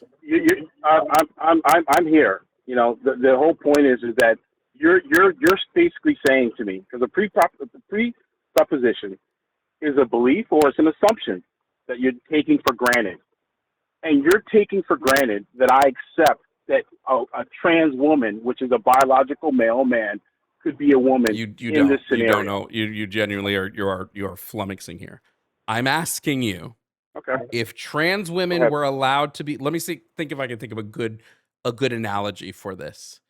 Because I did it and you said I was doing a presupposition. I'm like, well, you're doing the same thing to me back. Yes, because I'm baking the presupposition into the hypothetical. I'm asking you about what if we engaged in society in the way that I'm saying. So obviously there's a presupposition in that. Okay. All right, so I'm trying to go along your train of thinking. Okay, finish your presupposition. Go ahead. Okay, again, I'm trying to point out to you, chat. I've seen. Give me a second, okay? I promise I've seen.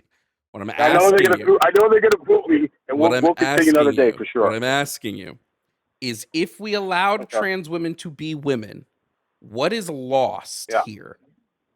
It can't be that women are losing their rights to be hired, because trans women are allowed to be women. So though that right still exists for women. I guess the big problem here is that I know you subscribe to gender and gender identity. I don't believe that exists. Okay. I only acknowledge biological sex. So then you are incapable of engaging. So, you're incapable of engaging in a logic test. Okay. You're saying what would be lost, and I said to you rights, and you said a reference about the job. You said, well, it wouldn't be affected if we label them as women. Curtis, let me. Hold on. I have a different question to ask you. How would you feel if you didn't eat breakfast this morning? I don't eat breakfast, actually. I usually do intermittent fasting, to be perfectly honest. Thank you. Holy shit. I can't believe you failed at that question so easily. Holy shit, dude. I feel fine. What you just did, Curtis, I'm so glad you answered that way. What you just showed me is that you're incapable of engaging with a hypothetical. I don't care whether you did or did not eat breakfast. That was a hypothetical question asking you what you would feel if you didn't, and you were incapable of engaging with that hypothetical. So when we're trying to test your logic, we're flexing. It doesn't matter now. It doesn't matter now that you're answering it after I've explained it to you. It doesn't matter, right? It literally doesn't matter now. What I've just demonstrated is that when presented with a hypothetical, you can't engage with it. You physically could not engage. So the reason why we're up against this wall in this logic test is that you are incapable of engaging with hypotheticals. Yeah, I like to deal with reality as it stands. I don't really. I find your logic can never be radical. Tested. There was nothing. There was quite literally nothing. There's quite literally nothing illogical about any of the things I'm pointing to you. Quite literally. Okay. Nothing illogical about it. Okay. If you go with hypotheticals, it's a rabbit hole. It's not. It's That's never ending. That's how you test logic. What if this and what if that? And what if this and what if that? What if that? No. You could test logic and still you could test logic and still use realistic examples and realistic. I am using a real. There's nothing non-realistic about what we're reality. doing. No, there's quite literally. I'm just saying. Curtis, for me, that's not my reality. I don't eat breakfast. There is nothing. I see you guys. I see you, chat. We're not gonna drop you. Somebody else has a question for you in like 8 minutes that they're gonna come and join and ask a question. But what I'm trying to point out to you here is that I asked you a very specific question.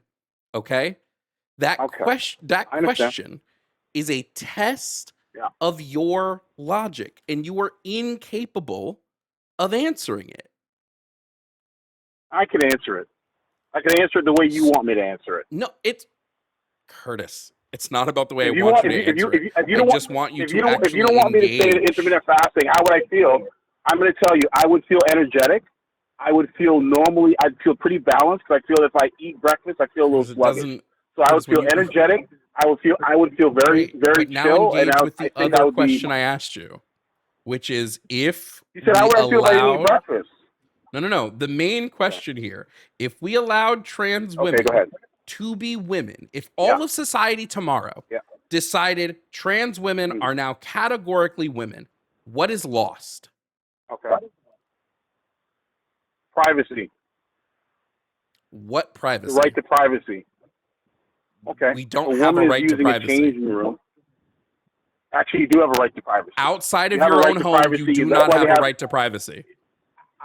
Okay, you know what? Then show me a reference on that. Because show me everything that I've seen in any private residency, even if you go to a public residency, you do have the right to privacy of not being interrupted by the opposite sex. No, you don't. You have that right. Okay, in the 90s, men were arrested. Men were arrested not only for voyeurism but even sexual harassment in the 90s.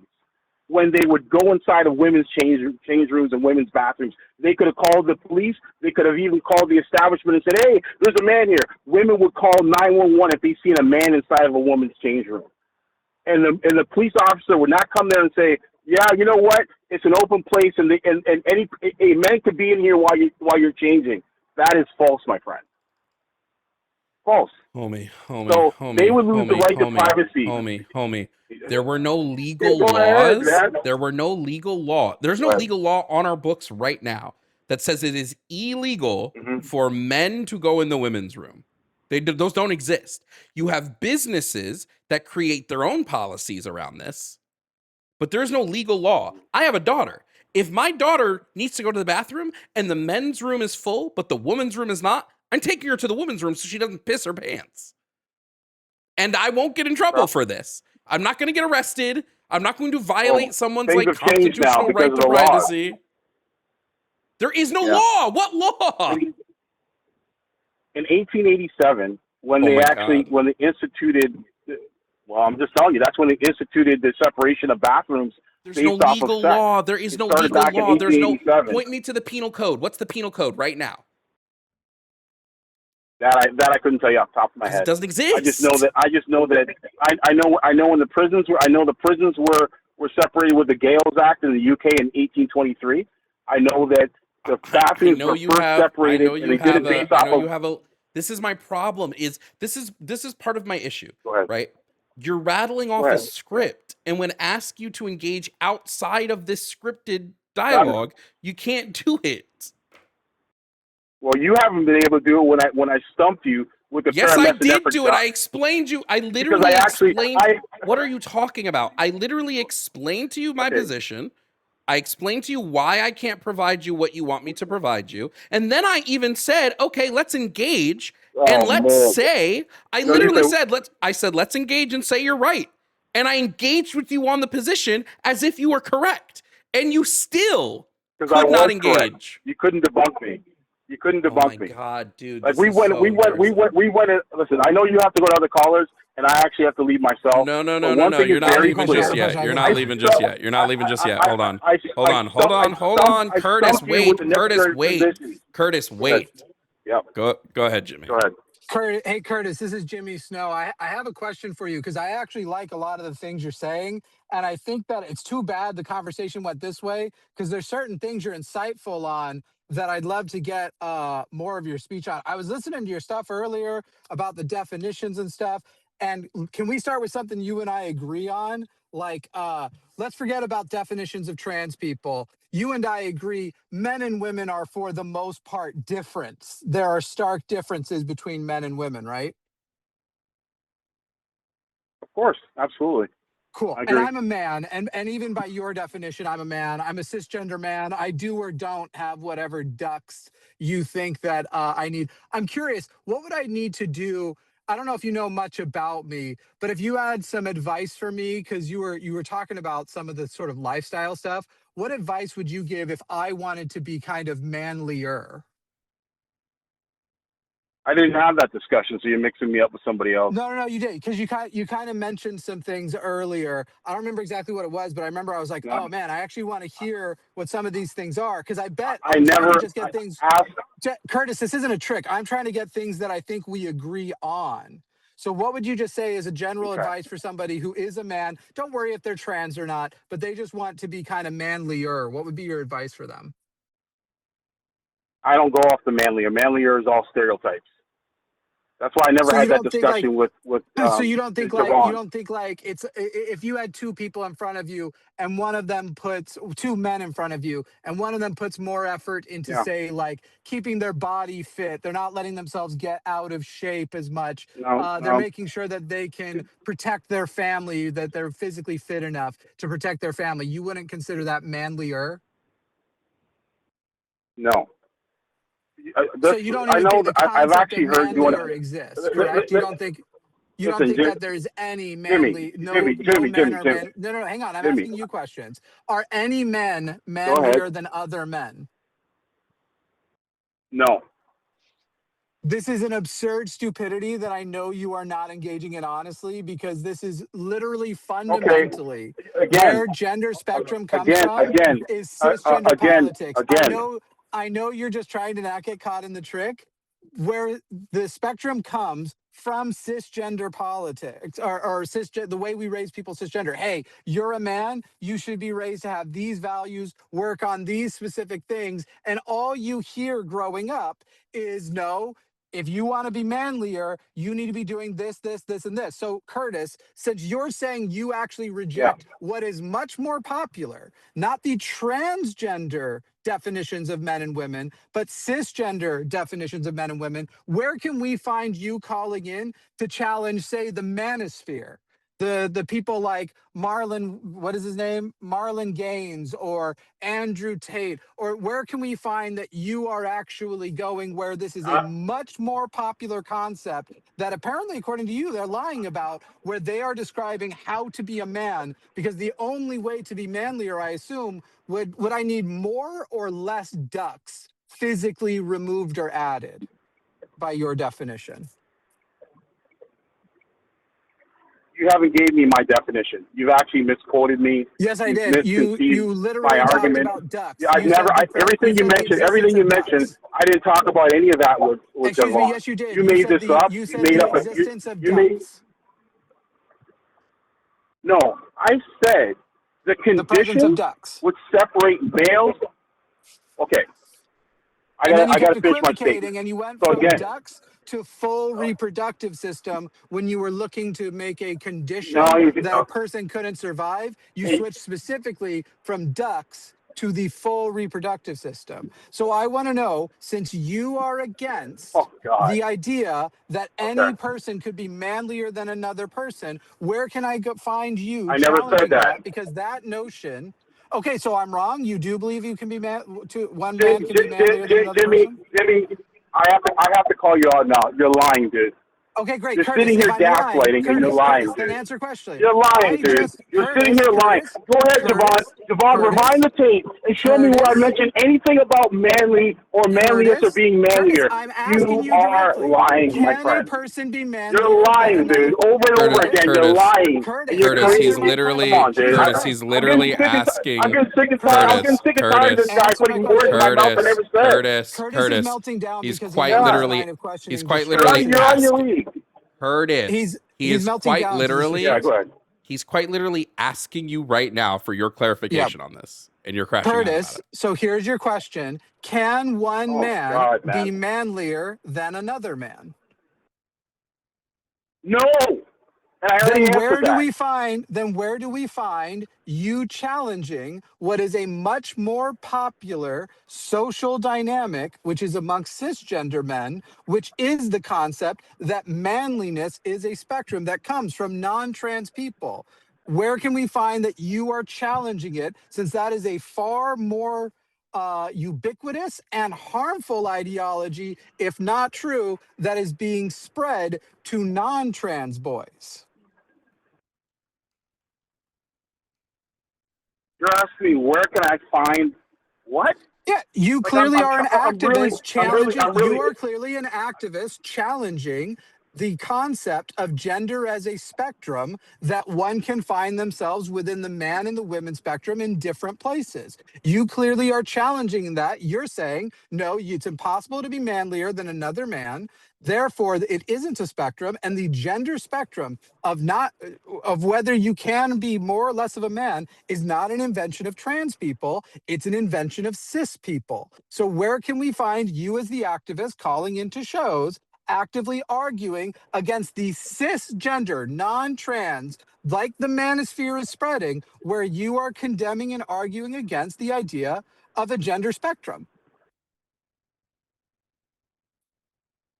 I'm arguing against a gender spectrum. I don't acknowledge gender. So nowhere is the answer. Nowhere. I don't acknowledge gender. Do you only care that man only has one totally unmalleable definition? Man and woman are only hard definitions when trans people are involved? Are you fighting against manosphere? Are you fighting against parents? Do you think it's wrong for parents to tell little boys the way they can grow up to be better men, manlier men? Is that wrong for them to do? I got to be honest, dude. You're gish galloping right now. You keep on going from subject to subject to subject to subject, and I don't get, and I'm not getting to respond. Answer the question. I'm not getting. Answer the question. One thing, when I was speaking to Jovan, we were actually having an exchange. You're just going topic to topic. You're not giving me a chance to speak. You weren't answering any of his questions directly either.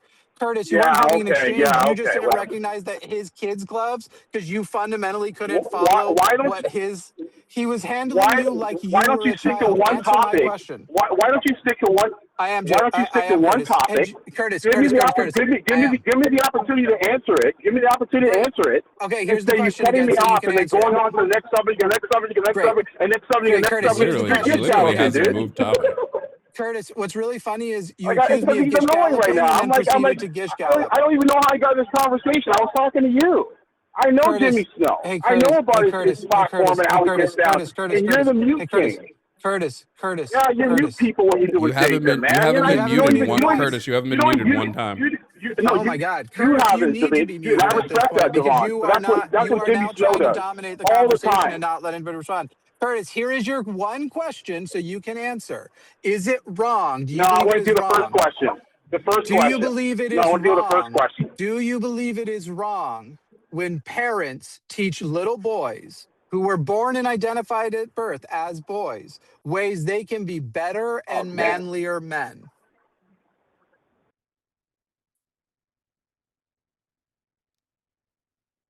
I don't believe in the concept of manlier men. That wasn't your question. Do you believe it is wrong when parents teach little boys how to be manlier men? To be manlier men? Correct. I think if parents teach children how to be more honorable, to be more honest, to be more upcoming, and be more upright. Do you believe it is wrong when parents teach little boys how to be manlier men? I think it is wrong for parents to go into this kaleidoscope of manlier, more feminine, more masculine, more less masculine. Do you I don't believe agree it is with that wrong whatsoever. when parents teach little boys how to be manlier men? It's a simple yes or no. No, it's not a simple yes or no. Yes, it because is. It depends on what you're talking about. Yes, it is. For example, I told you. Yes, I told you. wrong. Okay, you know. Do you believe it is wrong? I told you already. Do you believe it is wrong when parents teach little boys how to be manlier men?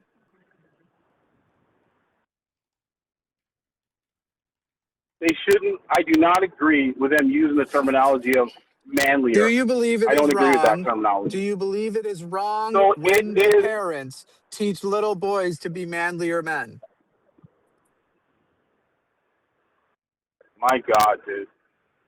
I know. It's crazy. It's this hard to get a simple yes or no question answered with a simple yes or no.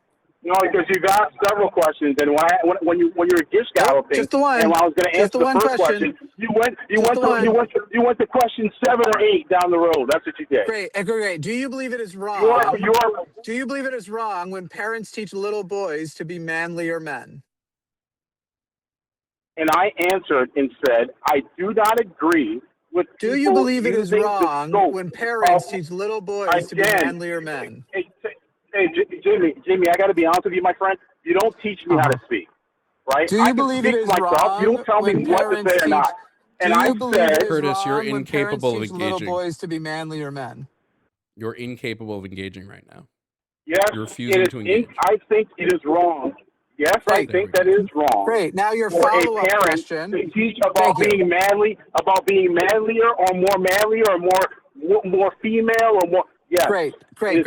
Wonderful. We're going Socratic. Here is your follow-up question. Do you recognize that practice is much more ubiquitous than teaching children about trans concepts?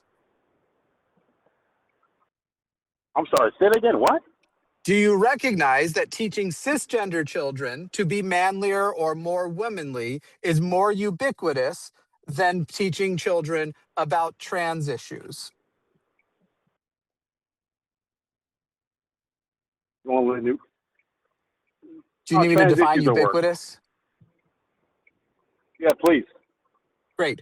What happens more? Parents who teach their children how to be manlier or more womanly, or parents who teach their children to be trans? Obviously, it happens more often about the manly, because that's been going on. And so since this is where your activism has come, and you are claiming you are opposed to the cisgender version of this as well, which is far more ubiquitous, I return to my original question. Where can we find some sort of equal representation like you've had here today of you fighting against that? Or do you only fight against gender spectrum when trans people are involved?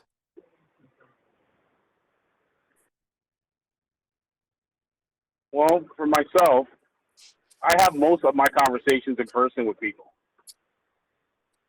So my conversations that I have with people, are you actively fighting I against speak cisgender spectrum? I've had an issue with from the time of the Me Too movement. I've had an issue with Andrew Tate, with his concepts of how he feels about being more manly or being. Was it because I got two questions actually Yeah. answered that now I'll just never get another one again? I mean, Jovan, how long did it take you to get a question answered from this guy? Oh God. Well, like I said, I mean, he failed the breakfast test. You're asking questions, Yeah. man. The other thing is, we already know this guy's lying. Everybody who has a sense of their gender, they have that. There are gender fluid people who genuinely don't. This man absolutely knows that he does things that make him feel more manly and more masculine if he's a cisgender man, and things that don't. And he knows that if he woke up tomorrow with tits and a vagina, there's a big and he difference. knows if he woke up tomorrow with tits and I'm sorry, I wasn't done talking. If he woke up tomorrow with tits and a vagina, he would find himself in incredible distress, and he would want to do something to socially at least live as comfortably as he could and do whatever he could to feel comfortable. And he would want society to come along and help with his dysphoria, as they are right now helping cisgender men with their dysphoria, when they get hair plugs, when they get liposuction, when they get any of the many things that literally cisgender men dysphoria is happily treated without having to go to a therapist. You don't have to go to a therapist first to get hair plugs because your baldness makes you feel like less of a man. This man does not. This man only cares about the way the spectrum is harming people if he can say that it's harming trans people. He only cares about it when it comes to trans people. He does not give a shit about it with anybody else. No, like I said, it's good that you could gaslight, and it's good that you could kind of speak for everybody, and it's good that you're a mind reader and you psychically know everything in my head. Professor X. When the fact of the matter is that, like I already mentioned to you, that I was an advocate of the Me Too movement. I've been an advocate against Andrew Tate and those concepts, those male chauvinistic concepts. Hey, how did your advocacy for the Me Too movement let me speak now, because you spoke you had a good soliloquy. Yeah, I know, but I don't respect you. You had a big soliloquy. You had a big soliloquy. Oh, if you don't respect me, then I'll talk over you, and I don't respect you either then. I'm going to answer, I'm going to speak myself. Manifest your Me Too you know the problem is, how did you manifest your Me Too advocacy? I had to mute him because at this point we're just yelling at each other. Dominique. Yeah, nobody can hear. How did you manifest your Me Too advocacy? You haven't let me speak, so I'm not going to keep on answering your questions that I don't actually get. How did you manifest your Me Too advocacy? You did not run this platform to me. Yes, show me how a trans person is a woman. Okay, I don't believe, so for the record, I don't believe you actually were a Me Too supporter. I don't think you were an advocate. I think you maybe put up an Instagram profile. I could care less what you believe, Mr. Snow. I could care less. Tell me, how did it manifest? How did it manifest? I don't have to prove it to you, Jimmy Snow. Okay, cool. All right, go ahead. Can you mute him sorry, again? Jimmy. I want to tell everybody how. I dropped him, but go ahead. Oh, okay. So for the reason why I was asking that question is I was looking forward to an answer. What you would have found absent from it was any advocacy that helped trans women, which are even more likely to be sexually assaulted by men in bathrooms, by men who are their superiors. It is once again going to be a thing of, I advocate for Me Too, but not for trans people. I advocate against the gender spectrum, but not when it's against cis people. It's always the same hypocrisy. And unfortunately, he smelled the trap coming, because I guarantee you this is definitely a guy who does think there are ways to be manlier men and ways to be more womanly women. These people who act like we think it's arbitrary. What if it was arbitrary? No one would need to transition. What would a trans woman wake up believing they were if men and women were the same, if the differences were arbitrary and easy to throw away? It is, in fact, the recognition of the differences. Nothing is a set in stone concrete difference. These are spectrums for a reason, but it is the fact that there are differences, that trans people exist. And this is an individual who pretends he's this great advocate and he pretends he's this great activist, as long as his advocacy is against trans people and for cis people. That's just plainly what it is. I just want to clarify something, right? Because he's incapable of realizing it. Biology, specifically medical biology, like in terms of fucking genetics and whatnot, it is mechanistic. We use things like embryology, genealogy. We use all these things to understand how disorders may present themselves and how they probably have presented themselves, even when we don't have direct case studies of these presentations. There are actually thousands of ways, like mosaic Down syndrome can present itself. We know, based on the way that the gene code works, these thousands of ways it can present itself. We don't have case studies on every single one of them. It is a, in terms of the debate, it's a cop-out. And then as we saw from his inability to answer the breakfast question, which I can't believe, first time I ever used that it went so swimmingly, that he's incapable of engaging in hypotheticals.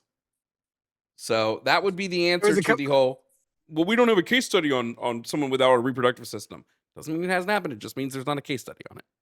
There's a funny thing that happened at the beginning. You asked about his definition, and he brought up what was it? The Marian ducks?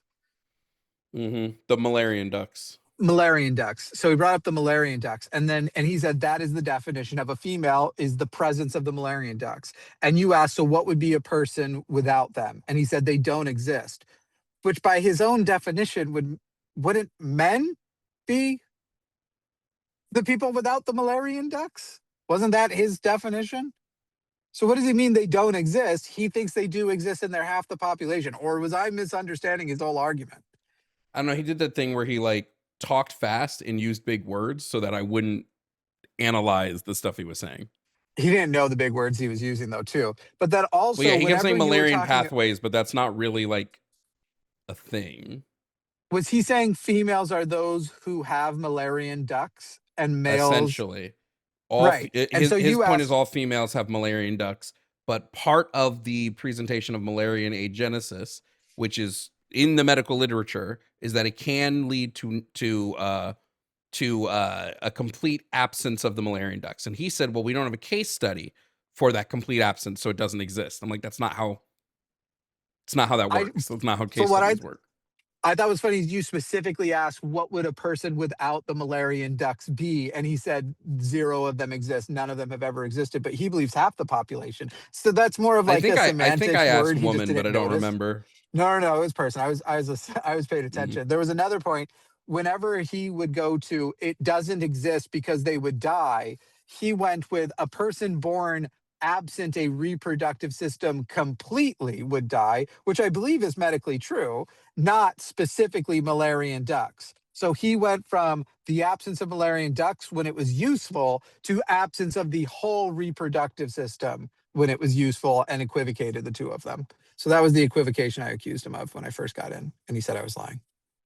Yeah, well, I think I'm going to incorporate the breakfast question into more of these conversations, because it would have saved me so much time. Right. Can't even answer that one directly. I don't care for the people who like, oh, you're not letting me. You're not answering my questions. I'm literally trying to Socratic you right now, and you're literally going, here's something with words related to, I'm not willing to stand by the yes. If he had yesed and then had an and, I would have been fine with the and. but instead it was I disagree with this thing that sounds similar to what you're saying but isn't what you're saying. That shit's so dumb. I know there's I a also word might for it, but disagree with that whole I'm stance of busy. a person would die without a reproductive system. I don't think that's true. I think it's that a fetus with a reproductive system missing, kind of like with kidneys missing, isn't viable because there are certain systems that would then back up into your digestive system and you would die Oh, that got it, way. got it, got it, got it. Yeah. Okay. Your tunnels have to go somewhere, and if they don't, Yeah. you die. And so that I believe that I'm pretty sure that is medically true. But he was again, it was whenever it was like, okay, what about a person who has this syndrome, which is certainly documented as possible. He was switching it to like, I don't know, like if I went with like, yeah, you can't live without one testicle because if they remove everything from the waist down, your digestive system wouldn't work. And it was like, well, I thought we were talking about one testicle, not the whole waist down. Okay, chat, for those asking, if you ever want to test a really good test on whether somebody can engage in hypotheticals, simply ask them, how would you feel if you did not eat breakfast this morning? Yeah.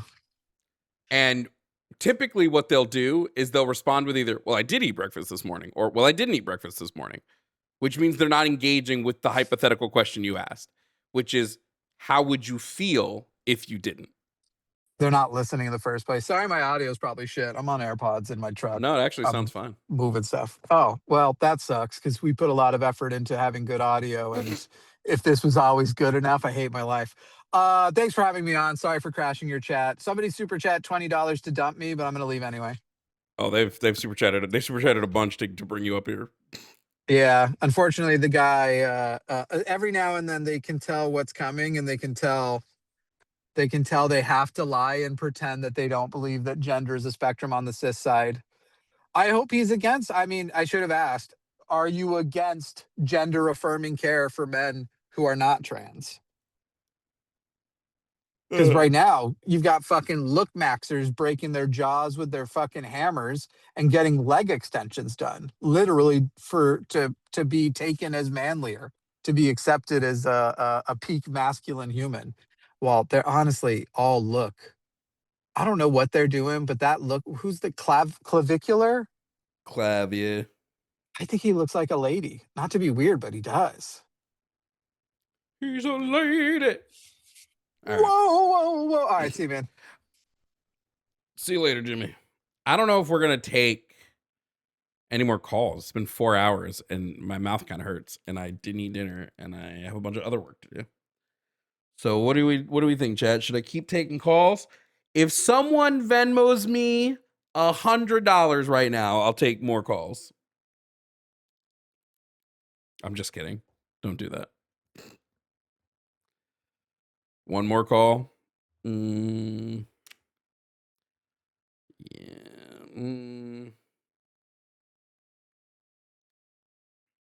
I'll do one more.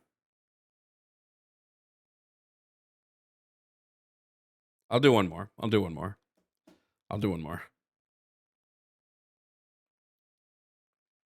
All right, coming next up to stream is Scott from Oregon calling about the abolition of police and prisons.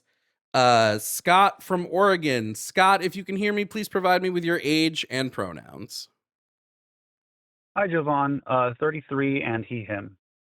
All right, great. Now, Scott, I believe we should abolish police and prisons. Do you disagree? And if so, why?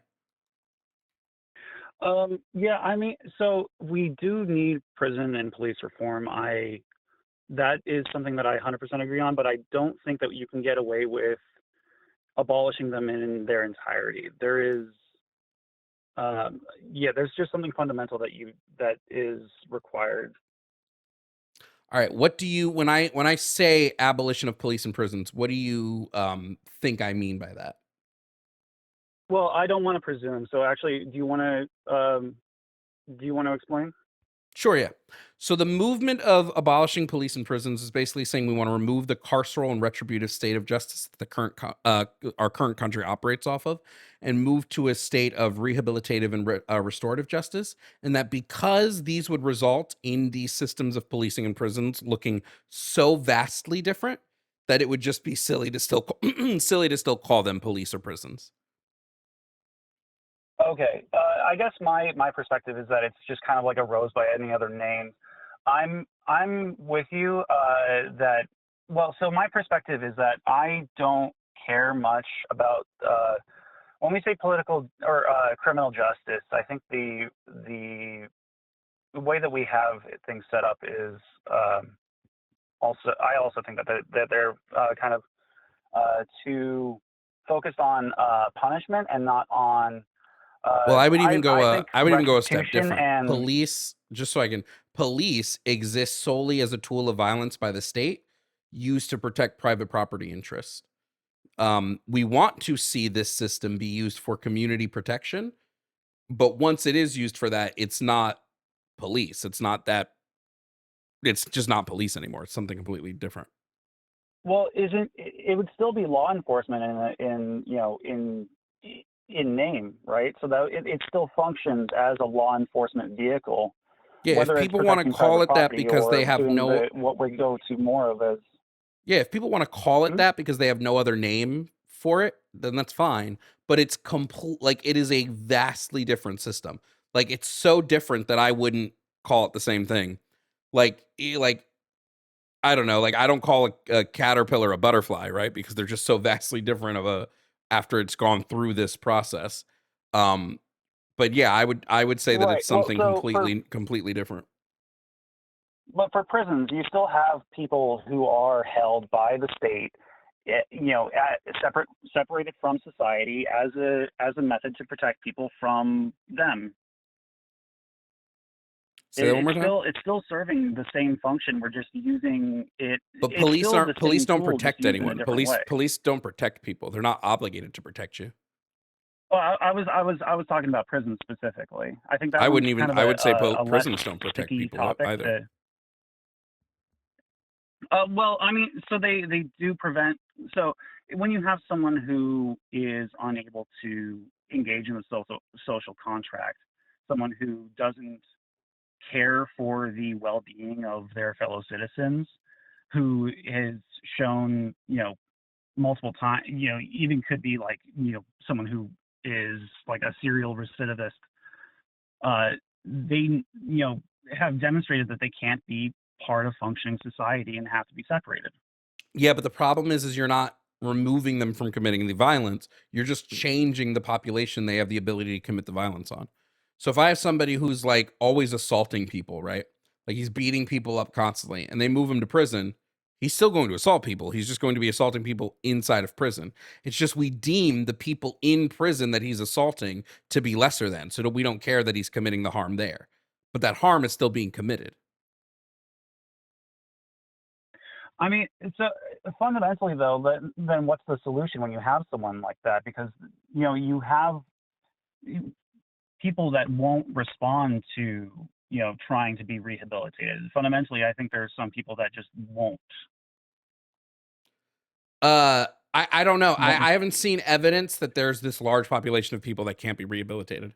I've not seen this evidence. I don't think it's a large population. I don't even know if I would say it's like 1% of the population, right? It would be like 0.000.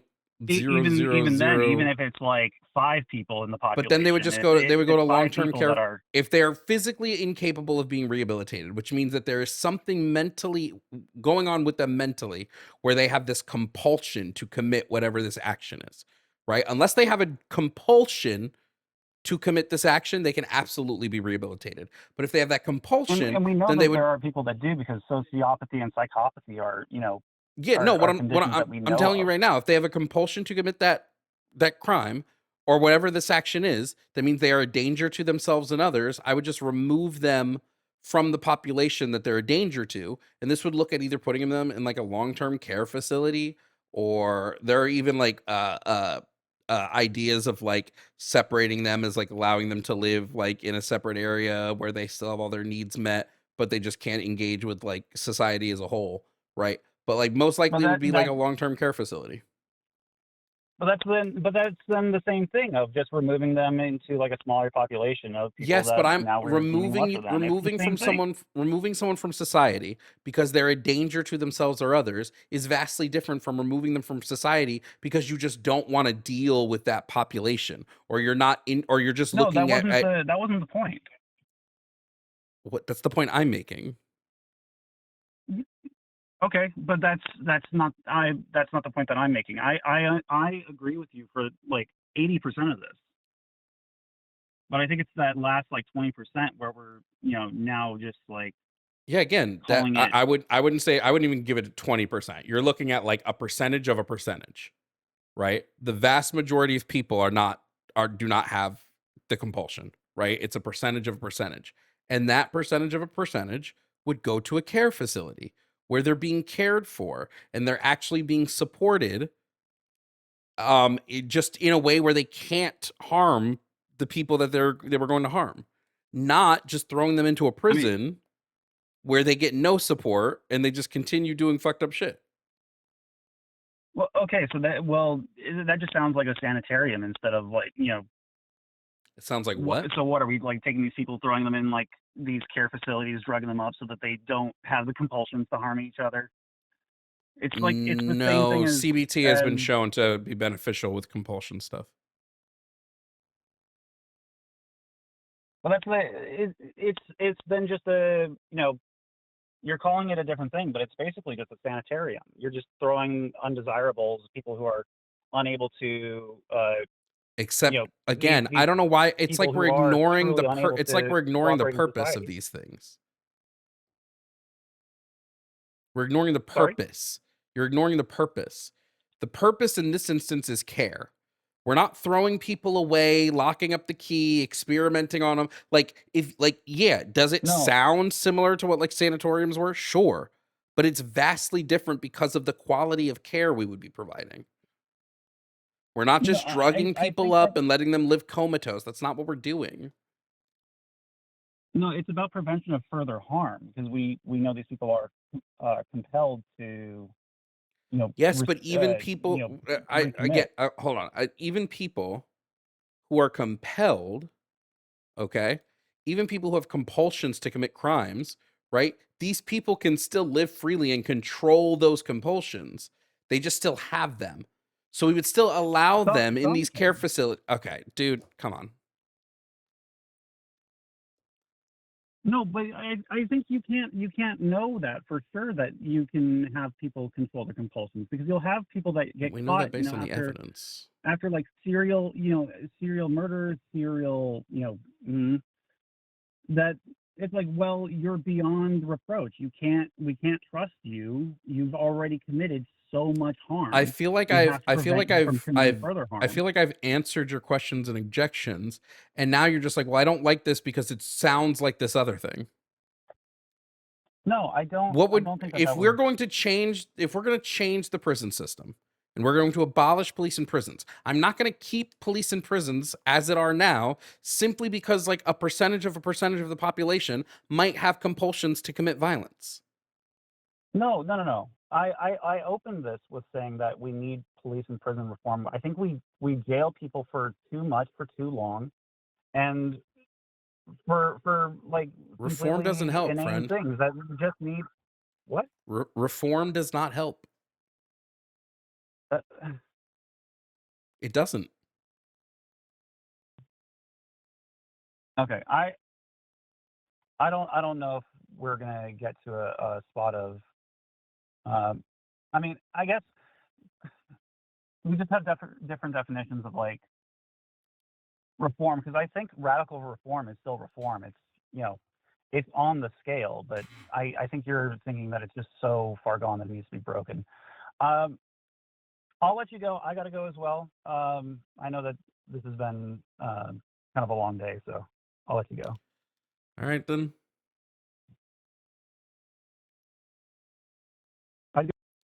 Oh, well, you can't talk after a silence, bro. All right. Am I good to end here? Can I just do our super chats and we can bounce now? We have a lot of fucking super chats. Are we good with that, chat?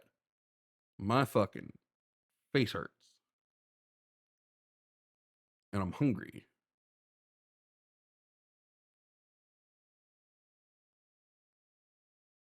All right, let's do our super chats real quick, and then that will be the show. It still has Jimmy on the super chat thing. That's so funny. Hold on. That's fucking hilarious. All right.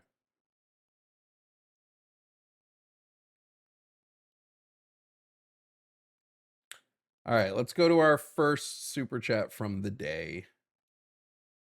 Boy, oh boy. All right, we're closing the lines. Call back to not tomorrow. Call back Monday. Okay. I've been going too long. I'm tired. All right, let's try to get through this quick. Great New Rule said Daniel would have snitched on Harriet. True. Katie Pope said, hopefully there's another call. I hate listening to white apologetics for no reason. There were a lot of other calls, unfortunately. Razor Wire Piercing said, I am labeling Juan as a moron. Shit, a moron. Pat in the chat. Pat in the chat said, Jesus fucking Christ, Juan, sigh. I guess some people's frontal lobe never actually fully developed. True. Virtuous Path said, I'm genuinely afraid that if Juan sleeps on his stomach, he won't have the sense to turn his head to breathe. That's crazy. Juan wants to be a biological Russian, clearly. Oh, God. Pat in the chat said, okay, so Juan hilariously trying to define a woman biologically is making me think he has no frontal lobe at all. Frickin' yikes. True. Liberty Gibbet said, bye, Juan. Yeah, bye, Juan.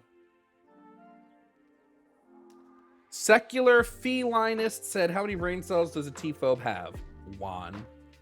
Oh, God. Katie Ironfist said, pretty sure Brian mistook Jovan for Santana. Is that what happened?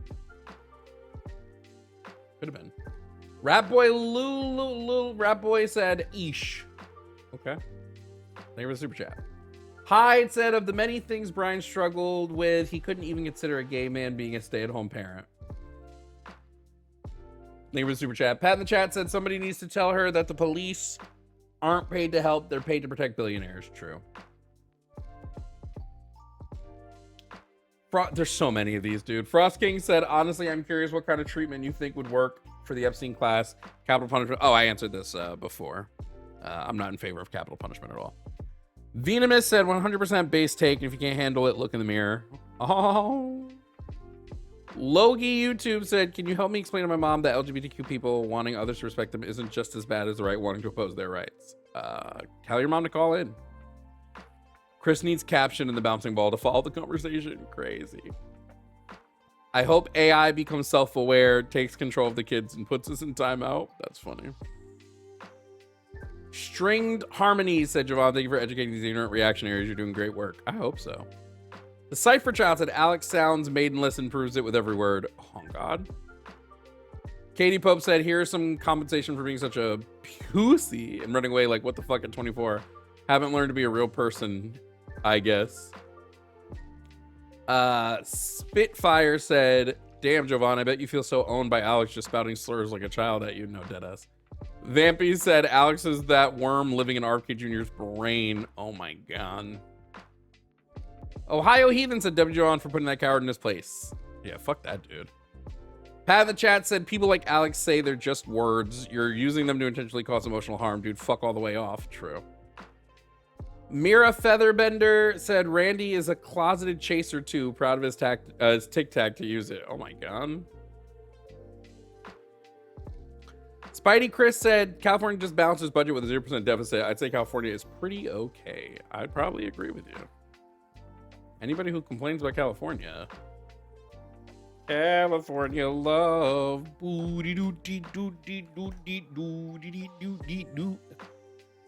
Oh, okay. We're gonna keep going. I'm just struggling with my mouth. Where was I actually? Oh, this one. Vaginal agenesis is the reason peritoneal pull-through vaginoplasty was developed, which is one of the options trans women have for vaginoplasty. True. Jovan Grace Curtis, IRL example. I have a tumor on my liver that is common with cis women on birth control. I'm a trans woman. Some cis men get it, but rare. But there are no case studies of me, but here I am. No, exactly. Like, didn't understand what case studies are meant for. Quota got me by Curtis. Skeptical Cybrarian said, I feel like the breakfast question is going to be part of my everyday combos because it's awesome. It's so good. Liquidy Shit said, Jimmy has questions, don't drop. And then Katie Pope said, Jimmy, I got you. And then Billy Sipes said, please don't drop till Jimmy can hop on. And then Armed Fro said, super chatting so Jimmy can jump on. And then Flibberty Gibbon said, Iris in the boot. And then Rat Boy said, I request a second cock to be manlier. Lena said, dogs can't look up and Curtis can't engage with logic. No, literally. Billy said, I'm glad folks paid to keep Curtis on the call. The crash out was funny enough to make it worth it, but unfortunately, it's unfortunate that he was dishonest little crybaby instead of being a manlier man defending his position. No, honest to God. Ugh. Sorry, dude. What it is now is the swelling has gone down a bunch.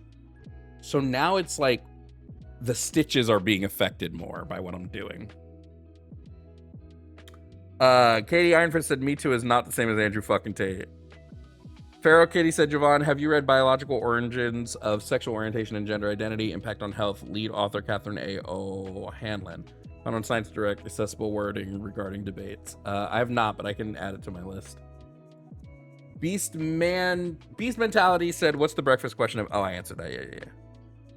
Pat in the chat said, Curtis, just before Jimmy joins. I have to go. Also, Curtis actually crashing the fuck out for 15 minutes. This one guy says, if prisons reform, why does society punish them? True. Jimmy, what did Jimmy say? People put on mental health holds for 72 hours or even more are never considered in jail or prison, nor anyone who needs to send to care for true incurable compulsions. Exactly.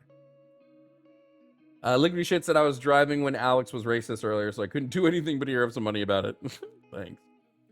And Balthazar said, Curtis thought he had his first W, then continued with QQ. I thought you were calling Forrest, but he couldn't even begin to deal with Jimmy. Yeah. True.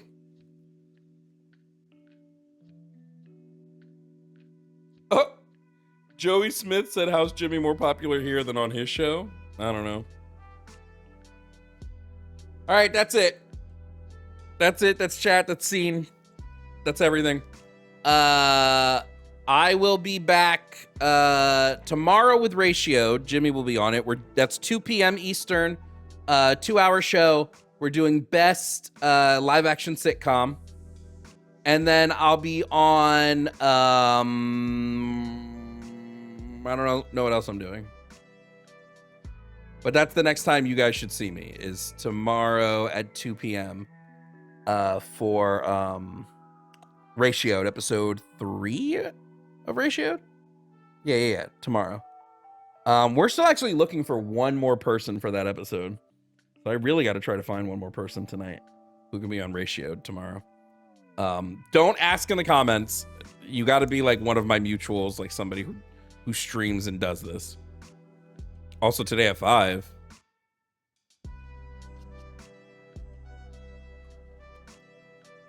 Where am I today at 5? I'm doing the show today? Since when? Oh shit, dude, my mouth hurts so much, Jimmy.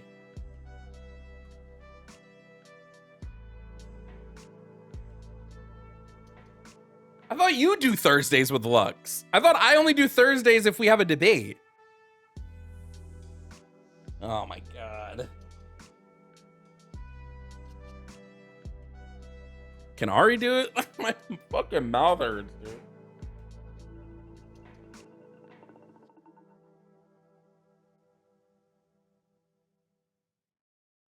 All right, we'll talk about it off stream, Jimmy. We'll talk about it off stream. All right, I'll catch y'all later. Thanks for watching. Thanks for being here. Thanks for chilling. Goodbye.